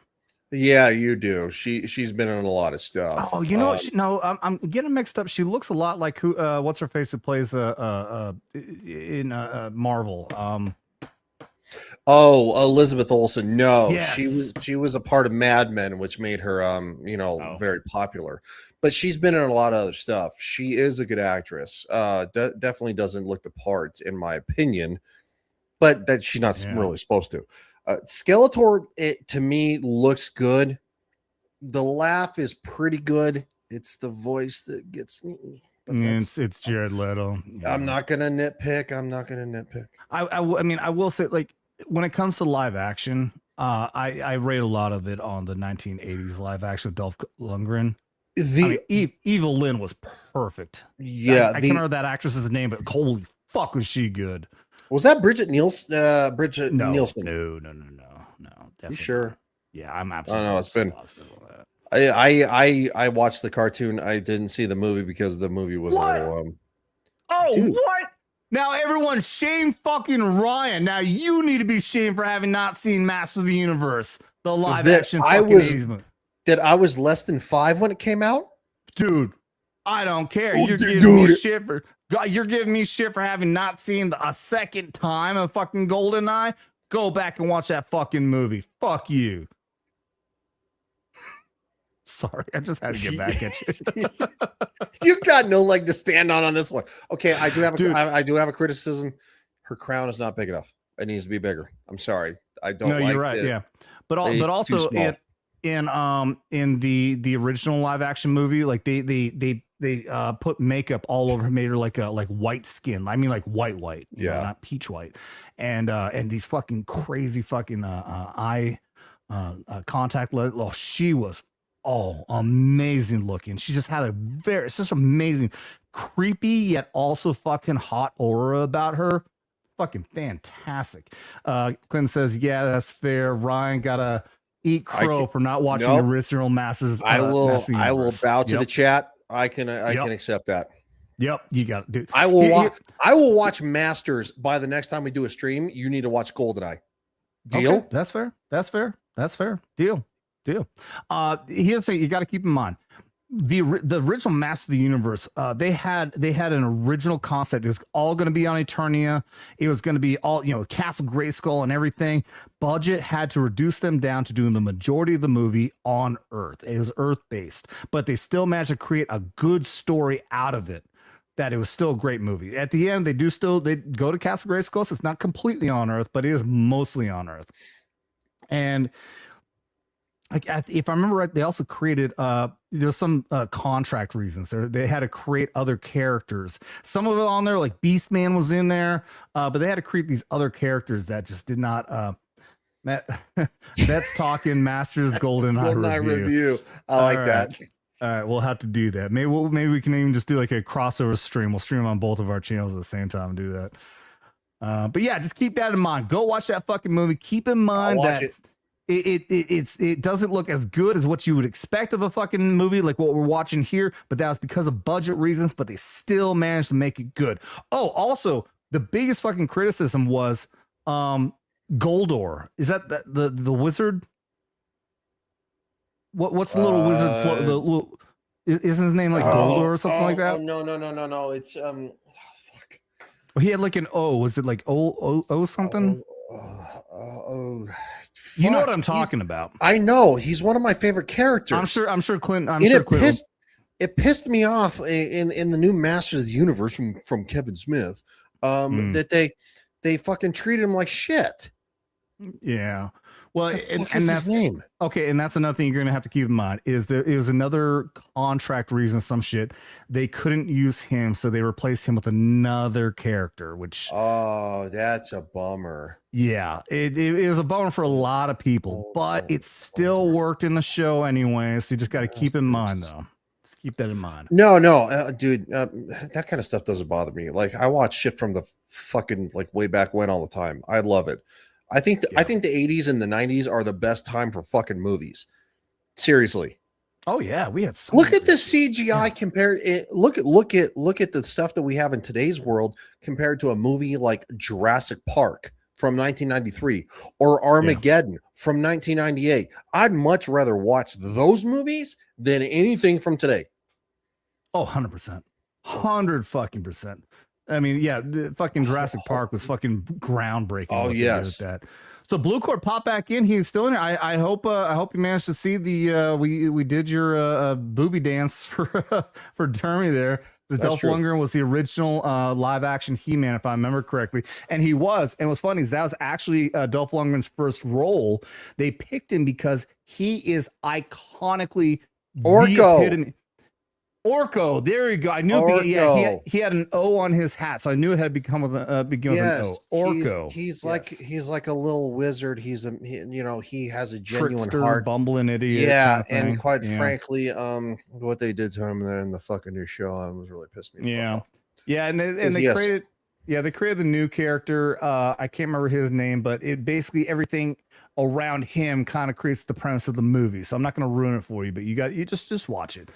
But yeah, Dolph Lundgren was the first live action He-Man, and I watched a thing, one of these things, you know, like 20 things you didn't know about He-Man or Masters of the Universe, and Dolph Lundgren was picked, even despite the fact this is before he played in Rocky. He played despite the fact that he spoke almost no fucking English. That's why his accent is so thick in He-Man, but he was picked because he looks like fucking He-Man. I mean, he looks just like fucking He-Man. Dolph Lundgren in that movie was fucking He-Man.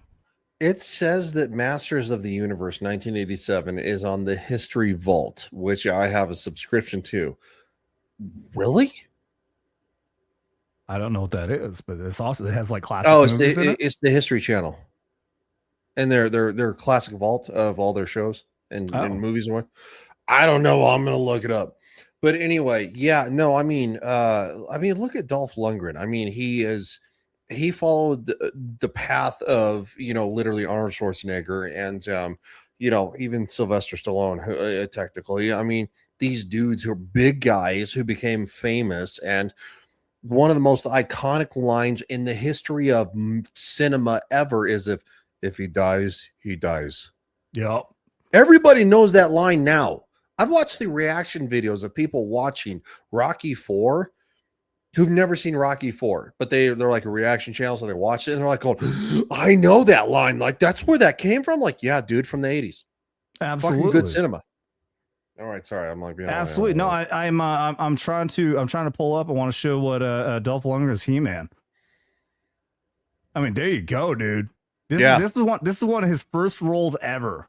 Yep. And it's like they picked him solely for the fact that he looks like fucking He-Man. Yep. The dude's acting. I hate fucking Google Images.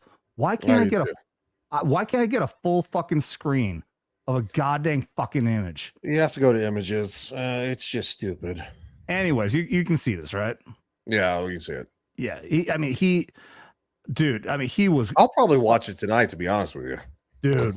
So, I mean, I love it so much because it's iconic, because I saw it as a kid. So I'm sure you may not have the same appreciation for it, but I've seen snippets of it. I don't think I ever saw the full thing because, again, I was very, very young. 1987, I was like a year and a half old. So I probably saw it later on, a couple years later. But again, you have to realize that I was like I was like that big. Yeah. Literally, my hands on the screen that big.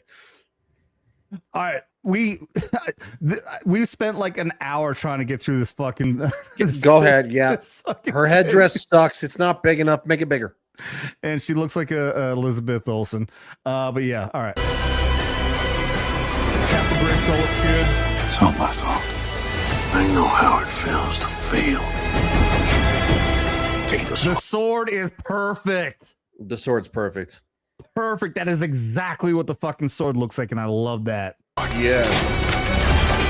And when you fall, that's your chance to stand tall.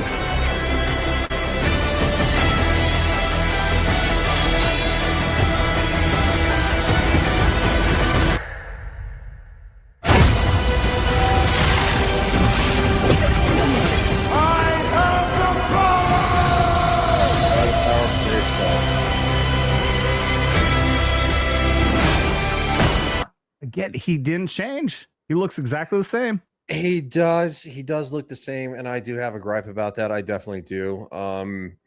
I can probably give them a little bit of leeway because maybe they probably heard some of the criticism over the years, the last 4 or 5 years about CGI and changing people, and it looks hokey.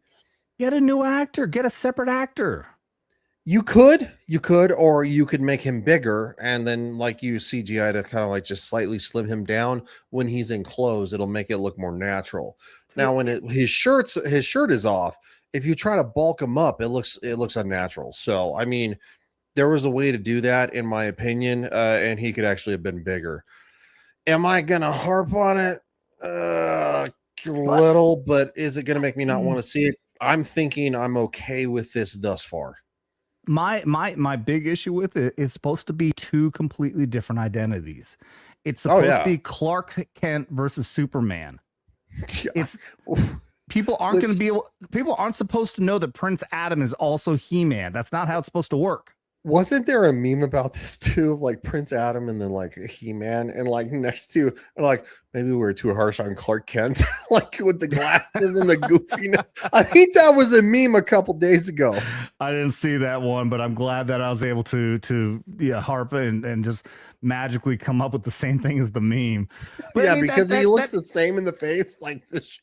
Yeah, but I mean, but it's supposed to be more extreme. He is supposed to go from, let's say, like an 18-year-old boy to a giant fucking jacked up fucking 20, 30-year-old man. It's supposed to be a complete alteration of him where no one knows that Prince Adam and He-Man are the same person. It's not a matter that he just puts on the glasses and becomes Prince Adam. No, he's a completely different fucking figure. Yeah, he goes from an 18-year-old 5'8" to literally like 28-year-old like 6'6". Yeah, like I mean, it's a ginormous. Same thing with Cringer and Battle Cat. He goes from this scrawny little fucking scared cat to all of a sudden gigantic jack fucking 5,000-pound fucking tiger. Yeah, and if they don't get the armor right on, bro, they got to get the armor right, dude. Oh well, you haven't seen this trailer yet either, have you? I've seen pieces. I haven't seen the whole thing. Okay, I've not watched the whole thing. All right, let's play through, and I'm gonna guess. I think we might get a shot of Battle Cat. I've got to. They must. Okay. The universe shall quake in my shadow. This is my home. I'm gonna fight for it. Wait a minute. The universe shall quake in my shadow. Okay, You are going to quake in my shadow. I almost have a hard time understanding you because you sound like an evil version of a British man. What is that accent? I don't know. I don't fucking know. And that's what fucking accent. I really don't know. And he doesn't necessarily need to be like, like that's. No. But can he be a little bit like I mean, because again, he's hard to understand. So it feels like Jared Leto doing an accent of a character he thinks it should sound like. It's again the whole Optimus Prime thing. Go from one thing, find somebody who can do a different voice. I know there's not a lot of people in today's world who can really do it because Robin Williams was a gem, or Peter Cullen's a gem. But from this to like, I'm Optimus Prime, like. You will quake in my just make it deeper. It doesn't need to be like British guy. Right.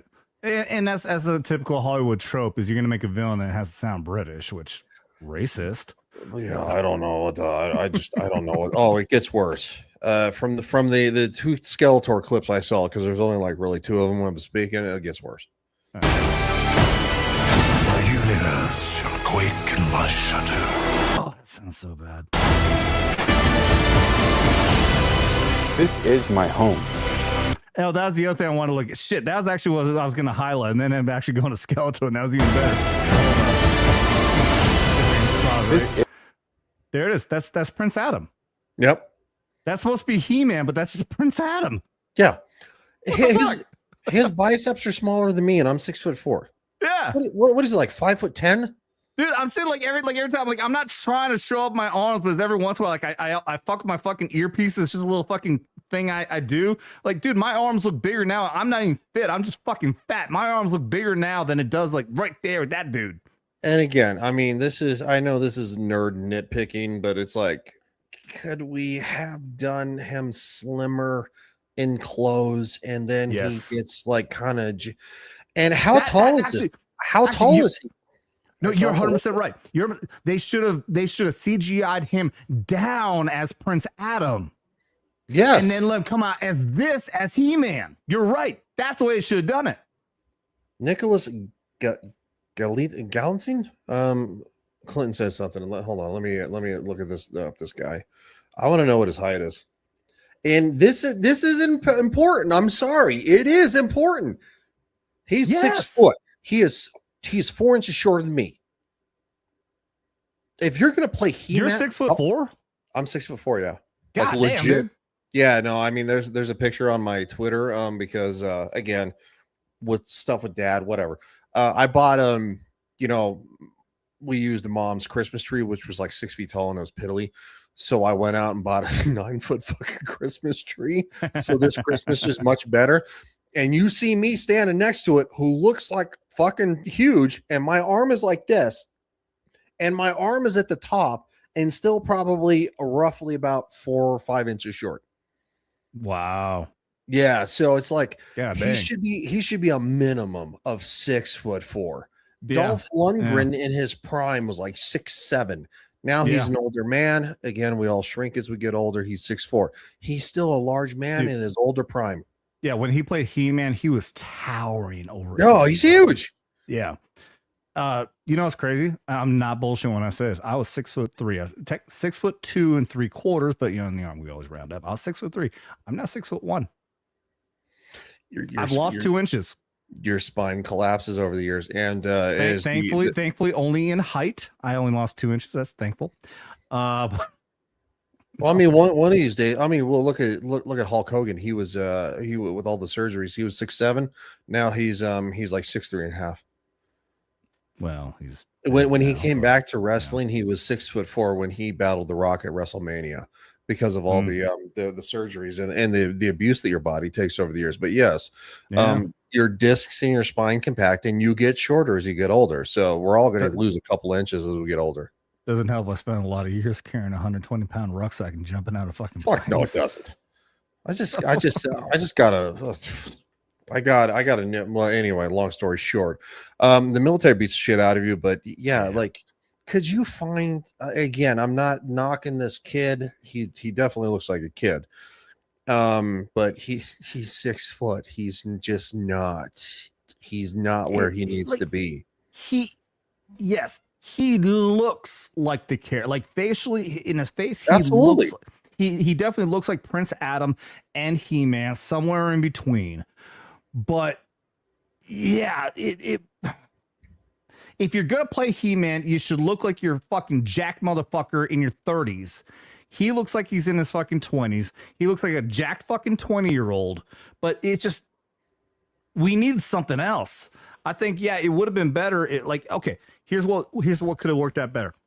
You CGI his muscle down. That's all you got to do. When he's Prince Adam, CGI his muscle down, and then show him his regular fucking Jack bod, which is still not big enough in my opinion, and then CGI him just a little bit older. Agreed. That would have been much better. But still, that's not even enough because he's supposed to be unrecognizable. Tila and all the others, they're not supposed to know that He-Man and Prince Adam are the same people, except for Master at Arms and Orko. Those are the only two people, at least at the beginning, who knew they were one and the same. Well, yeah, because Tila falls in love with him, and she falls in love with this giant warrior who has a heart of gold, and then she kind of like looks at Prince Adam like going, you know, you're a good kid. I love you because you know what, you're a good person. But yes, a little bit of pat you on the head.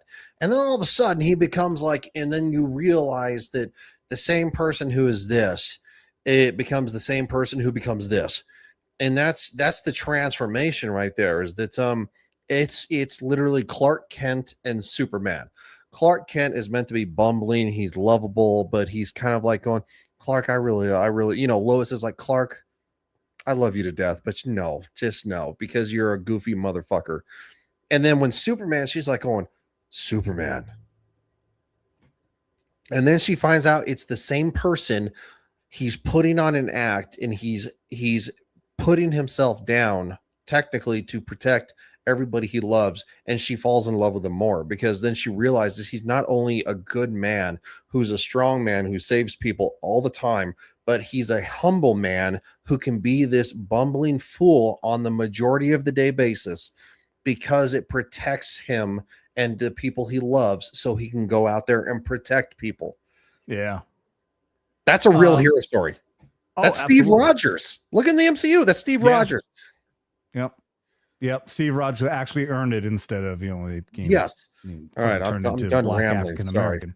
Oh, No, we're never gonna get to this fucking show. We said like after hour 3, we're gonna fucking 3 end hours it, and 15 minutes. Well, welcome to hour 4. Oh wait, we still gotta finish this 1 hour. 1 hour later. 2 hours later. I always forget I had that button. And Blue Cordell was still in here dropping fucking 20s. God damn it. Blue Cord's like, I'm dipping out. Watch you $40. No, that's $60 later. Yeah. He's like, hold up, wait a minute now. Hold up, wait a minute. Oh, I don't have that button. Oh, I gotta get that one. Oh, damn. You should. Yeah. That's a good one. I can't remember. The main reason I have all this knowledge in my head is because I started watching Blue Cord dropping another 2. What's that mean? There's a prequel cartoon to He-Man. Have you seen that? I can't remember what it's called. No, I started watching it. I can't remember what it's called. Clinton, it would be my guess, would probably know about this. It's a prequel cartoon that came out. I think it's in the 2020s. It actually shows, like in the very first episode, it shows how Skeletor became Skeletor. I'm like, the show is actually really fucking dope. It's an origin, shows how Prince Adam got, because you know the original He-Man show just kind of jumps into it. You don't know the origin or anything like that.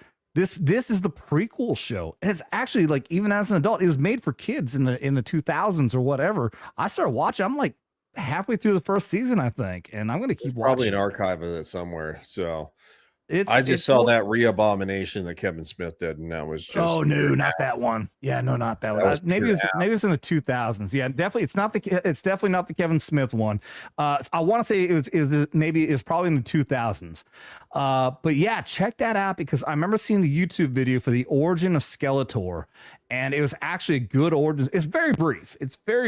You know, but it's like, that's actually a good reason to explain, because he was a flesh and skin guy, and then something happened. I won't ruin it for you, but yeah, it's a good show. It's made for kids, but I still enjoy it. It's a good fucking show. All right, I'm gonna take this fucking shot, even though I'm drunk as shit. We spent an hour trying to get through this fucking trailer. I think we've spent about an hour and a half trying to get through this trailer. Yeah, because we keep getting fucking distracted. God dang. All right, I'll do this one first. Blue Cord popping with the $2, but Mikey doesn't mind. What did I say? What did I say that is in reference to that? That we were going to end it's funny. That we were going to end at 3:15, and now it's an hour later, and then you played the thing, it was like 2 hours later, and I'm sure Mikey doesn't mind. That'd be a lot of KY jelly, bro. Just for the record. Y'all gonna do 2 hours later. Y'all gotta lube it up. I fucked you up. You don't know what to say. No, don't. Cheers to you, Blue Cord. Thank you, buddy. Oh yeah. Yeah. All right, let's do this next fucking super chat. Let's see. What should we do next? All right, just for fucking, we'll do this. Fuck Joe Biden. Damn right. Fucking prick. Because I haven't played that in a while. We'll do this.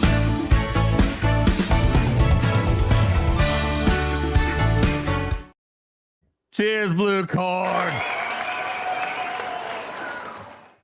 Oh wait, holy shit! I still hold on $2. Wait a minute. Hold up. Wait a minute. Something ain't right. I did that for the $20. God dang. Said Adam, just because you lost 2 inches in height doesn't make up for what you never had for a non-grunt. Doesn't make up for what you never had for a non-grunt. You got me fucking confused, dude. I know that's a burn, because he loves picking on me, calling me a grunt, which fucking pisses me off, because I never say I was basically infantry or anything stupid like people say like that, but I did the same fucking shit the fucking infantry guys didn't learn. I fucking hate that term. But I don't know what you're trying to say there. In case, yeah, you're right. I saw you drop that next $2. You played it out of order. I'm aware now. I still took your fucking shot, so I still do. Still a drink for you, buddy. I mean, Oh, thank you for the 2. I would look at it this way. At least, you know, the infantry, they wish they were door kickers like the Marines or the military police, but you know, you can.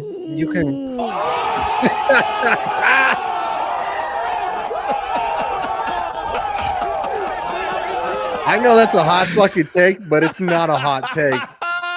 Marines, military, police, and special forces, and sometimes the infantry kicking doors, but the latter 3 kicking the most. I gotta say, I was around with the fucking door kickers. The infantry does that too. They do. They do. All right. That's all right. They try. Do. They do. I'm just kidding. They do. That's a good burn though. I like it. I approve of that. I approve of this. Yeah. So yeah, it's 2002 He-Man series on Cartoon Network is what Clinton found. Yeah, I'm sure that. Cartoon Net from the 2000s smashes like dude. smashes hard. Johnny So Bravo, much are good. you kidding me? Like, Yeah. come on now. Yeah, you get He-Man, like, oh, Dude, it was amazing what they did. They it is clearly like they created like this test system. They created these little how long were they, like 5-10 minute shows, and basically they just like they create these tiny little shows, and it's like let's see what works. Powerpuff Girls was fucking one of them. look, I didn't watch Powerpuff Girls, but it was Johnny huge. fucking Bravo. They started off as little fucking 5-10 minute shows, and like, snippets. okay, these ones work, these ones don't. We're gonna create whole 30-minute episodes out of these and fuck everything else. Fucking excellent. Huh, I'm pretty. Where'd you get that? Yeah. Dude, they did it right, man. Oh, they did it fucking so right. fucking right. I mean, TV nowadays, look, I got a couple of shows I watch, but it's like, ugh. Yeah. What was it? I'm regretting that I wasn't here for the live chat as soon as you started talking about Beast Wars Transformers. I guess he must have gone back and rewatched it. I guess he probably has a lot to talk about. 95 to 2007 Cartoon Network was bomb program. Fuck yeah, it was. Fuck yeah. All right. Let's fucking watch this damn trailer. All right, let's go. All right, either I'm gonna fucking pass out or I'm gonna die from alcohol poison if we don't finish this fucking thing. You're probably gonna pass out before I pee. So I mean, but one of us is gonna lose something. Let's watch this. This is my home. I'm gonna fight for it. But I can't do it without you. Somebody wants to brawl. I need every man, woman, or whatever that is.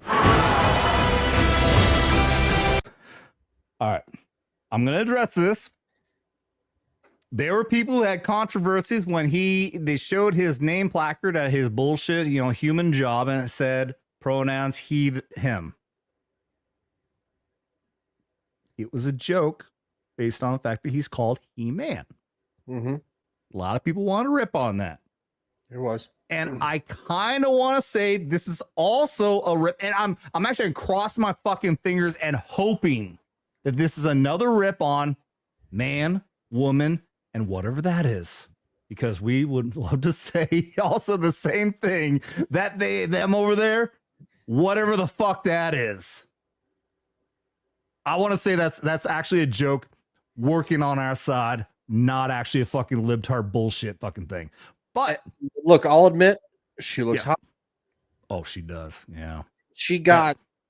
She used to be, well, she was a little younger. She was in her early 20s. She was a little trunkier and stuff like that. She looking fit and she looking good. Now, yeah. Oh, dude, look at those shoulders. Look at those fucking lats, dude. Yeah, I need the dark hair is fine because she is Hispanic. A little bit of red tinting, maybe make it close to auburn. I'm okay with it. I'm fine. That's all That's all it needs. I was trying to say I meant delts. Yeah, her shoulder muscle there. She's fucking she fucking works out. And she got some lats too, because trust me, her arms are like not squeezing to her side. Yeah, well, there's also that lat spread. Some people do that, but Crowder pointed this out. The very fucking worst criminal of that, I never fucking noticed until he pointed out. What's his face? The main character in what was that biker show? Sons of Anarchy. I wasn't a big fan fucking of the show. the blondie boy who takes over as the biker gang leader. Yeah, he's kind of like the poster child. Most ridiculous fucking bullshit lat spread you've ever seen. He'll fucking walk around with his arms like 6 inches out on each side, and the dude has no fucking actual muscle whatsoever. Like, just look at me, I'm a badass. Dude, stop faking me, fucking poser. Yeah, no, I agree with that. I never noticed that until Crowder pointed that out. Like, oh, you're right. I think that show is ass, by the way. Anyway, but Oh, that's I just me. loved it. Oh, no. I hated it. I fucking hate it. Oh, Sons of Anarchy is so good. It is so good. I'm Might be a gonna hot go take, back and rewatch it just in spite of you. That's fine. That's fine. All right, let's get to this fucking trailer. All right, Ryan, I'll leave that to you. Should I do another blue cord chat or should I continue with the show? Let's get to another stopping point, then do the chat. Okay. Or whatever that is. I need every man. But I can't do it without you. Somebody wants to brawl. I need every man, woman, or whatever that is. See, and I like that. Again, I'm hoping that that's a joke on like man, woman, or whatever the fuck you want to call yourself. Yeah, I think that is too, because again, he's from there, but he didn't really technically grow up there, at least from what it looks like. So he's not going to know every species. But right, I'm talking about like our modern culture here. Yes, I think that is pronouns. probably a jab. If you want my honest opinion, I think it's a jab. It's a shot across the bow. Yeah, I want to believe that. And dude, I will bet you anything that there's probably people out there who are saying you misgendered that lizard person, or you were whatever the fuck. Probably because they're stupid. All right, I'm not going to count that as a stopping point. Let's trender jab. I think they meant gender, but yeah, you probably just couldn't even put that in there. That's Clinton's vote. Is that was a jab at the transgender fucking pronoun people. All right, I'm not going to count that as a stop for what you're saying. We'll count for the next stop for fucking super chat. There you go. There we go. There was fucking Battle Cat. I'm gonna try to see if yes, let's get a fucking good stop on there. All right. Come on. Oh no, well, no clear you shot. You only get the brief, so that's the point. Is it is look at that. Look at those fucking teeth. Yeah. I mean, again, now you have something that is larger than. There we go. There we go. There you go. That is. Look at that head. That is a monster coming for your heart. Yes. Oh, that looks fucking fantastic. I agree. Doesn't have the armor though. Yeah, can we see? But also he doesn't have the armor on. Which means that maybe yes, they were stripped of it. I don't know if they're going to try to like make it where something like that this may be like right when they fucking make the transition. Fucking sorry, we were just joking about transitioning, but make the transition for He-Man and Battle Cat. Maybe for some reason they don't have the armor or something like that, or maybe it's an editing thing. Well, because there are episodes, if I remember correctly, where they can't fully embrace the power of Grayskull, which means they can't fully transform. So Wait, say it again. Or they can't fully power up. This is a part of this movie? No, I'm saying previous, like in the show. I'm pretty sure. I'm confused what you're saying. So you're saying that they can like power up somewhat, but not completely? Well, yeah. So it's kind of like the Power Rangers could, morph, but at the same time, the dragons, the Zords, the Megazords were, or the Dinozords were not 100% power. And I think there was actually a couple episodes where that was an actual issue. Oh, because it is the power of Grayskull that makes He-Man He-Man. Like, so if you're cut off from the power, what do? You just got a sword and you're a kid and who's 18. I mean, again, that's my guess. I don't know. I'm not. I don't know anything more than anybody else. Look at Definitely. look at on his back here as I go back and forth. It's like there's like Maybe- his sword is on his back or something. There's something behind him. Or maybe for some whatever reason, and this might be more plausible, and probably should have led with this. That quite frankly, they got captured. He-Man laid down the sword. Oh no, someone's on his back. I think that he's got teal on his back. Look at that. That's hair. He's got teal on his back there. I was like, look here. Yeah, you're actually right. Yeah. Yeah, I'm still confused. I mean, clearly he clearly looks like he's Prince Adam, and that's actually Cringer, because they're not powered up. Neither of them have the armor. He doesn't have the sword. Cringer's not necessarily that big. That's where I'm kind of like goofed. There's no armor. There's not even a saddle. Cringer has nothing on him at all. Yeah, It's just yeah, a no, big fucking cat. I mean, well, You know no, what? he's holding the whole. Is he holding on to something? No, there's No, nothing he's there. holding on to Look the look under his belly. There's no saddle attached You're to him. right. You're right. There's not. He's holding on to nothing. I'm wondering. Well, if he's maybe holding this on is tufts of hair. Yeah, I'm wondering if like maybe this is later in the movie, after he had become He-Man, and then somehow they managed to actually like, without the sword, got Cringer to like become strong, and without the powers, and they managed to do this. Maybe that's a thing that happens later in the movie. Cringer's a tiger, so he's always going to be strong. I mean, technically, it's about him. He's just a little bitch of a tiger, though. He's about believing in himself, and that's somewhat similar to what He-Man kind of stands for. Yeah, there's two people on the cat's back. Yeah, Clinton's right, and you're right, because you so I stand corrected. I think this is a moment where they have to escape, and Cringer is actually has become more brave.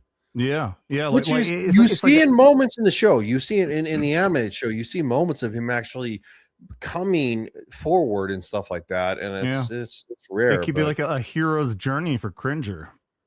Well, God, we haven't had a hero's journey of shit in so long. I'd give it for a fucking tiger any day. Bring on the tiger hero journey. Like, let's go. The tiger hero journey. All right, that's a good point right there. To get back to Blue Cord Devil for another fucking $20. Blue Cord, just for the record, if you had a penis that was available for him to drink, he'd do it. Come on, man. That's kind of funny. God! No, God! Ryan, why you gotta say shit like that, man? Because I'm a screwed up person like most veterans like you. We say fucked up shit. A lot of times it's funny. It is. I don't know. Laugh my ass off when around the fucking smoke pit or shit like that, but live on fucking YouTube, you gotta say some shit. Like Dude, shit just comes to my mind and I just say it. Like, you know what? There's not a lot of brain mouth filter. I'm not the one who. Never mind. We're not. Don't go there, dude. We're not doing this. We're not doing this. Don't do that. Take your shot and of whatever. I feel like I shouldn't say this first sentence. That sounds like a hardcore racism right there. I can say it anyways. Fuck the mud puppies, devil dogs, infantry. Follow me. Blue Cord had to fucking go there. I knew that's where you were gonna fucking go, Ryan. Oh no. Oh Jesus. No. I might cry a little bit. It's so funny. Fuck this shit, I'm out. Oh my God. Hey, remember when we talked about last time that we were at like a certain mile mark at 3:15? We're at 4:19. It's an hour later. Fans take home a Cardinals cap featuring the Disability Pride flag and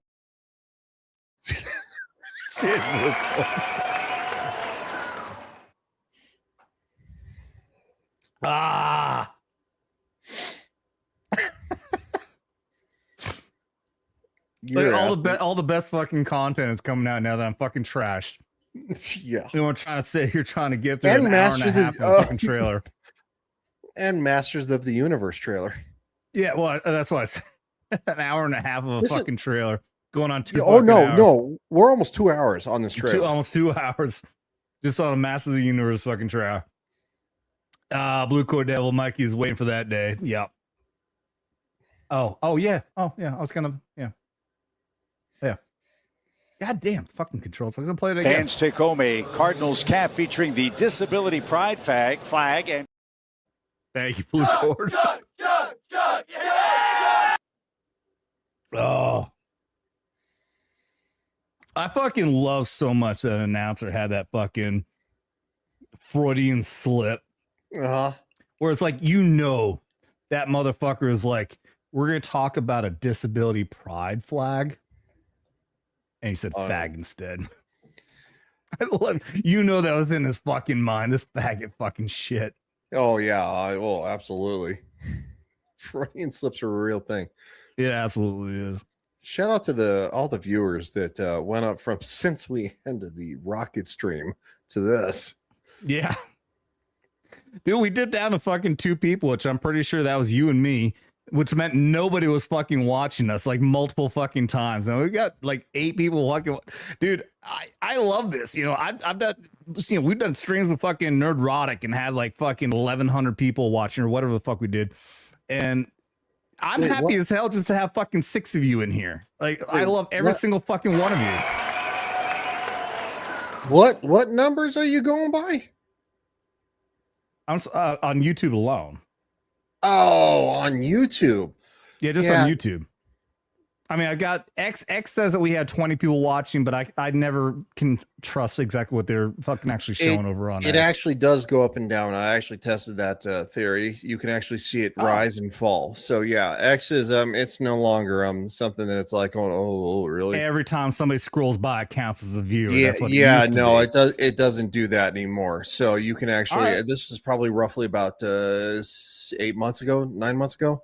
Okay, yeah, so we have 28 viewers between X and YouTube, and we got 4 people watching on Rumble as well. So we got 32 people watching right now. Yeah, Rumble still doesn't register, which is stupid. But yeah, so X has done a lot of work.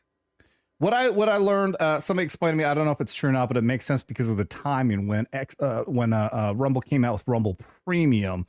And they started taking on people with contracts like Crowder, Dan Bongino, and so many others, that it prioritized the people with contracts, the people with big viewers, to push more towards those guys. And so therefore the smaller accounts like mine, you don't get so much viewership anymore. Because it used to be like when we first started doing Rumble, we were having good viewership over there. I had a lot of chat coming in, and then all of a sudden out of nowhere, boom, fucking nothing. And but yeah, shows up we have 4 people watching over there. I appreciate it. Thank you guys. If you guys want to chat, I'll highlight. I can do it over here. Thank you. So I mean, yeah, we get 32 people watching. It's fucking hell yeah. I haven't streamed in over 3 fucking months. So I am so thankful for every single fucking one of you watching my drunk ass talk about He-Man for almost 2 fucking hours. Well, you know what? That just goes to show you that maybe on the same fucking night, which is a Wednesday, which makes it easier for me to be there, do a Fortnite stream. Be like going, you know what? Vets get gay. And and Mikey's here and we all play Fortnite and it sucks. And he's got going, oh my God, bitch. Like going, I fucking died. Like, I can guarantee Mikey is not a fucking gamer. I don't know. That's why it's funny. It would be funny. Bro, are we sure really gamers? gamers? As fuck. Yeah. B said, I hope you start doing a lot more shows, Adam. I know. I appreciate that. And we need another live stream with you, Mikey and Greg. I know. We are definitely. I don't know how we're going to do this. Mikey is editing that ghost hunt that we did in Florida. So last time we talked, he said it's going to be fucking great. He's halfway through editing. He said it's going to be so fucking good. We're going to get together and do a react video to what we're doing so that he can edit in our reactions to it, edit that into the video. I'm trying to decide whether or not we're going to do that as a live stream or as a private video. So we might do something like that here coming up in the next week or two. Do it as a live stream because Dr. Gold just said, I miss this fun time. I miss you too, buddy. I miss you too, man. Cheers to you, buddy, for the $2, and I miss this fun. Chug, chug, chug, chug, yeah! It does. It kills me that it's on me, dude. I've just been in a bad mind space. I'm not gonna do a downer thing now. I'll stop right there. Toolman Tim is in the chat over on fucking Rumble. What is up, Toolman Tim? That is him. Power Hour Productions. That is Toolman Tim from Ladder with Crowder. Thank you for being here, dude. Appreciate the fuck you. That's And cool. again, Gents. from being Toolman Tim, Salute there, dude. Thank you for your service. If anybody watched Ladder Crowder, they'd know that irritate the absolute shit out of Josh. Which, by the way, it was more from Home Improvement because they used to be a guy. Salute to. That's right. Yeah, that's That's why I did it. Yeah, Tim the You're Tool so Man. drunk. Very good. Nice throwback. But I wanted to point out that Tim, I dropped a chat and I copied. I'm going to drop it again, but I'd love if you post it because I think it's going to be funny as fuck. Because in the end, instead of saying thank you for your service, Josh, I say thank you for servicing the Haji and the Porter John. And I would love for people to understand the reference from when Josh told the story about walking in. You'll appreciate this there. That he opened up a Porter John in Afghanistan and one of their interpreters was up on the fucking sitting like squatting style on the shitter, jacking it as a motherfucker. And he just looked Josh right in the fucking eyes. He kept on fucking going. Like it fucking helped him somehow in his jerking off when Josh was looking at him. That kind of sounds like a psycho jerking off. Like, first off, who the fuck jumps on top of it? Like, what? You don't want to like put the lid down, maybe take an easy seat, lean back a little bit, enjoy it. You're gonna squat down on top of the. I made a video of this, and okay, so Tim did see it. He knows exactly what I'm talking about. Man, we're trying to react to this fucking He-Man trailer. It's taken almost 2 hours to do, but Tim, you don't gotta hang around, dude. But I've got to play this fucking video because I know you're gonna appreciate this, Ryan. Being a fucking army vet yourself, I made an AI edited video from when Josh was telling his story. Damn it, my key. I don't know what happened. There's some kind of an update that my keyboard does not work sometimes. Like every once in a while I have to hit a fucking key like 3 fucking times. It is irritating as hell. But all right, I'm in my account here. Let me scroll down here. Is it maybe that you're drunk? I mean, there's that too, but that's not the only reason. Tim, my views got me super fucking drunk tonight. I think you've noticed I do $20. I do shots for every $20 fucking super chat, and I'm fucking pretty wasted right now, Tim.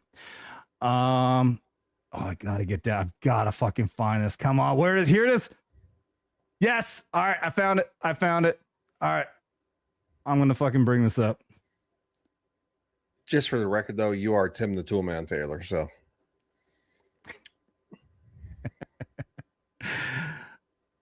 Well, it's the thing with Crowder. He remembers people by giving them nicknames.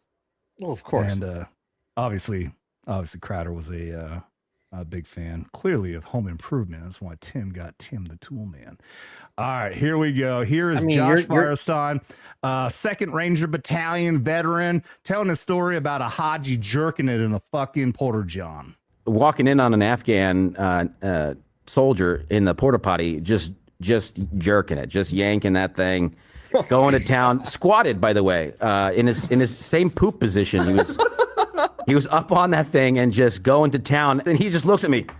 He didn't stop. He didn't stop. It didn't phase him at all. I think it helped him finish. I'm not sure. Oh, yeah. That was just like a something about Mary moment. Yeah, I used it as hair gel.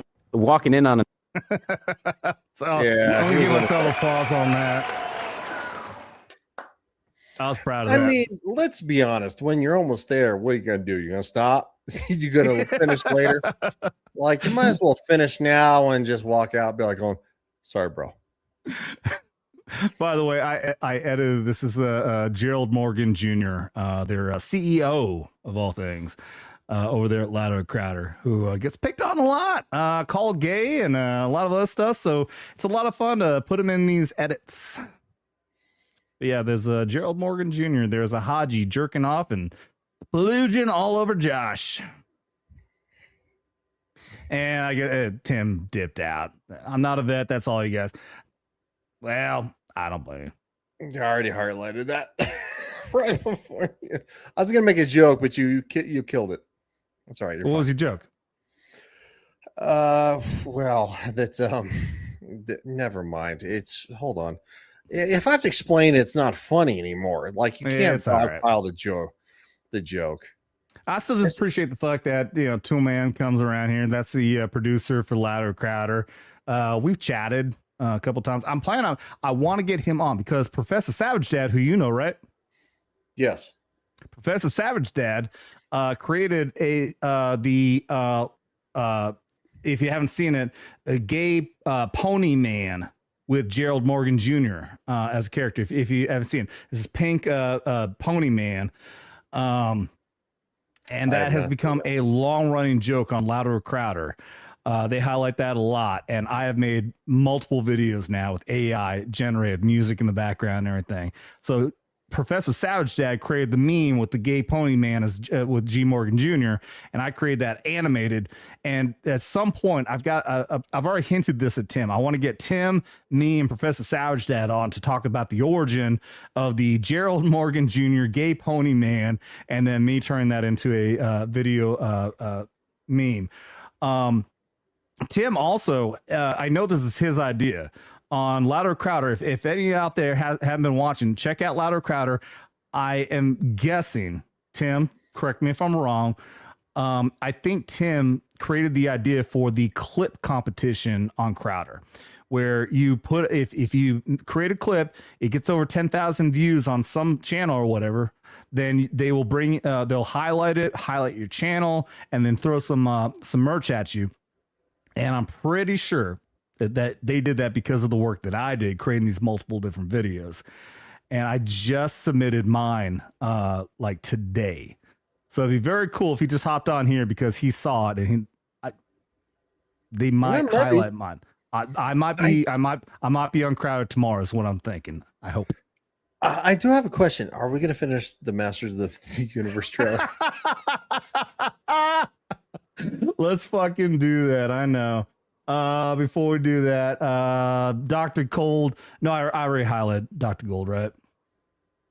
Yeah, but yeah, I mean, cheers to you, buddy. Cheers to you, buddy. Thank you. I get drunk and I get on these fucking tangents. I'm sorry. I know it's very fucking. We've all been on tangents tonight.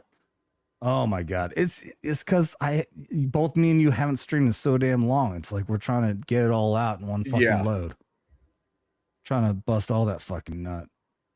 All right, here we go. You're not even fucking gonna laugh or joke about it. That's how burnout we are at this point. You know that you have another one from somebody. Another super chat?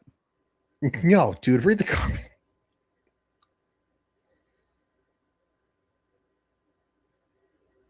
Wait, what am I?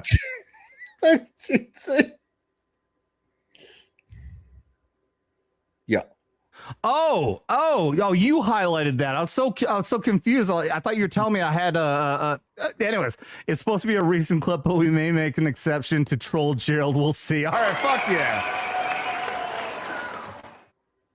You know how it is. I got to go over to the fucking video for the goddamn fucking trailer. I can't see what's happening over here in StreamYard. You know you can share it in StreamYard and still watch it on I didn't see it. He popped it up there before. Fuck you. Absolutely. Fuck you. Oh, fuck you. The worst fucking producer in fucking YouTube. Or am I the best? Yeah, you could be the best too. And there's Luke. Thank you, Tim. That'd be fucking awesome, dude. That'd be fucking awesome. Oh, Blue Cordell dropping another $2. Thank you, buddy. Says Adam, you know you want to take the load. Jesus Christ. I'm taking all fucking ends right now, dude. This is Where's Mikey at? His ears are burning. He's like yeah, Mikey fucking Harlow's out there getting a hard on somewhere, I'm sure. I'm gonna message him and be like, going, so Adam was taking it from all sides. How do you feel about that? You know what? I may not go to Florida after all. Fuck this shit. Fuck this shit, I'm out. Mike, Blue Court says no too. Mikey wants it also. Fuck, I don't even know what button to fucking push. I'm so fucking discombobulated at this point. Fuck all of you. Thank you. It's all right. All of us here want you to know that this is a safe space for you to come out and be who you really are. I only brought two. I just want to be invited to that wedding. I only brought 2 beers because I thought it was going to go for 2 hours. We're at 4 hours and 36 fucking minutes now. God damn. This is the longest stream I've been on in for like forever. It's probably the longest stream I've done since that fucking Christmas stream. I just passed out and fucked off and went to fucking bed without ending the fucking show. Well, luckily, StreamYards has a kill switch. I think it's like 10 minutes, right? Yeah, they do have a kill switch now. Thank God. I don't know about Rumble though. Yeah, YouTube will at least shut down. I don't know about Rumble. All right, let's get this fucking trailer for fuck's sake. You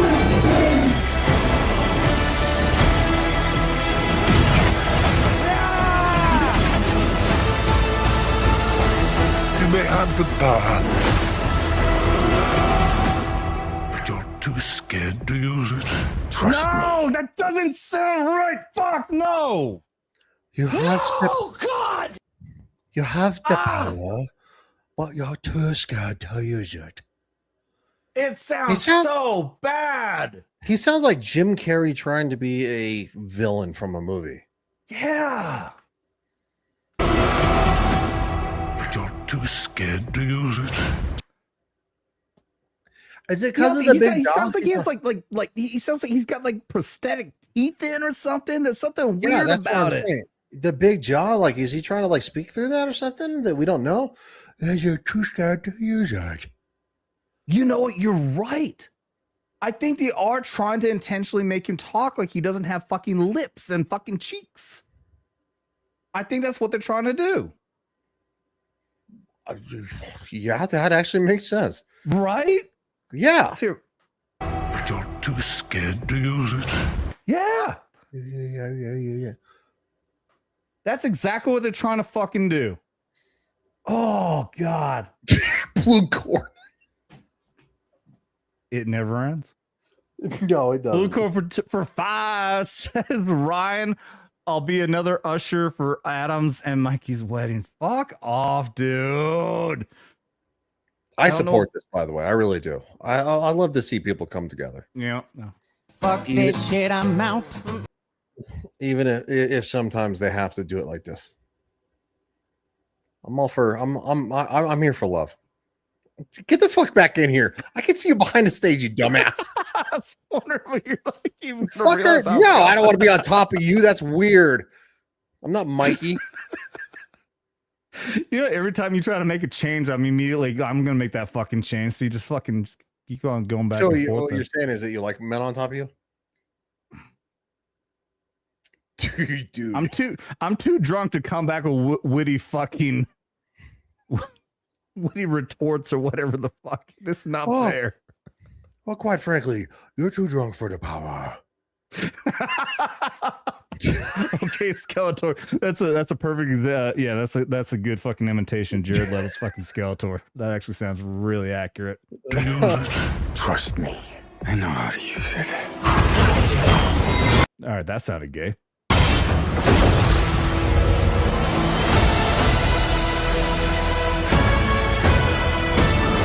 You tell everyone that you're from another planet.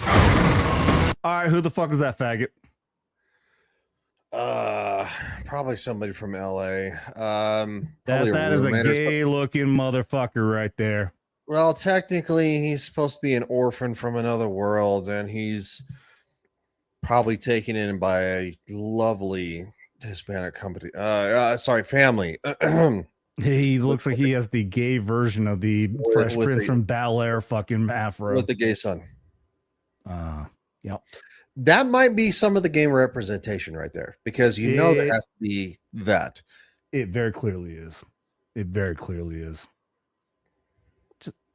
You tell everyone that you're from another planet. I'm just gonna say right now, go figure that they put in all this fucking amazing shit. Like, that looks cool. That looks cool. All right, we'll throw the gay guy in right at the fucking end. Pull the rug out right from under you. It just makes you sound a little very crazy.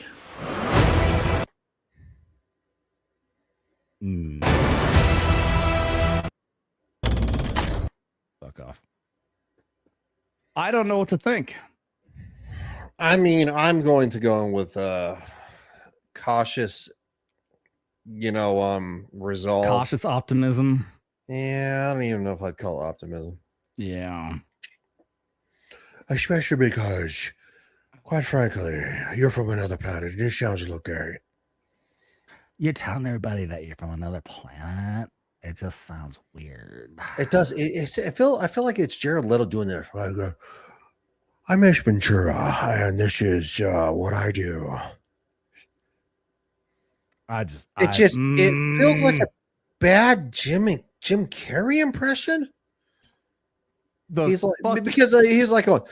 like Bumblebee tuna, and then you go Bumblebee tuna. Yeah, that's what it sounds like. That's the inflection he's using. Yeah. After the teaser trailer, I'm like, that looks fucking dope. I am cautiously optimistic, and after the official trailer, I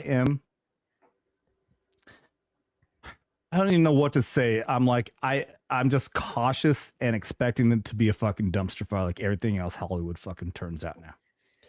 It's definitely possible. I mean, I'm not gonna bag on it because the trailer looks rough.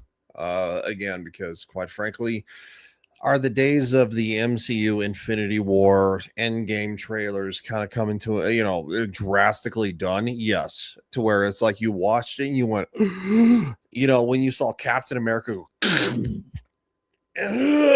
you went, oh my god, he might die. Like, those days are over. They're just done. I'm sorry, they really are. I don't know. We'll see. And again, I'm saying that in retrospect too. I'm looking forward to Doomsday, because again, you're getting the original characters back in different roles. It's fine, but it's just bad. Yeah. I think the voice is the worst part for me. It does seem like he's trying to literally trying to speak without lips. Well, yeah. Okay. So they're obviously trying to get this as a genre for people. Yeah, they're trying to give this for a modern audience who would not understand if he did an actual original that kind of fucking Skeletor. Why the fuck would this big giant blue muscle fucking skeleton man talk like this? It would. Yeah, I'm sure they're looking at that would throw off the modern audience who. You get it. They have to appeal to them. But at the same time, you're trying to make this look as original and genuine to the people who grew up watching that, who are us. At least fucking. At least make it menacing. You don't have to do the like I understand that it was a cartoon, but you could at least do like going. You may have the power, but you don't make it a little more Thanos-ish. It doesn't have to be like Josh Brolin's Thanos, but I agree. Make it deeper, a little more menacing, and kind of like dry. Yeah, he just sounds like a British guy whose tongue is like caught in the back of his throat. Yeah, they're trying to be conventional and give a reason, explanation for why the voice sounds the way it does, because he has no skin or anything. Which, guess what? if that were the case, he wouldn't be able to fucking talk at all. He'd just be that's how he would sound like. He has no fucking tongue, no fucking lips.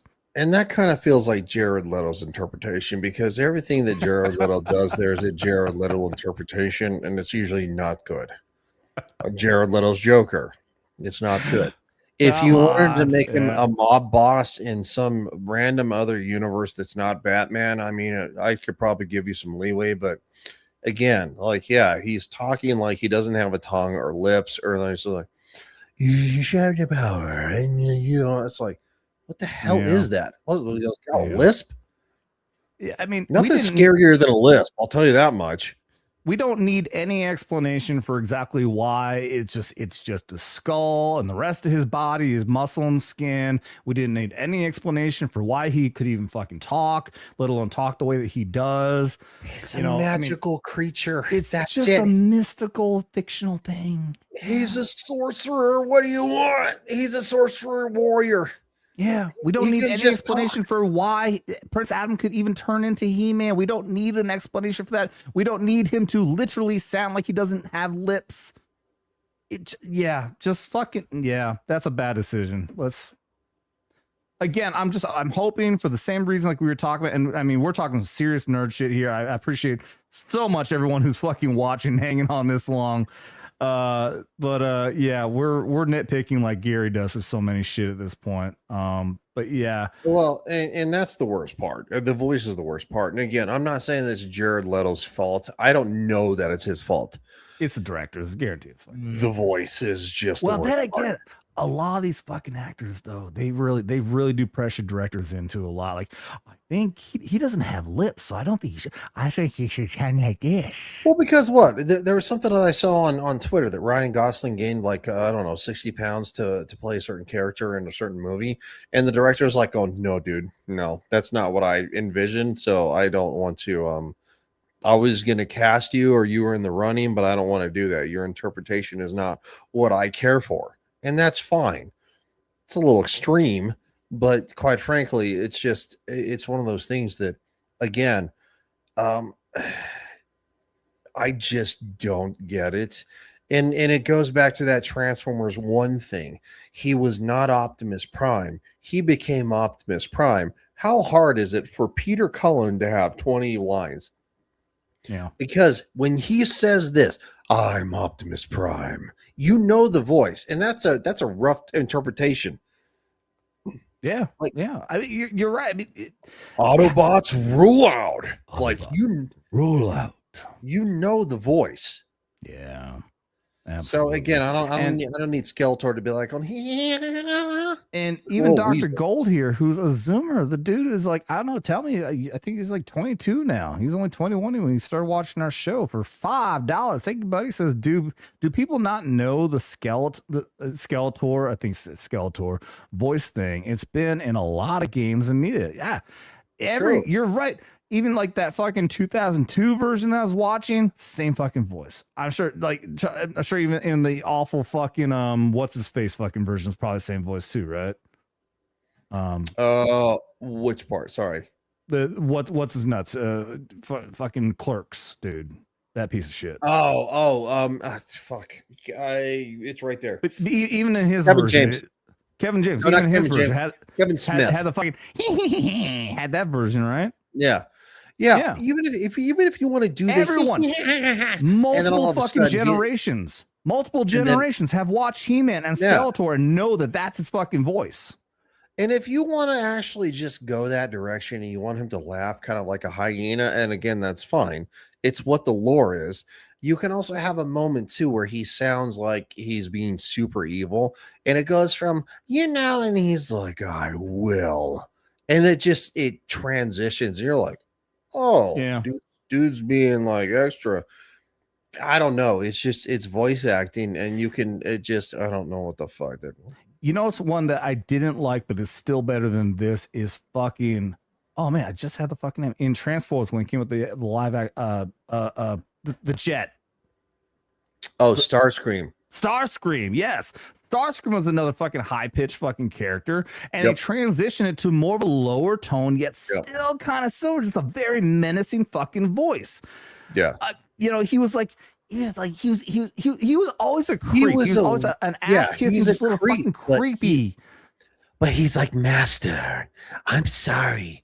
Like it's a manipulative. Yeah, and you're just like, dude's a weasel, and you know what? You just want to see him get his ass kicked. Yeah, yeah, and he was, but in the cartoon, he had a high pitched, fucking annoying, like menacing fucking voice, and they adapted it for the live version, and it still wasn't my favorite, you know. But it's 10 times better than whatever the fuck this was. Yes, it's better than this. Exactly. Yes, we're still fucking at it. He's only 11 minutes behind on 4K. That's awesome. So I got to give proper love to Dr. Gold here. Thank you very much, buddy. I have my last drip of fucking beer here to give you a proper social there. Thank you for the $4.99 there, Dr. Gold. So there was a moment at 3 minutes 14 seconds. I'm sorry, 3 hours 14 minutes. Do we gotta go back into it again? For what? Oh, what are you talking about? I thought you. No, you wanted me to bring the trailer back. Oh no, that's that at 3 hours 14 minutes and almost 58 seconds we talked about. We're still going, and now we're at 4 hours 51 minutes and 16, 17, 18, 19 seconds. My bad. I thought you were trying to tell me to go back to the trail at the 3 minutes and 14 second mark. No, we're done with the trailer. It's over. 5 hours is the mark. That's where I tap out. And we are done with the trailer. Absolutely. Guys, we're definitely going to wrap this up right here. Epic fucking ending to get Tim the Toolman there. Saying that he might even bring my channel up, and that'd be fucking dope. That'd be fucking dope.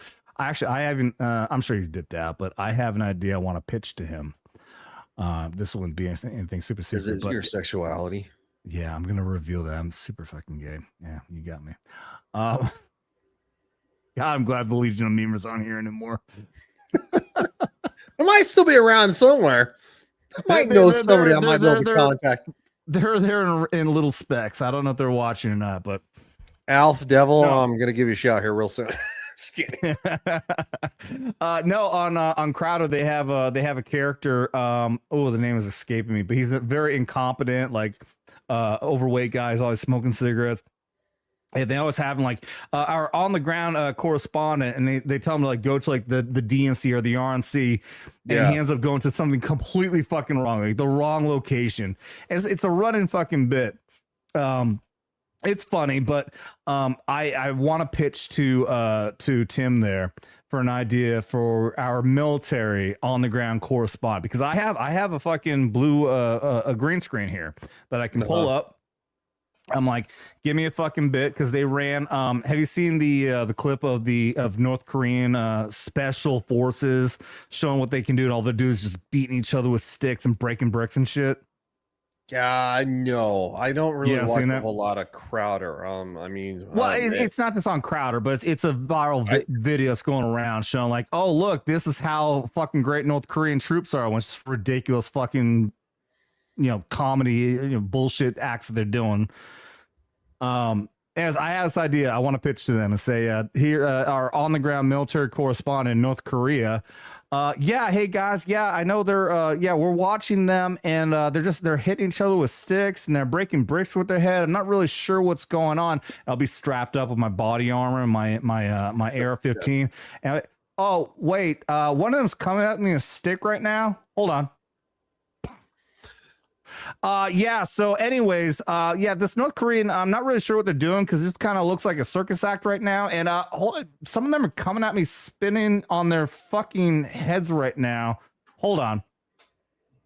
Pow, pow. Pow, pow, pow. So North Korean troops kind of suck. So anyways, that's in my head. That's my pitch that I want to throw out to them. See it. Maybe it works. They're on Rumble, right? Only? Yeah, they're Louder Crowd's on Rumble only. They said fuck you to YouTube and went strictly over there. Yeah, no, that makes sense. No, that would actually that'd definitely work. might be a little on the nose. Maybe Well, you should instead you should just have like kind of like your AR, well, technically whatever you used. AR style rifles can be anywhere from an M16 to oh god, blue cord is gonna kill you. Thank God I was gonna do one last shot anyway, regardless, and Oh, now at least he made it worthwhile. Now he made it worthwhile. This is no. This is no longer a stream; it's a hostage situation. This is just a straight up fucking murder. But no, my that is my idea to create a video to pitch the idea to them, and it would be I want them to give me a script, and I will act it out in the body armor and the fucking rifle. Well, so yeah, have the rifle and then see like the stick man, and then be like going, hold on a second, and throw a rock, and it's like, and he's like, he goes down. Yeah, well, that's what I'm saying is I'm not good at writing fucking comedy strips. That's why I'm like, you guys fucking give me something to do. I will fucking do it on my green screen. I don't gotta go to fucking Texas. I will do this for fucking minimum fucking wage or even for fucking free. And I'll just do whatever the fuck they want me to do. That's the idea, because they can actually write good comedy bits. I don't do that. I'm like, I think I can do a little acting. Or I think you should pitch Adam and Mikey travel the world. Oh God. And it's an 8-minute clip of you guys going around places in the US and the world. And that would be comedy gold. It's just Mikey being super fucking gay, and he just be like, fucking hell. Yes, that's why it's comedy gold. See, Vor just said that would be rad. I think he's still behind. He's talking about my military idea. I highly doubt it. He's not. What Vor said, it's been like an hour and a half since Adam declared we got to shut her down for the first time. That's true. Yeah, that's how this usually works around here. That's very true. Well, this is the first time it's gone this fucking long, almost 5 fucking hours. All right, this is it. This is absolutely it. Last fucking super chat. We got through the fucking trailer. We're done the fucking trailer. I'm taking the fucking banner down. Where the fuck is the banner shit? Media. Wait, banners. Why the fuck did StreamYard have to move everything? Vor says I'm caught up, mate. He watched the whole show 4 times. That's dedication. I'll tell you. That's dedication, dude. He just went through and watched the whole fucking show 4 times fucking. Yeah, and thank you, B, for that. Yeah, it was a lot of fun. So, and Godspeed to the Artemis II. Looking forward to that and more too, because you know what? Fuck America. Fuck yeah. Let's fucking go. America doing it. Select my blood and suck on my balls, America. Fuck yeah. Fuck yeah. Most of it was in 2 time. He sped it up to try to catch up. Holy shit. Dude, you got some dedication, man. I fucking love you, dude. Fucking love you, Vor. All right, let's fucking close this up for a second fucking time. Blue Cordell, a second time for this kind of ending. For the many 20s he's dropped. Second time. Once again. Peace and prayers, Adam and everyone else. Watch you 6. Stay calm, stay armed, and don't get drunk as Adam. All right, that's new. Started watching The Simpsons, by the way. Somebody's got crackers in their future, and I don't mean white people. What? Yeah, you. Me? Yeah. Yeah. I got forced. I got forced to get a Disney Plus because I needed I needed a package. Oh, that sounded bad. I needed. I wanted a Hulu package. I'm sure you wanted a Hulu package. Live sports, and it forced me to include Disney Plus, and that has all of the Simpsons seasons in it. So I've gone back and been watching old school fucking Simpsons for the first time in a long time. It's been fucking great. So yeah, that you and Mikey watching a Hulu package together. Oh God. All right, let's see what kind of epic shit can we do as a fucking outro. Somebody said, I just ordered, Vets Talking says, just ordered the Hunter shirt and the foam finger for my studio background. Bro, shout out to you, man. And if Vets Talk, wait, Vets Talking, are you guys like a reaction channel? I've seen your guys' stuff before. If that's you, regardless, you got Vets in your name. I'm sure you're a veteran. Thank you for your service. Salute to you guys. All the love in the world for the sacrifices you've made for the rest of us, man. We all really appreciate it. I love you too, Tom. I don't know why he keeps on popping in. He keeps on popping in and showing love like that. This show's never gonna end. It's never gonna end. It's never gonna end. I can't, dude. I can't scroll. I couldn't even end that clip. Highlight, you weirdo. I can't scroll my StreamYard. Did you want to highlight that? Hold on. I'm trying to. I can't scroll. I can't scroll my videos. No, well, you got to go. Media assets. I can scroll your. Media. It won't let me scroll up. What are you trying to play?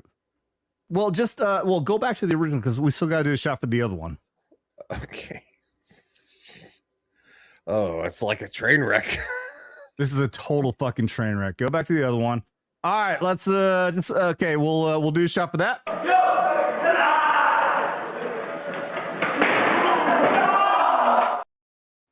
Blue cord, you fucking murderer. Thank you.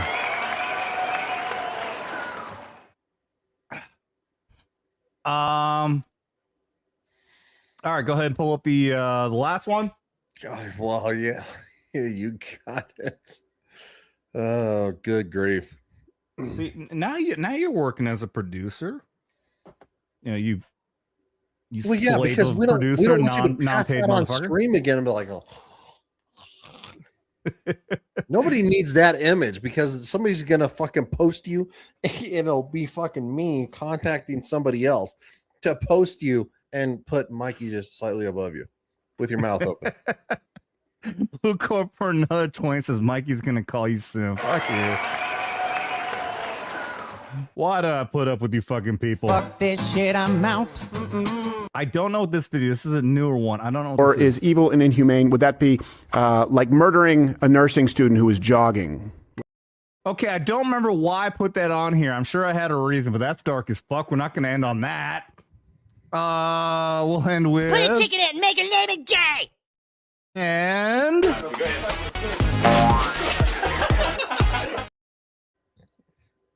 And just for the fuck of it, one last one.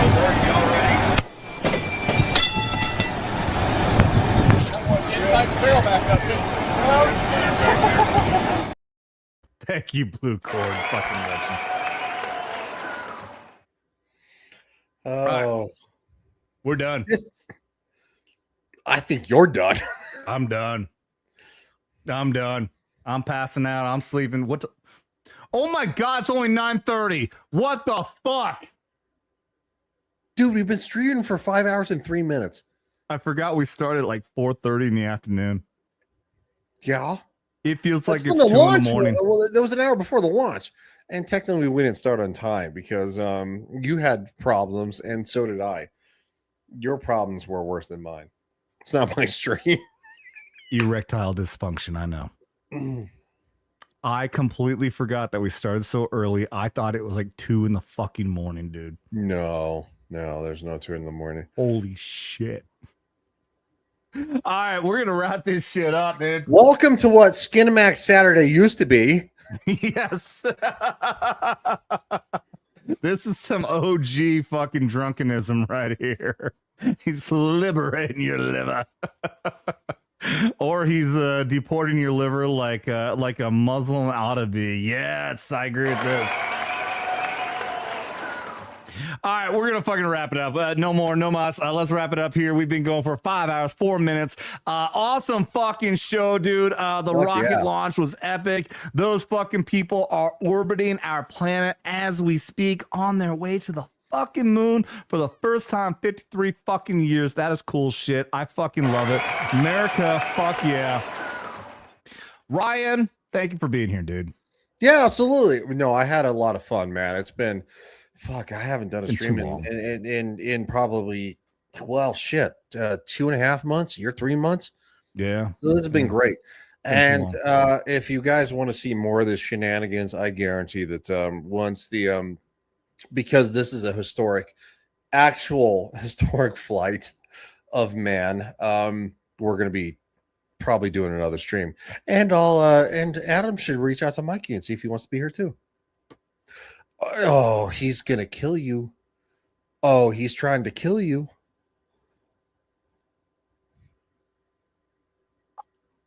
I had a feeling it was going to happen again. I did. I had a feeling it was going to fucking happen again. He's relentless. Blue Cord is trying to make up for 3 months in one show. That's what he's doing. You know what's funny is that if I still drank, I wouldn't be participating this far into it. I would have stopped like an hour and a half ago. I'd have been like, "Oh, I'm fine." I forgot that you stopped drinking. I was just like, oh man, he just doesn't want to drink tonight. I forgot that you just stopped drinking completely. Yeah, it was a long road, but you know what? Fuck it. Fucking good for you, bro. Good for fucking you. I'm in the mindset of just trying to dial it back, and then I come on here and then just bring me back in again. Oh, you're gonna dial it back because trust me, tomorrow you're gonna wish you were dead. I'm gonna feel it. I'm gonna fucking feel it. Oh my god, Blue Cord Devil, you fucking absolute legend. There you go. No, you do the shot and then let's end the stream. No, you do the shot and then let's end the stream. And we'll end the stream. All right. This is how it's gonna go, right? I'm gonna do the shot. We're gonna play the video. We're gonna say our things, and then we're gonna fucking end it. We're gonna do this quick. All right. We're gonna fuck it. We're doing it live. We're doing it live. Blue Cord down for $20. It says we haven't even started yet. I didn't read this ahead of time. We haven't even started yet. Keep the super chats coming in, you motherfucker. No, God! No, God! No, God, please, no! No! No! No! I forgot how long that went. All right, I'm gonna see how. Okay, we're gonna try to run through this. I want to see if he can actually try to fucking run through this and try to beat us before he closes out. Let's see.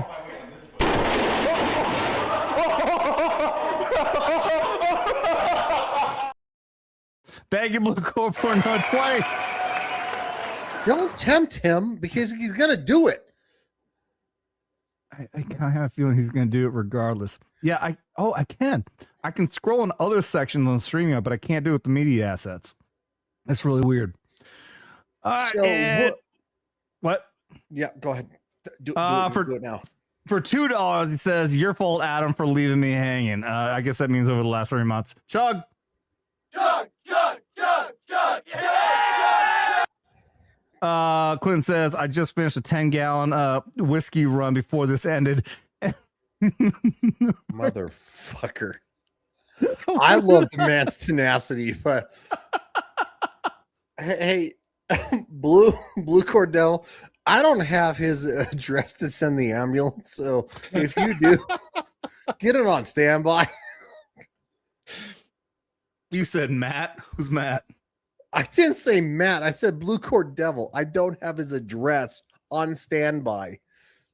So get ready to. Oh.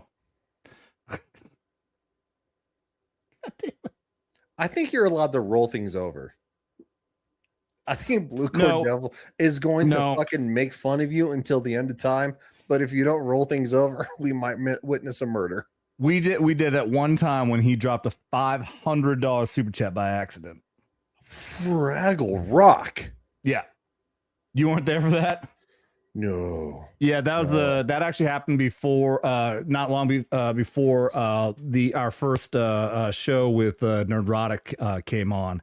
And I told him I would honor every single one of those super chats if he came on and said something like super chat drink or something like that, and I would honor it.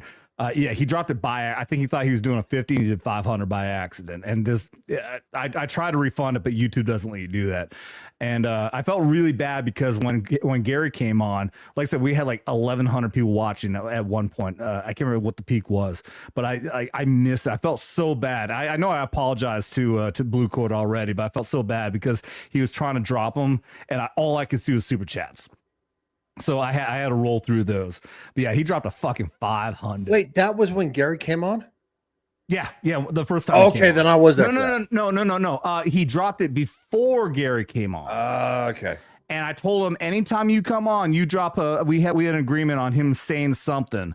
And then I was like, okay, I will honor those until we pay for all $500 worth of those super chats. And he tried doing it when Gary was on, but the fucking chat was going so crazy because, obviously Gary's a fucking superstar. That was the first time he was on, right? Yes. Then I was there for the full entire show.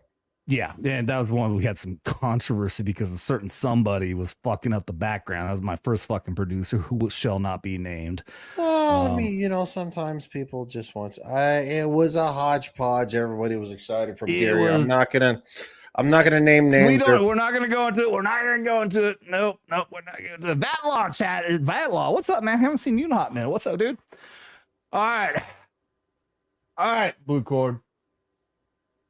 All right, what shall we do for a fucking? All right, here you go. Here you. Vatlaw, you walked into a fucking 5-hour, 10-minute fucking shit show of me getting drunk off my fucking ass. This might be the second most drunk.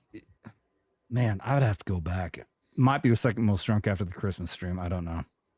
You're gonna throw up. I'm not gonna throw up. Actually, I'm not. I feel I don't. I feel Really? drunk, but I don't feel like I'm gonna throw up. No. Actually, I feel good. I feel fucking good. For a drunk motherfucker, I know that. So Blue Cord says shot, and I think it says it's a puppy at the end. Yeah. Okay, you're gonna have to bring this one up. Go to the shot video because I can't, for some reason, I just can't scroll up on the media assets. I can scroll on all the others, but I can't scroll on the media assets. Which one do you want for the shot? I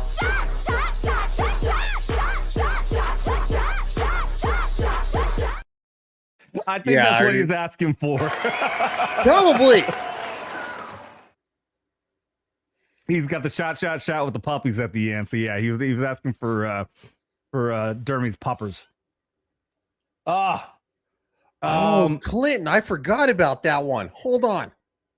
He says the stream you wandered off and passed out on, and Ryan had to fly. That's true. I forgot about that one.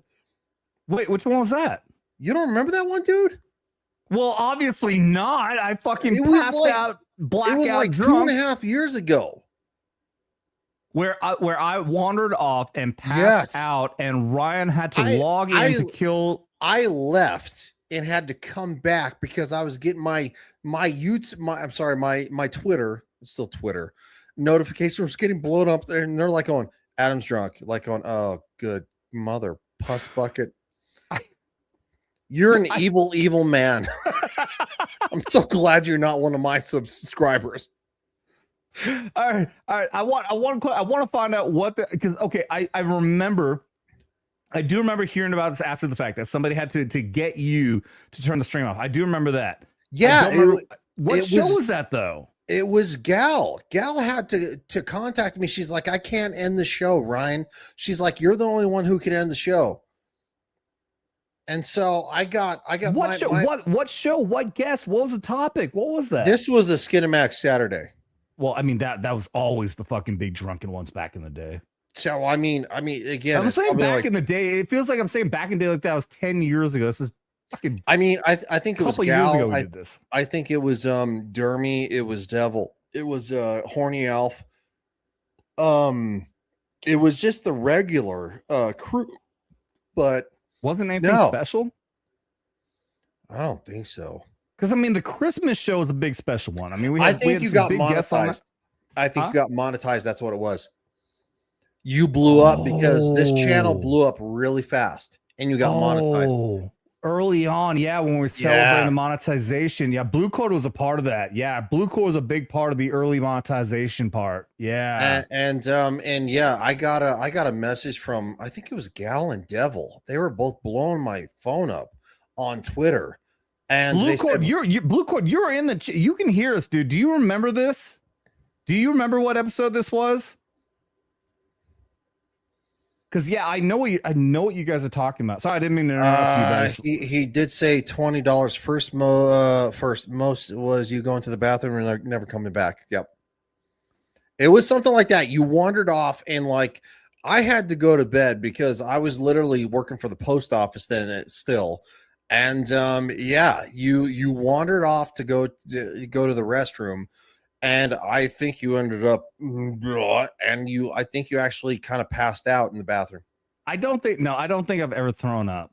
I don't think I've ever thrown up from a show. I don't.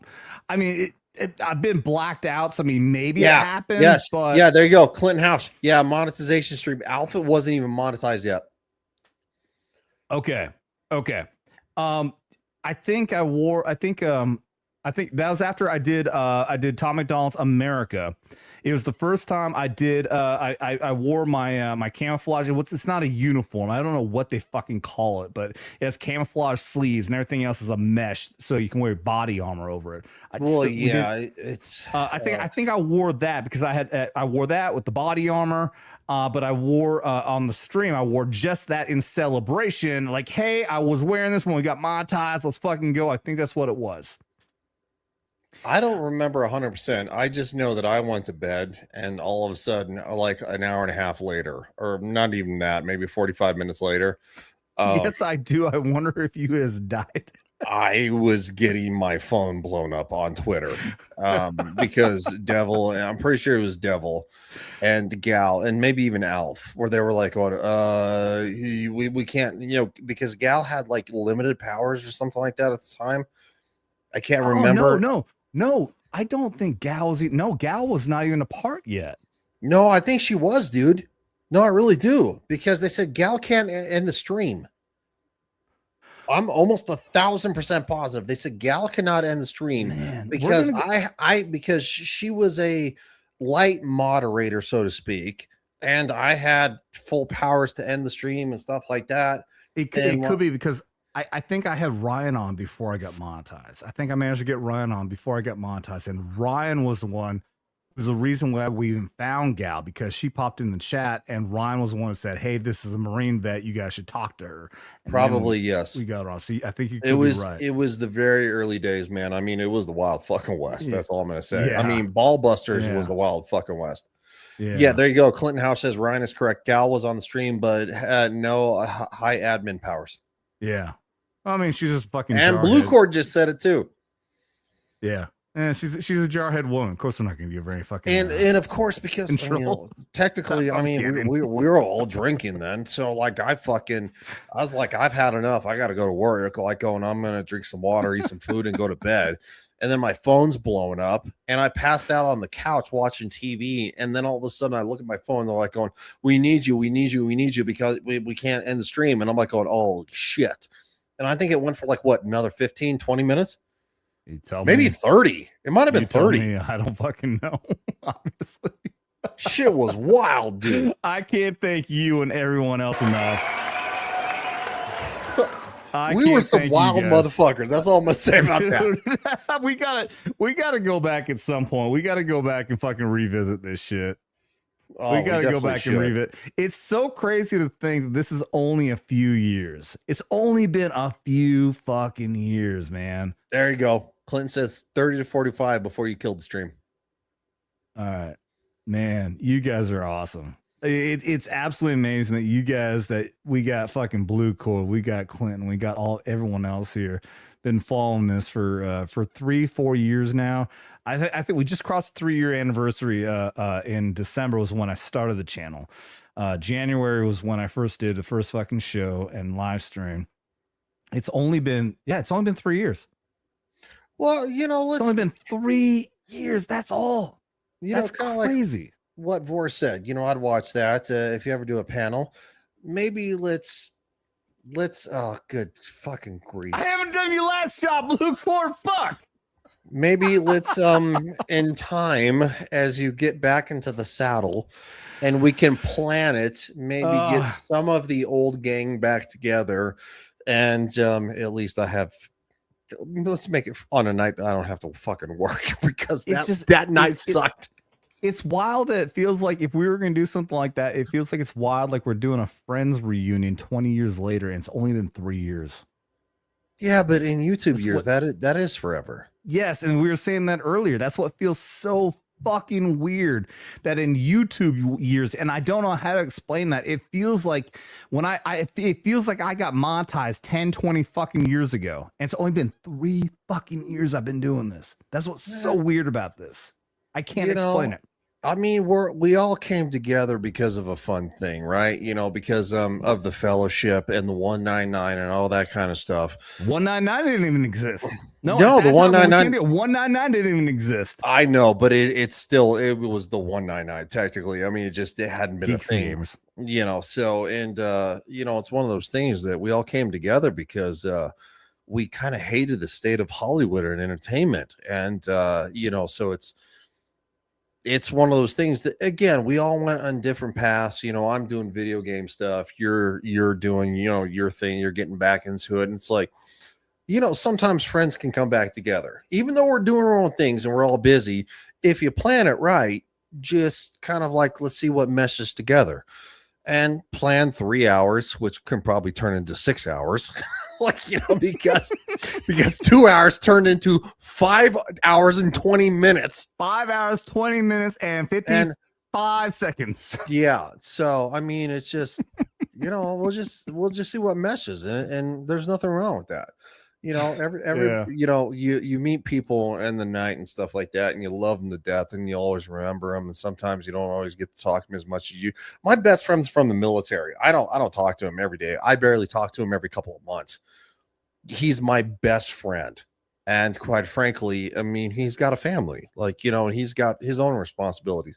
I got other responsibilities. I mean, 1,800 square feet of what the fuck do I do? You ever taking care of a fucking house? It's not like an apartment. Fuck. Yeah. I'm learning shit that I never fucking knew I needed to learn. So yeah, let's let's maybe one day do it. And this has been a lot of fun. You're going to die because you still have 2 shots left.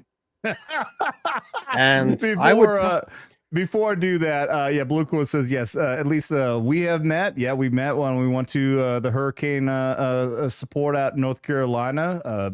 Blue Cord. I never asked if you're okay with me telling your real name. Go ahead if you want to say. I'll call you by your real name. I don't think you'd have a problem with it, but I'm always cautious. And then he says, "Can't wait to meet the rest of y'all vets." Yeah, I mean, dude, we talked like way back about like the possibility of like doing a fucking meetup here. The thing is, we talked about doing a meetup here at Lake of the Ozarks, and that definitely fucking dropped off because the logistics of anybody who wants to fly out here is fucking ridiculous. You gotta find a St. Louis, which is the best fucking option, and then you gotta get a fucking cab or anything else to drive 2.5 hours. We have municipal airports here, which I remember used to have flights. You used to be able to pay for flights. They were expensive as fuck to get to St. Louis, but I looked it up. They don't even do that anymore. So it's a logistical nightmare to get anybody who wants to actually fly out here to do a meetup. The best option is just drive. So like flying is just not a fucking option. So that whole idea just fucking dropped off. But yeah, to do some kind of a meetup would be cool. Well, let's work on getting the gang back together for a live stream. Well, where you don't die first. Well, there's that, and yes, Chad, Blue Cord Devil, you are Chad, and you are the Chad. Yes, that is my boy Chad, who we met. Yes, I met in North Carolina. We hung out, shot the shit in my fucking RV. Yeah, Chad is the fucking Chad of all Chads, dude.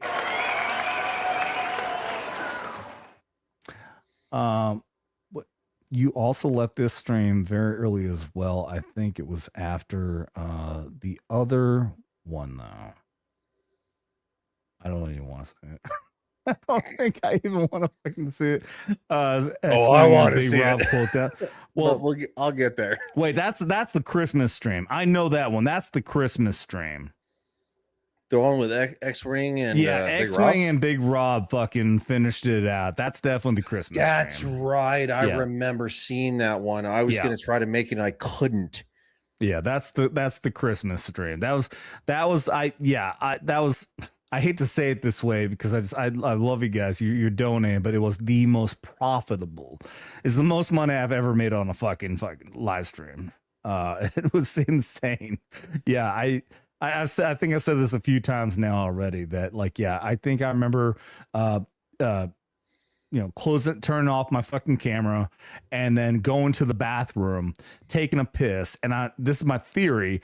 I forgot the show was still going and then went to bed. Just completely forgetting the fucking show was still going. And then Rob and X-Ray just fucking continued on for like 2 more hours. Like, yeah, all right. I remember that. That's when we found out there was a YouTube safety. Yes, yeah, because they thought it was just gonna fucking. They thought it's gonna keep on going. They were trying to get the most out of it. They left, and then thankfully StreamYard fucking shut down like after 10-20 minutes on it. Well, oh my god, I feel it. Do I sound as drunk as I think I am sounding drunk? You definitely sound drunk. Drunk enough for if you were in public that I might take you to jail. No. If you're driving a car, fuck yeah. I wasn't even asking your opinion as a cop, but thank you for that. Well, that's how I kind of like. That's how I meter things. So that's a good meter. I appreciate that. Yes, we did. Thank goodness. Oh man, I want to pick your brain a little bit more on that cop stuff sometime, man. Okay, we can definitely do that. Just for the record, we're at 5 hours, 26 minutes, and 14 seconds. I know we still got to honor a shot here. Do we have 1 shot or do we have 2? Oh no, you have 2. If you really want me to be brass tacks about it. Yep. Nope. I see it. Blue Cordell for no fucking $20 fucking. Does that SMR fucking voice work? I don't think so. No. No, I didn't think so. Blue Code 20 says first was you going to the bathroom and never coming back. And which one were we saying that was again? The one that I left and had to come back and shut it down. Yeah. And again, I don't even remember. I would love to. We'll have to reminisce some time and find out which one that is. And for that, we're going to honor that by watching a Marine get a concussion.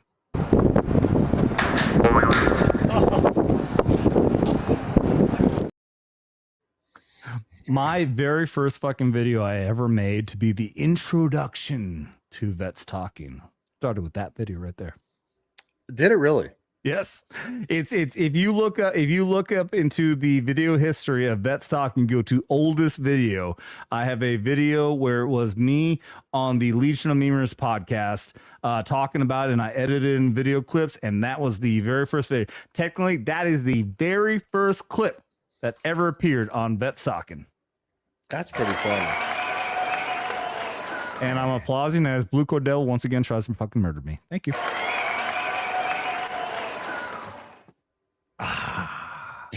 Blue Cord says, thank y'all for making my girlfriend laugh all night. Well, we're pretty funny. I am so glad that you and your girlfriend appreciate my demise. I think a great stream too would be one where we bring back, some of the lovely individuals. And let's look at our first YouTube videos ever, our first sneeze into whatever the fuck we thought we were doing, because I still know what my first one is. I tried to win that stupid contest from I think it was AMC to go to the premiere of Avengers Infinity War. You got to go to the theater, watch all the movies previously, and it was a contest that you also won money too, or something like that. And I made a YouTube submission video, and yeah, it was fucking embarrassing. It's fucking embarrassing. Because I didn't. Go ahead. I was just say, I mean, how the fuck do you like? How do you start any of that? Like, you know, how do you, you know, it's something that you just like slowly figure out what you want to do. But no, I was just like, it was so bad. I made it on my phone. It's like an iPhone 10 or some shit like that. Well, I mean, dude, I don't remember how we connected. I think somebody recommended you to me. You know, because I got into Legion members. Tell me, dude, do you remember how we got in touch with each other? I think the way we gotten into touch with each other is because I was on Jed the Hollywood Scholar stream. Okay, I was on with Mustang, I was on with Anna, Devil, and we were reviewing season 3, I believe, of The Witcher. I think Jed was the one who recommended you. Yeah. I was with the Legion of Memers. I first started doing this, I think, on Veterans Day, and I'm like, I want to do a veteran channel, and I'd already known that we had Horny Alf. We had Horny Alf and someone else was actual veterans in Legion of Memers, and I'm like, okay, let's get together. And we were going to do the stream, and I'm like, you know, in my mindset, exactly like we were talking about earlier, like Nerdrotic or these other fucking channels of the fucking, like, the GOAT, like, you have to do what they're doing. I only had a couple of people. So, like, I reached out in the Legion of Memers, and I said, hey, anybody else want to come on the stream? Because we only have a couple of people. And that's when Dermy, Devil Made Me Do It, and somebody else, I think, came on the fucking show. And all of a sudden, that's when everything like that kind of group just grew into Skinamax Saturday, and then Jed came on because Raster. And Raster, yes, Raster is the other one. Yeah, Raster, because he's an Air Force vet. Yes, Raster. It was Raster, Horny Alf, and me. We were the 3 vets from the Legion of Memers. That was the original 3 fucking vets, and then we had the add-ons from the Legion of Memers, and then eventually at some point, I had Jed on, and Jed recommended you to me because he knew you as an Army vet, and that's how we got you on. And I remember, and this was still before I got monetized. I mean, I hadn't even done my fucking, you know, my Picard season 3 fucking video. They got fucking 300-400 views, which I was fucking blown away from. But I looked on your channel, you had some fucking reaction video or something that had thousands of views. So I'm like, dude, I need to talk to this guy. I need to talk to Ryan. I need you to help me out here because you have fucking done shit that I haven't done yet. And yeah, dude, it's fucking... I mean, you took it and carried it because, quite frankly, my channel was Legion Games 2076, and I was doing reaction videos. It started ironically over a stupid, actually, Netflix movie, that Eurovision movie. I didn't know anything about it. I look, long story short, sounds gay as fuck. I like musicals. It's fine. It's whatever. No, I know it's gay. I don't give a shit. And so, I mean, yeah, I did. Still getting your shit for it, but yes, go ahead. Yeah, I started doing like all these like Eurovision reaction videos and stuff like that. It's like, there was like women that came in, there was like guys that came in, there was like gay guys that came in, and it's like the attention was like out of control. Like there were women who was like, oh, you're so cute, and I loved it when, you know, the way, you know, I'm just like, and there were like guys and, you know, gay guys that were saying, and I was like, whoosh. I won. Holy shit. Legion Games 2076 was meant to be a gaming stream, a gaming channel to play video games. And I only played a handful of video games. And all of a sudden, like, I got this. So like it became this reactionary thing. And I mean, I would get comments. I would get on videos. I would get comments that were like 20, 30. And I try to screenshot them like, oh, you should react to this video. You should react to this video. You should react to this Eurovision video. And it's like, I kept screenshotting them and trying to re-comment, like, yeah, I'll take a look at that. I'll do that. I'll like that. And it's like, it became so exhausting. I could not keep up because, yeah, I think one of my highest rated videos in the beginning was like 64,000 views. And then I had videos that I didn't think were going to take off. and all of a sudden I was getting like 100,000 views and 80,000 views and 150,000 views, and I went, I don't understand. And like that's more than what I've got. Yeah, no, and it was one of those things that I was just like, I didn't know what to do with it. I was just me. I'm like, how do I respond to all these people? All these people want to. I'd have like 30 pending comments, and I went, holy shit! Like going, I'm gonna have to try to make all these videos, and I was very gung ho in the beginning, and I really loved what I was doing, and I still kind of like love it, but it's just I got so much that I was like, whoa. So yeah, it was and I started doing a pop culture stream because I started Legion Talk, which was, my very first guest was Chrissy Mayer. Yes, she taught me how to use StreamYards. I didn't fucking know how to use StreamYards. No shit. Chrissy Mayer taught you? Yes, Chrissy Mayer taught me how to use StreamYards, and I went, damn. She's like, okay, well, you need to do this, this, and this, and I was like, thank you for. And like she was so kind for so long. She is awesome. She is so like she like no fucking no attitude or anything with her. She's just all about just like whatever. Let's go. And then I mean I had on X-Ray Girl and then Dreaming Tabitha, and then like it just kind of like kept compounding, because I was kind of like doing the interview style like on this new channel, and then of course Friday Night's Royal Rumble exploded from that. And then we were having guests on the, from like Zia, from Zia Land or what, Chrissy's, and Chrissy, I think was on a show. Tell everyone which channel you got to go to, because I know you haven't been doing much, but let's see if you get a resurgence on that channel. Tell everybody which one to subscribe to. Well, I haven't done shit on any of them, but my biggest one is Legion Games 2076. That's there you go. That meant to be like a gaming channel. It turned into a reaction channel, and it was just like overnight. And I was like, oh, okay, well, let's go. Everybody out there, subscribe to Legion Games 2076. Yeah, and then of course, well, I mean, because it's my biggest one, you can kind of see in the comment there. Legion Talk is where I do play games as well, because I stream on multiple platforms. I'm over the politics, so like Legion YR, I think is something I'm willing to let go eventually. Thank you, Clinton, for that. Fuck yeah, Clinton, you are a fucking legend, man, dude. Thank you. Legion Teaches History turned into something to where where I was doing some streams with friends and stuff like that. We were doing history stuff, and it started with hunting Hitler, and it's like the Curse of Oak Island or Skinwalker Ranch. It's overproduced, it's dramatic, and it's corny, but it's just fun to watch. And it's a history channel. All of them are history channel, by the way. But anyway, Clinton, you know what? Seriously, thank you again. You don't have to do that. So anyway, the long and the short of it, turned into Friday Night's Royal Rumble, and we had again Zia on, we had I think Chrissy on, we had I think that Drunk 3PO was on and stuff like that, and all these other people. There was just like awesome, and it was a lot of fun for so long, until it turned into kind of like, unfortunately, people get a little sick of always being around the same people. We're human beings. You always want to be around your family. I consider these people family and close friends. Do you always want to see them? No. So, I mean, it was something that, and I got tired too, because quite frankly, I was trying to do all of this.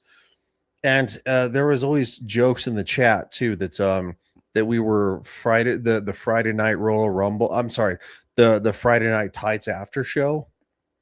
Because we started roughly about 30-45 minutes after Friday Night Tights usually ended. And that was just more of where I got off work. I was able to come home, eat something, take a shower, and do things. And it worked for most of my friends, which was Devil and Horny Alf and Samuel the Infamous, and R2 from after the weekend, and JT Gunn, who he's not really doing anything anymore, but he was a part of After the Weekend. He's a founding member, and in Anna, and I mean all the names just keep going on and on and on, and JV, Joker Voice, like all great people. Joker And voice. I met him in Las Vegas. Yeah. yeah, he's he a good, bartends down there. I met him at the meetup and as a yeah, bartender. yeah, he bartends down there, and Yeah. these are all incredibly good people. Yeah. And so it became overwhelming for me. Also, at the same time, I was battling with a severe alcohol addiction that nobody saw behind the scenes. So my tolerance for stupidity was low. And I say stupidity is in the sense that like people might have a disagreements. Oh, and I forget about Tom the Rogue Attraction. You know, I think he used to be like Rogue Disney or something. Yeah, he was the guy who always had the character on his shoulder. Yeah, he had Zord. And I mean, these are I all, remember he had a dropping off with the Geeks and Gamers. I remember that. yeah, you know, he was a part of Geeks and Gamers for a while. Fucking crazy. I know all this lore now. Like I used to not fucking be into YouTube at all, and now I know all this fucking lore about all these people you're talking about. I mean, It's we wild. were all intertwined. And again, there's nothing wrong with that. I call it the neurotic sphere. I mean, also it's neurotic and Geeks and Gamers. Yeah. But we fall into this sphere where like so much of us we know so much about each other. And it's a huge fucking sphere too. So many fucking people and like yeah. And you know, and again, so many other people and stuff like that. You know, Mr. Grant Gregory, who has like you know, he does the Full Aussie podcast or whatever. I haven't watched it in forever, but anyway, you know, he was always kind of like a memer and a jokester and stuff like that. And he was on you know, he was on our Game of Thrones streams, you know, that JV and I did. And, you know, Clifton joined us and Anna joined us and so many other people. I mean, the names are like literally out of control. All the people that I've met. And again, you know, it's, you know, there's always a dropping off and stuff like that of people. And again, it's partially my fault because again, I used alcohol as a coping mechanism. I was very unhappy with a lot of stuff, especially my job at the post office. And I became, well, I can be a dick. Very much so. I'm less of a dick No, when an I army veteran can be an asshole. That never happens. We come from rigid stock. You know, so I rubbed a few people the wrong ways, and they're kind of like, hey, you know, we don't really, it's just not funny anymore. And I was feeling the same thing. I was trying to hold together something that used to be fun, but it wasn't fun anymore. And everybody else knew it wasn't fun anymore. So when there was a problem, just a disagreement, I would get irritated. I'd get pissed the fuck off. I would, you know, and it was something that's not acceptable. It's not acceptable. You know, you took something fun and again, and it's on me because I was in charge of the show. I was in charge of Friday night's Royal Rumble. I was in charge of the House of the Dragon Monday night stream. I was in charge of, you know, I did the wrestling stream with, you know, JV and stuff like that. And I got so burnt out. I just didn't want to do it anymore. And I tried to like sputter around just like slightly and stuff like that. And it's like, I didn't even want to do it then. And I held on as long as I could. And it took a long time for me to, and that's when I lost my drive to do like videos. Like, I don't want to talk about Rachel Zegler and how fucking retarded she is anymore.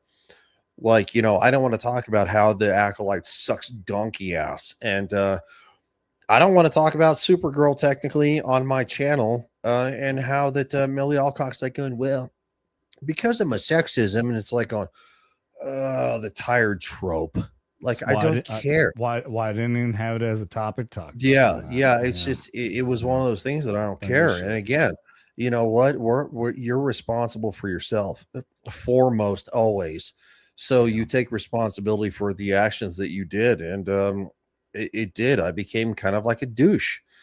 And you know, quite frankly, I don't blame for some people for, you know, providing distance. Do they hate my guts? I don't think so.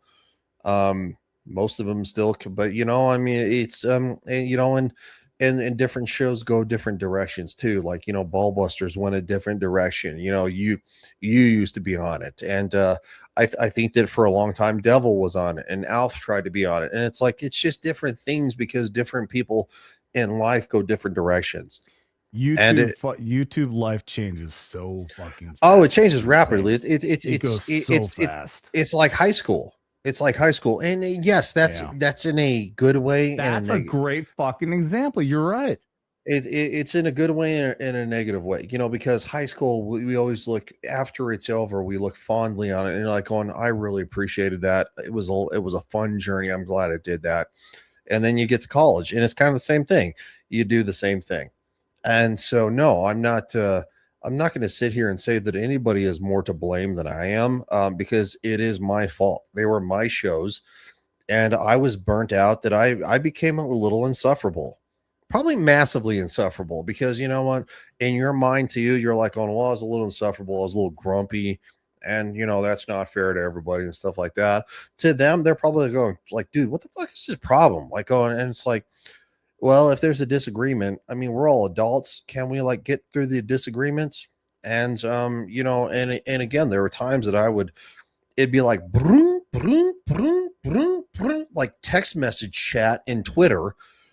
And which would irritate me because I'd be at the post office trying to do my job, my day job, and I silenced my own chat. Yeah. Again, that's not their fault. It's my fault. It became not fun anymore. And as the head of the spear, you're in charge of it not being fun anymore. And you can't make people come together and be like, oh, well, we're going to be all kumbaya and we're all going to hug it out and fuck you. And I don't care if no, people have different opinions. And if they need space here and there and stuff like that, you can't hold them together like a big bear. And that's what I tried to do. And that's my fault. And again, I became a fucking ass. I'll say that like just kind of like going off, like agreeing with if there's anybody watching right now or rewatching anything, if you've sent me a DM on X and I haven't read or replied, I've had a lot. I've had a lot of people doing this, people who I knew who've talked, and I just kind of cashed out. Like I really kind of like what you're saying, Ryan. Like I got burnt out on a lot of shit between YouTube, social media, and real life. That's the thing. I had a lot of shit with real life that's going on behind the scenes. I have not and probably will not talk about. I got burnt the fuck out, and I'm like, I have no want to deal with any other fucking drama. There's a lot of people. I just haven't even looked at. There's a lot of DMs. At some point, hopefully, like we're talking about, it would be great. Hopefully, maybe we can get the band back together. Sing kumbaya and all that kind of stuff. It would be cool.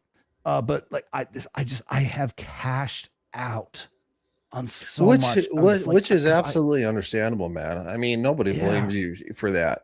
How you act in the moment when you're burnt out, and again, everybody is allowed to be frustrated. We're all human beings, but quite frankly, again, I hold a lot of love for these people. Whether they want to do a stream with me tomorrow, or maybe in 2 years, or maybe never again, and that's fine. And I understand that.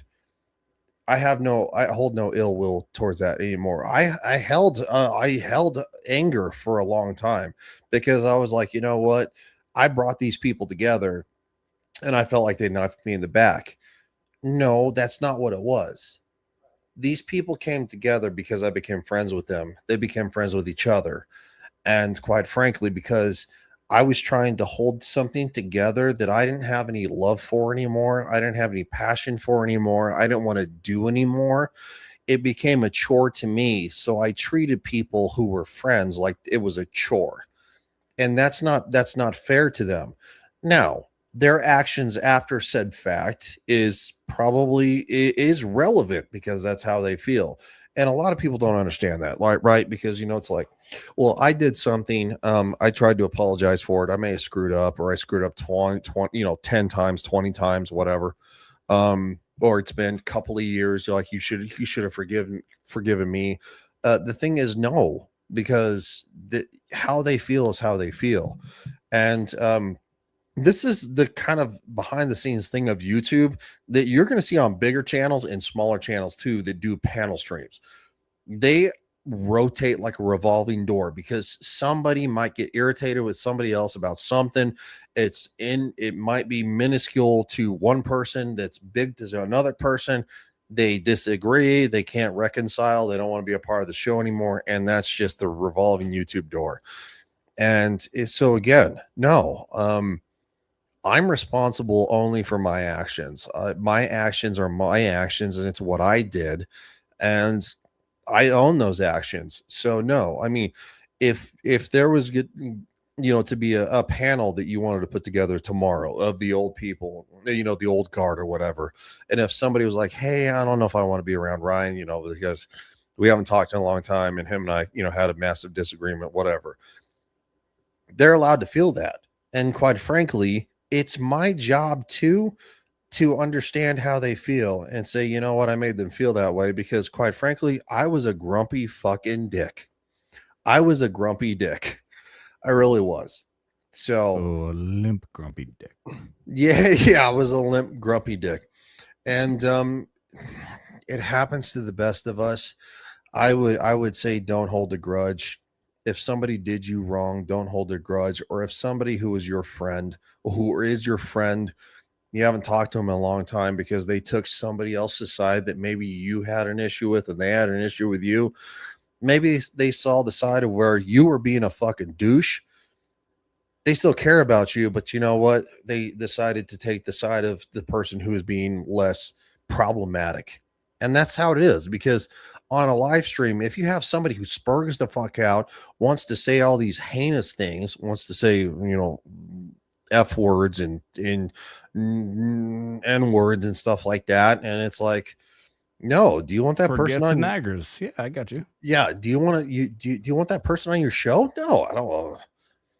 So anyway, the long and short of it is that we've all kind of went our separate directions. I think there is still on the cards that one day that we're all gonna come together. We're gonna laugh about the past and how we let little petty things get between us, because that's what happens when we all grow as adults. But I'm glad that you confirmed. I had a Blue Cord once dropped a super chat a while back. What happened to everybody? And I said we all just went our separate ways. And you just confirmed. You said the exact same thing. You and me never fucking discussed this, but you said the exact same thing, confirming we just well. And the reason I'm saying it is because in my opinion, I am and that's just my opinion because I'm living from my perspective. I was prominent issue number one. I don't want to do it anymore. Like I had to. Wait, prominent issue number one as far as the group that we had. Well, no, just in general from the shows that I had and the shows that I ran, because I ran a lot of shows. Okay. Like I ran. I ran. You were definitely not a problem for our show. I mean, we don't. Brother man, I'm too drunk to have any rationale here. I had disagreements behind the scenes, and quite frankly, you know what, I don't hold any ill will anymore. And quite frankly, I was probably being irrational then, because yes, there was alcohol involved, and that's what we did on Skinamax Saturday. Yeah, and it got to a point to do Friday night's Royal Rumble, and to do Game of Thrones, and to do Star Trek Engage, I would have a couple of shots beforehand just to get going, because I didn't want to do it. I felt like I had to put on this show, or it had to be perfect, or I had to make sure this was, and I was like, oh, I didn't get a chance to update the intro. And it's like I was more harsh on me than anybody else. And so that's and again, that's just people going their own ways sometimes. But anyway, all right. Yeah, Avor is right. It's time for bed for you. Avor says, I don't know if he says he's checking out, or he's saying, I love you like a brother. It's time, Adam. It's time for bed. I think he's telling me I need to go to bed. Yeah, I think he's telling you need. And again, I still have 2 more shots to do though, dude. Why don't you hold on to him? No, I'm not gonna. I know I can do this. I can power through. Blue Cordell for $20 says, we have had some great times, and that's right. I can say this. I remember Blue Cordell the very first time he ever dropped in a Or live save stream. him from next time. I'm just gonna say that. I'm doing them. Blue Cordell dropped in when I did a live stream from fucking I was gonna say the Grand Canyon, the dam, the Hoover Dam. Hoover Dam, yes. I did a live stream from Hoover Dam, and Blue Cordell dropped in there, and I remember him popping in. I remember this very clearly because I'm like, Blue Cordell, I know that means you were an infantryman. And that's his very first time dropping in. I'll never forget this. The very first time Blue Cord ever popped. Didn't even drop a super chat, but I remember just seeing him popping in there. He's still in the fucking chat. But fucking hey, we've had some great times going all the way back, and that was the first Las Vegas meetup where I met a lot of people. I can't remember who I met, but it was the first time I'm making my connection with Ryan Kinnell, which we had him on the show after that. But yeah, after that, I went to the Hoover Dam and a lot of other places. And then my first time Blue Cord Devil ever popped in the chat, I remember seeing that. Blue Cord, I love you, buddy. I love the fuck out of ya. Let's see what we're going to do. We already did that one. We already did that one.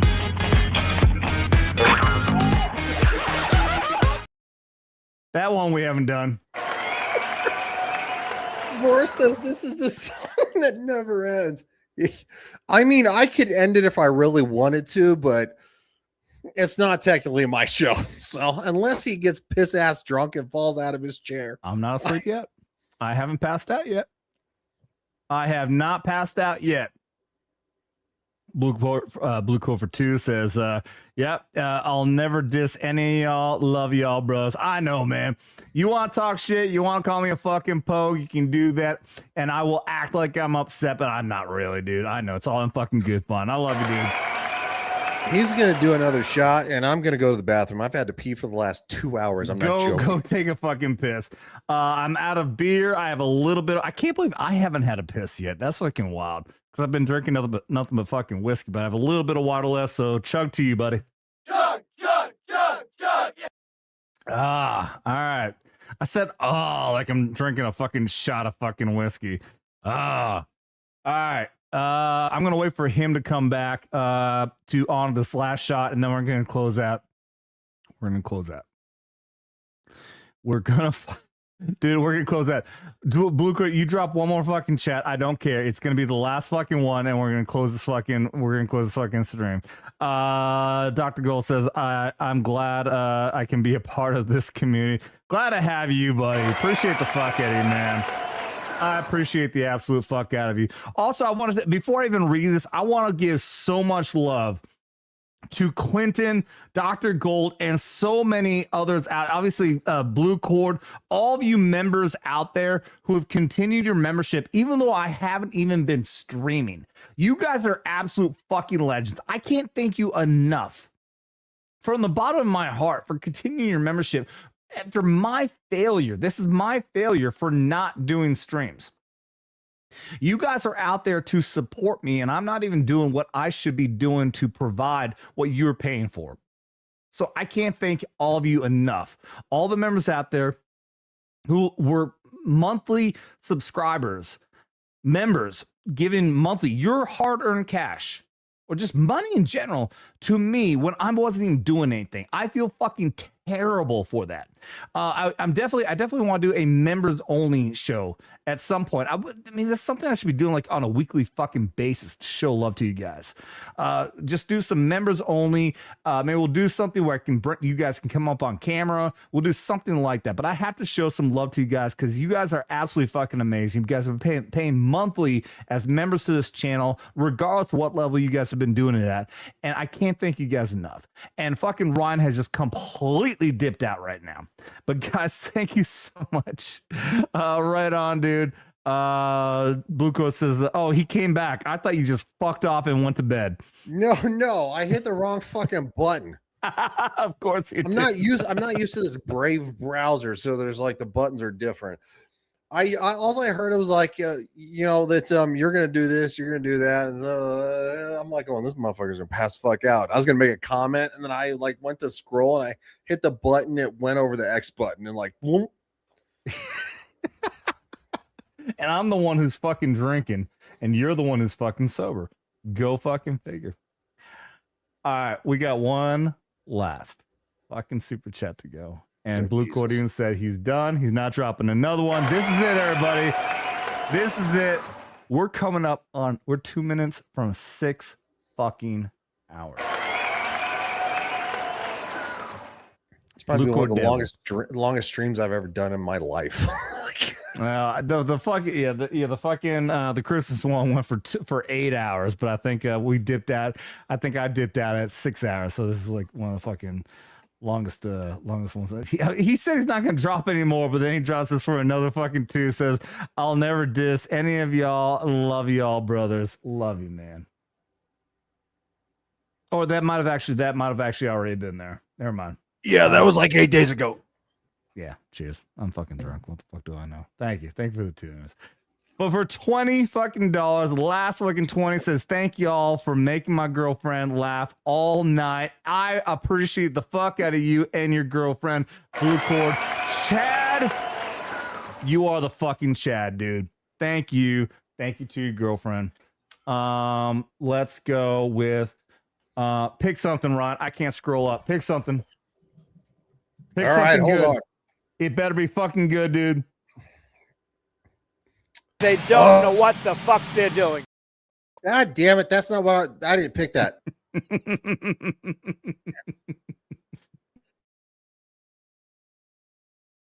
What the fuck? You pick a fucking intro? Where's the clip of Raster roasting Dermy? Oh, dude, that one goes on for like 5 minutes. We can't do that. I know, but why didn't you clip it one down? What am I gonna clip it down to? One of the 20 fucking things he says to roast Dermy with? Hold on. We'll do 10 seconds. For fuck's sake. You're so fired. You are fired with your clips. I didn't do anything. Go ahead and play that start. Yeah, go ahead and play the beginning of that. In the beginning. Yeah, can we like you have to I didn't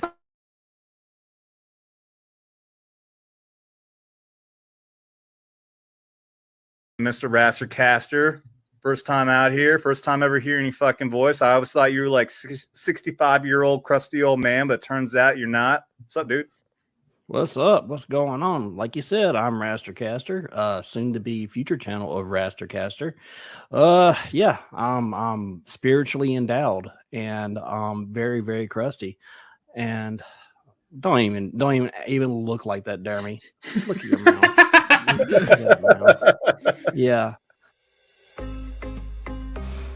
Your fat gay ass sucks a dick with a hot dog bun wrapped around it because the semen isn't filling enough for you.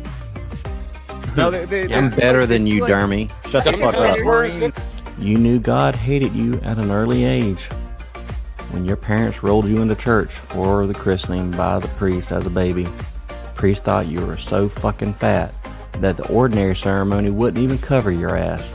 So he asked the ship captain in the congregation to break a champagne bottle on the starboard side of your ass to christen you.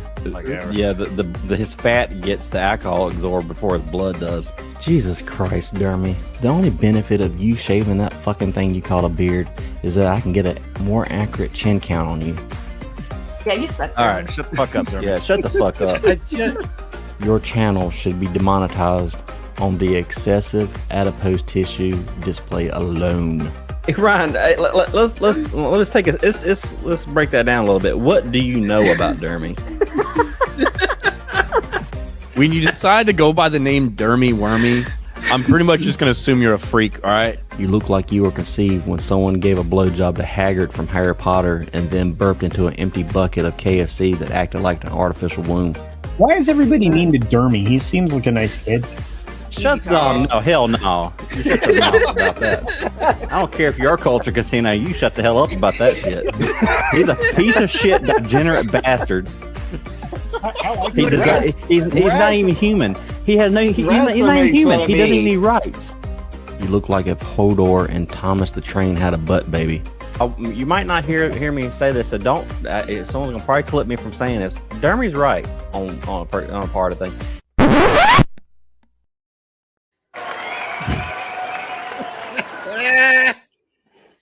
I gotta turn my camera on for that one, man. Like, dude, that is such a blast from the past. You gotta use that more, dude. Just so y'all know, I put it in our private chat. Just keep it fucking going, because he said he's only gonna do 10 seconds of it. I'm like, no, fuck it. We gotta play this whole fucking thing. That's like, I love this. Oh man, blast from the fucking past. Yeah, Raster Raster's not even Raster anymore. He went by a new fucking name. He's got something else. But man, all right, we're not gonna go down that rabbit hole. We gotta end it right fucking there. Blue Cord Devil, thank you for the last fucking $20. Thank you for that blast from the blast from the past. I'm fucking drunk. Ryan, thank you for playing that. That is actually a perfect way to fucking end this with all the fucking our conversation today. This is some good fucking we'll call it YouTube therapy. We'll call this YouTube therapy we're going through. This is fucking good shit, man. You know what? Family and friends always go through therapy, and you know what? Just because maybe the bridge is a little damaged doesn't mean you can't repair it. So that's my wisdom in that. And you know, I love the fuck out of all of you that I've met over the years, and quite frankly, it's been so long that I needed this break. And 6 hours later, I had a fucking blast. Yeah. Yeah, man. So it was a lot of laughs. And how many people are still here? We still got people. We still got so many fucking people watching, which is wild. I mean, we started this 6 hours, 4 minutes, and 54 seconds ago, and we got 28 people watching over here on X and YouTube. And I missed my old background. God, that was good shit. Like on the darkness, the bisexual lighting over here. Ugh. Oh man. All right. Well, we'll close this up. Thank you so very much. That is our shot video to you, Blue Cord Devil, you absolute fucking legend. Last fucking shot for you for tonight. We will do this again very soon, I hope. Cheers to you, buddy. And with that, we're definitely gonna fucking end this fucking end this right here. Yeah. Man, you guys. Ryan, I know you don't have a lot going on, but where would people like to find you and go check you out? Because we do stuff. People here, like B Benefit's still here. Yeah. No, there's a lot of people who were here, then came back, and came back. So you guys are glutton for punishment. I don't know why. Yeah. So I'm going to be trying to get back into gaming streams and stuff like that. If Adam, you want to do this again, especially for the next phase and I mean, I'm willing to, if I don't know, just do like a reunion stream, man. Like just get a couple of people. Doesn't have to be a handful, doesn't have to be a whole gaggle like it used to be. Just, you know what, it'd just be good to get all the people back together. So you know what, because we only live fucking once, and quite frankly, holding a grudge only kills you inside. So love you guys. Thank you for everything. And once Adam ends the stream, which I hope is going to be really soon, after 6 hours, 6 minutes, and 42 seconds. We're ending it right there, guys. Everybody, I can't thank everybody enough. Everybody, anybody who is new here, if you just happen to randomly find this fucking video, I can't imagine there's a lot of people who randomly found this video, want to watch a space launch, and then kept on watching for 6 hours, 7 minutes, and 3 seconds. But if you did manage to make it this far, holy shit, you're a fucking legend. Thank you. But I can't thank everybody else enough. This has been an amazing show. Even though it's just me and fucking Ryan started off by watching a fucking rocket launch and then reminiscing, going down the fucking rabbit hole of all the history of what we did that was great and fucked up and everything else in our fucking, what feels like 10, 20 years of YouTube history when it's only been like 3, 4 fucking years. But still awesome as shit, dude. Guys, I can't thank everybody enough. I know we had some moderators in there. Can't thank you guys enough. Blue Cord Devil and everyone else's super chat. Fucking great love to all of you. Holy shit, man. I don't like people who do this, but I'll do it. I'll show you guys some love. That's fucking lame, but I'm fucking doing it. To everyone else who are fucking commenting, the fucking lurkers, everything, you guys are all fucking legends. I can't believe after 3 months of fucking not streaming, I come on here and have just enjoyed the absolute shit out of just talking to all of you, talking to this douchebag over here, watching a legendary fucking operation of a shuttlecraft going off for the first time ever, first time 53 fucking years going to the fucking moon, and we're doing 6 hours, 8 minutes and 25 fucking seconds, and we're still going. But I'm gonna close that right here. Thank you guys. I can't thank you guys enough. Everybody out there, thank you. And remember, you don't got to be a veteran to be here. Just don't get butthurt.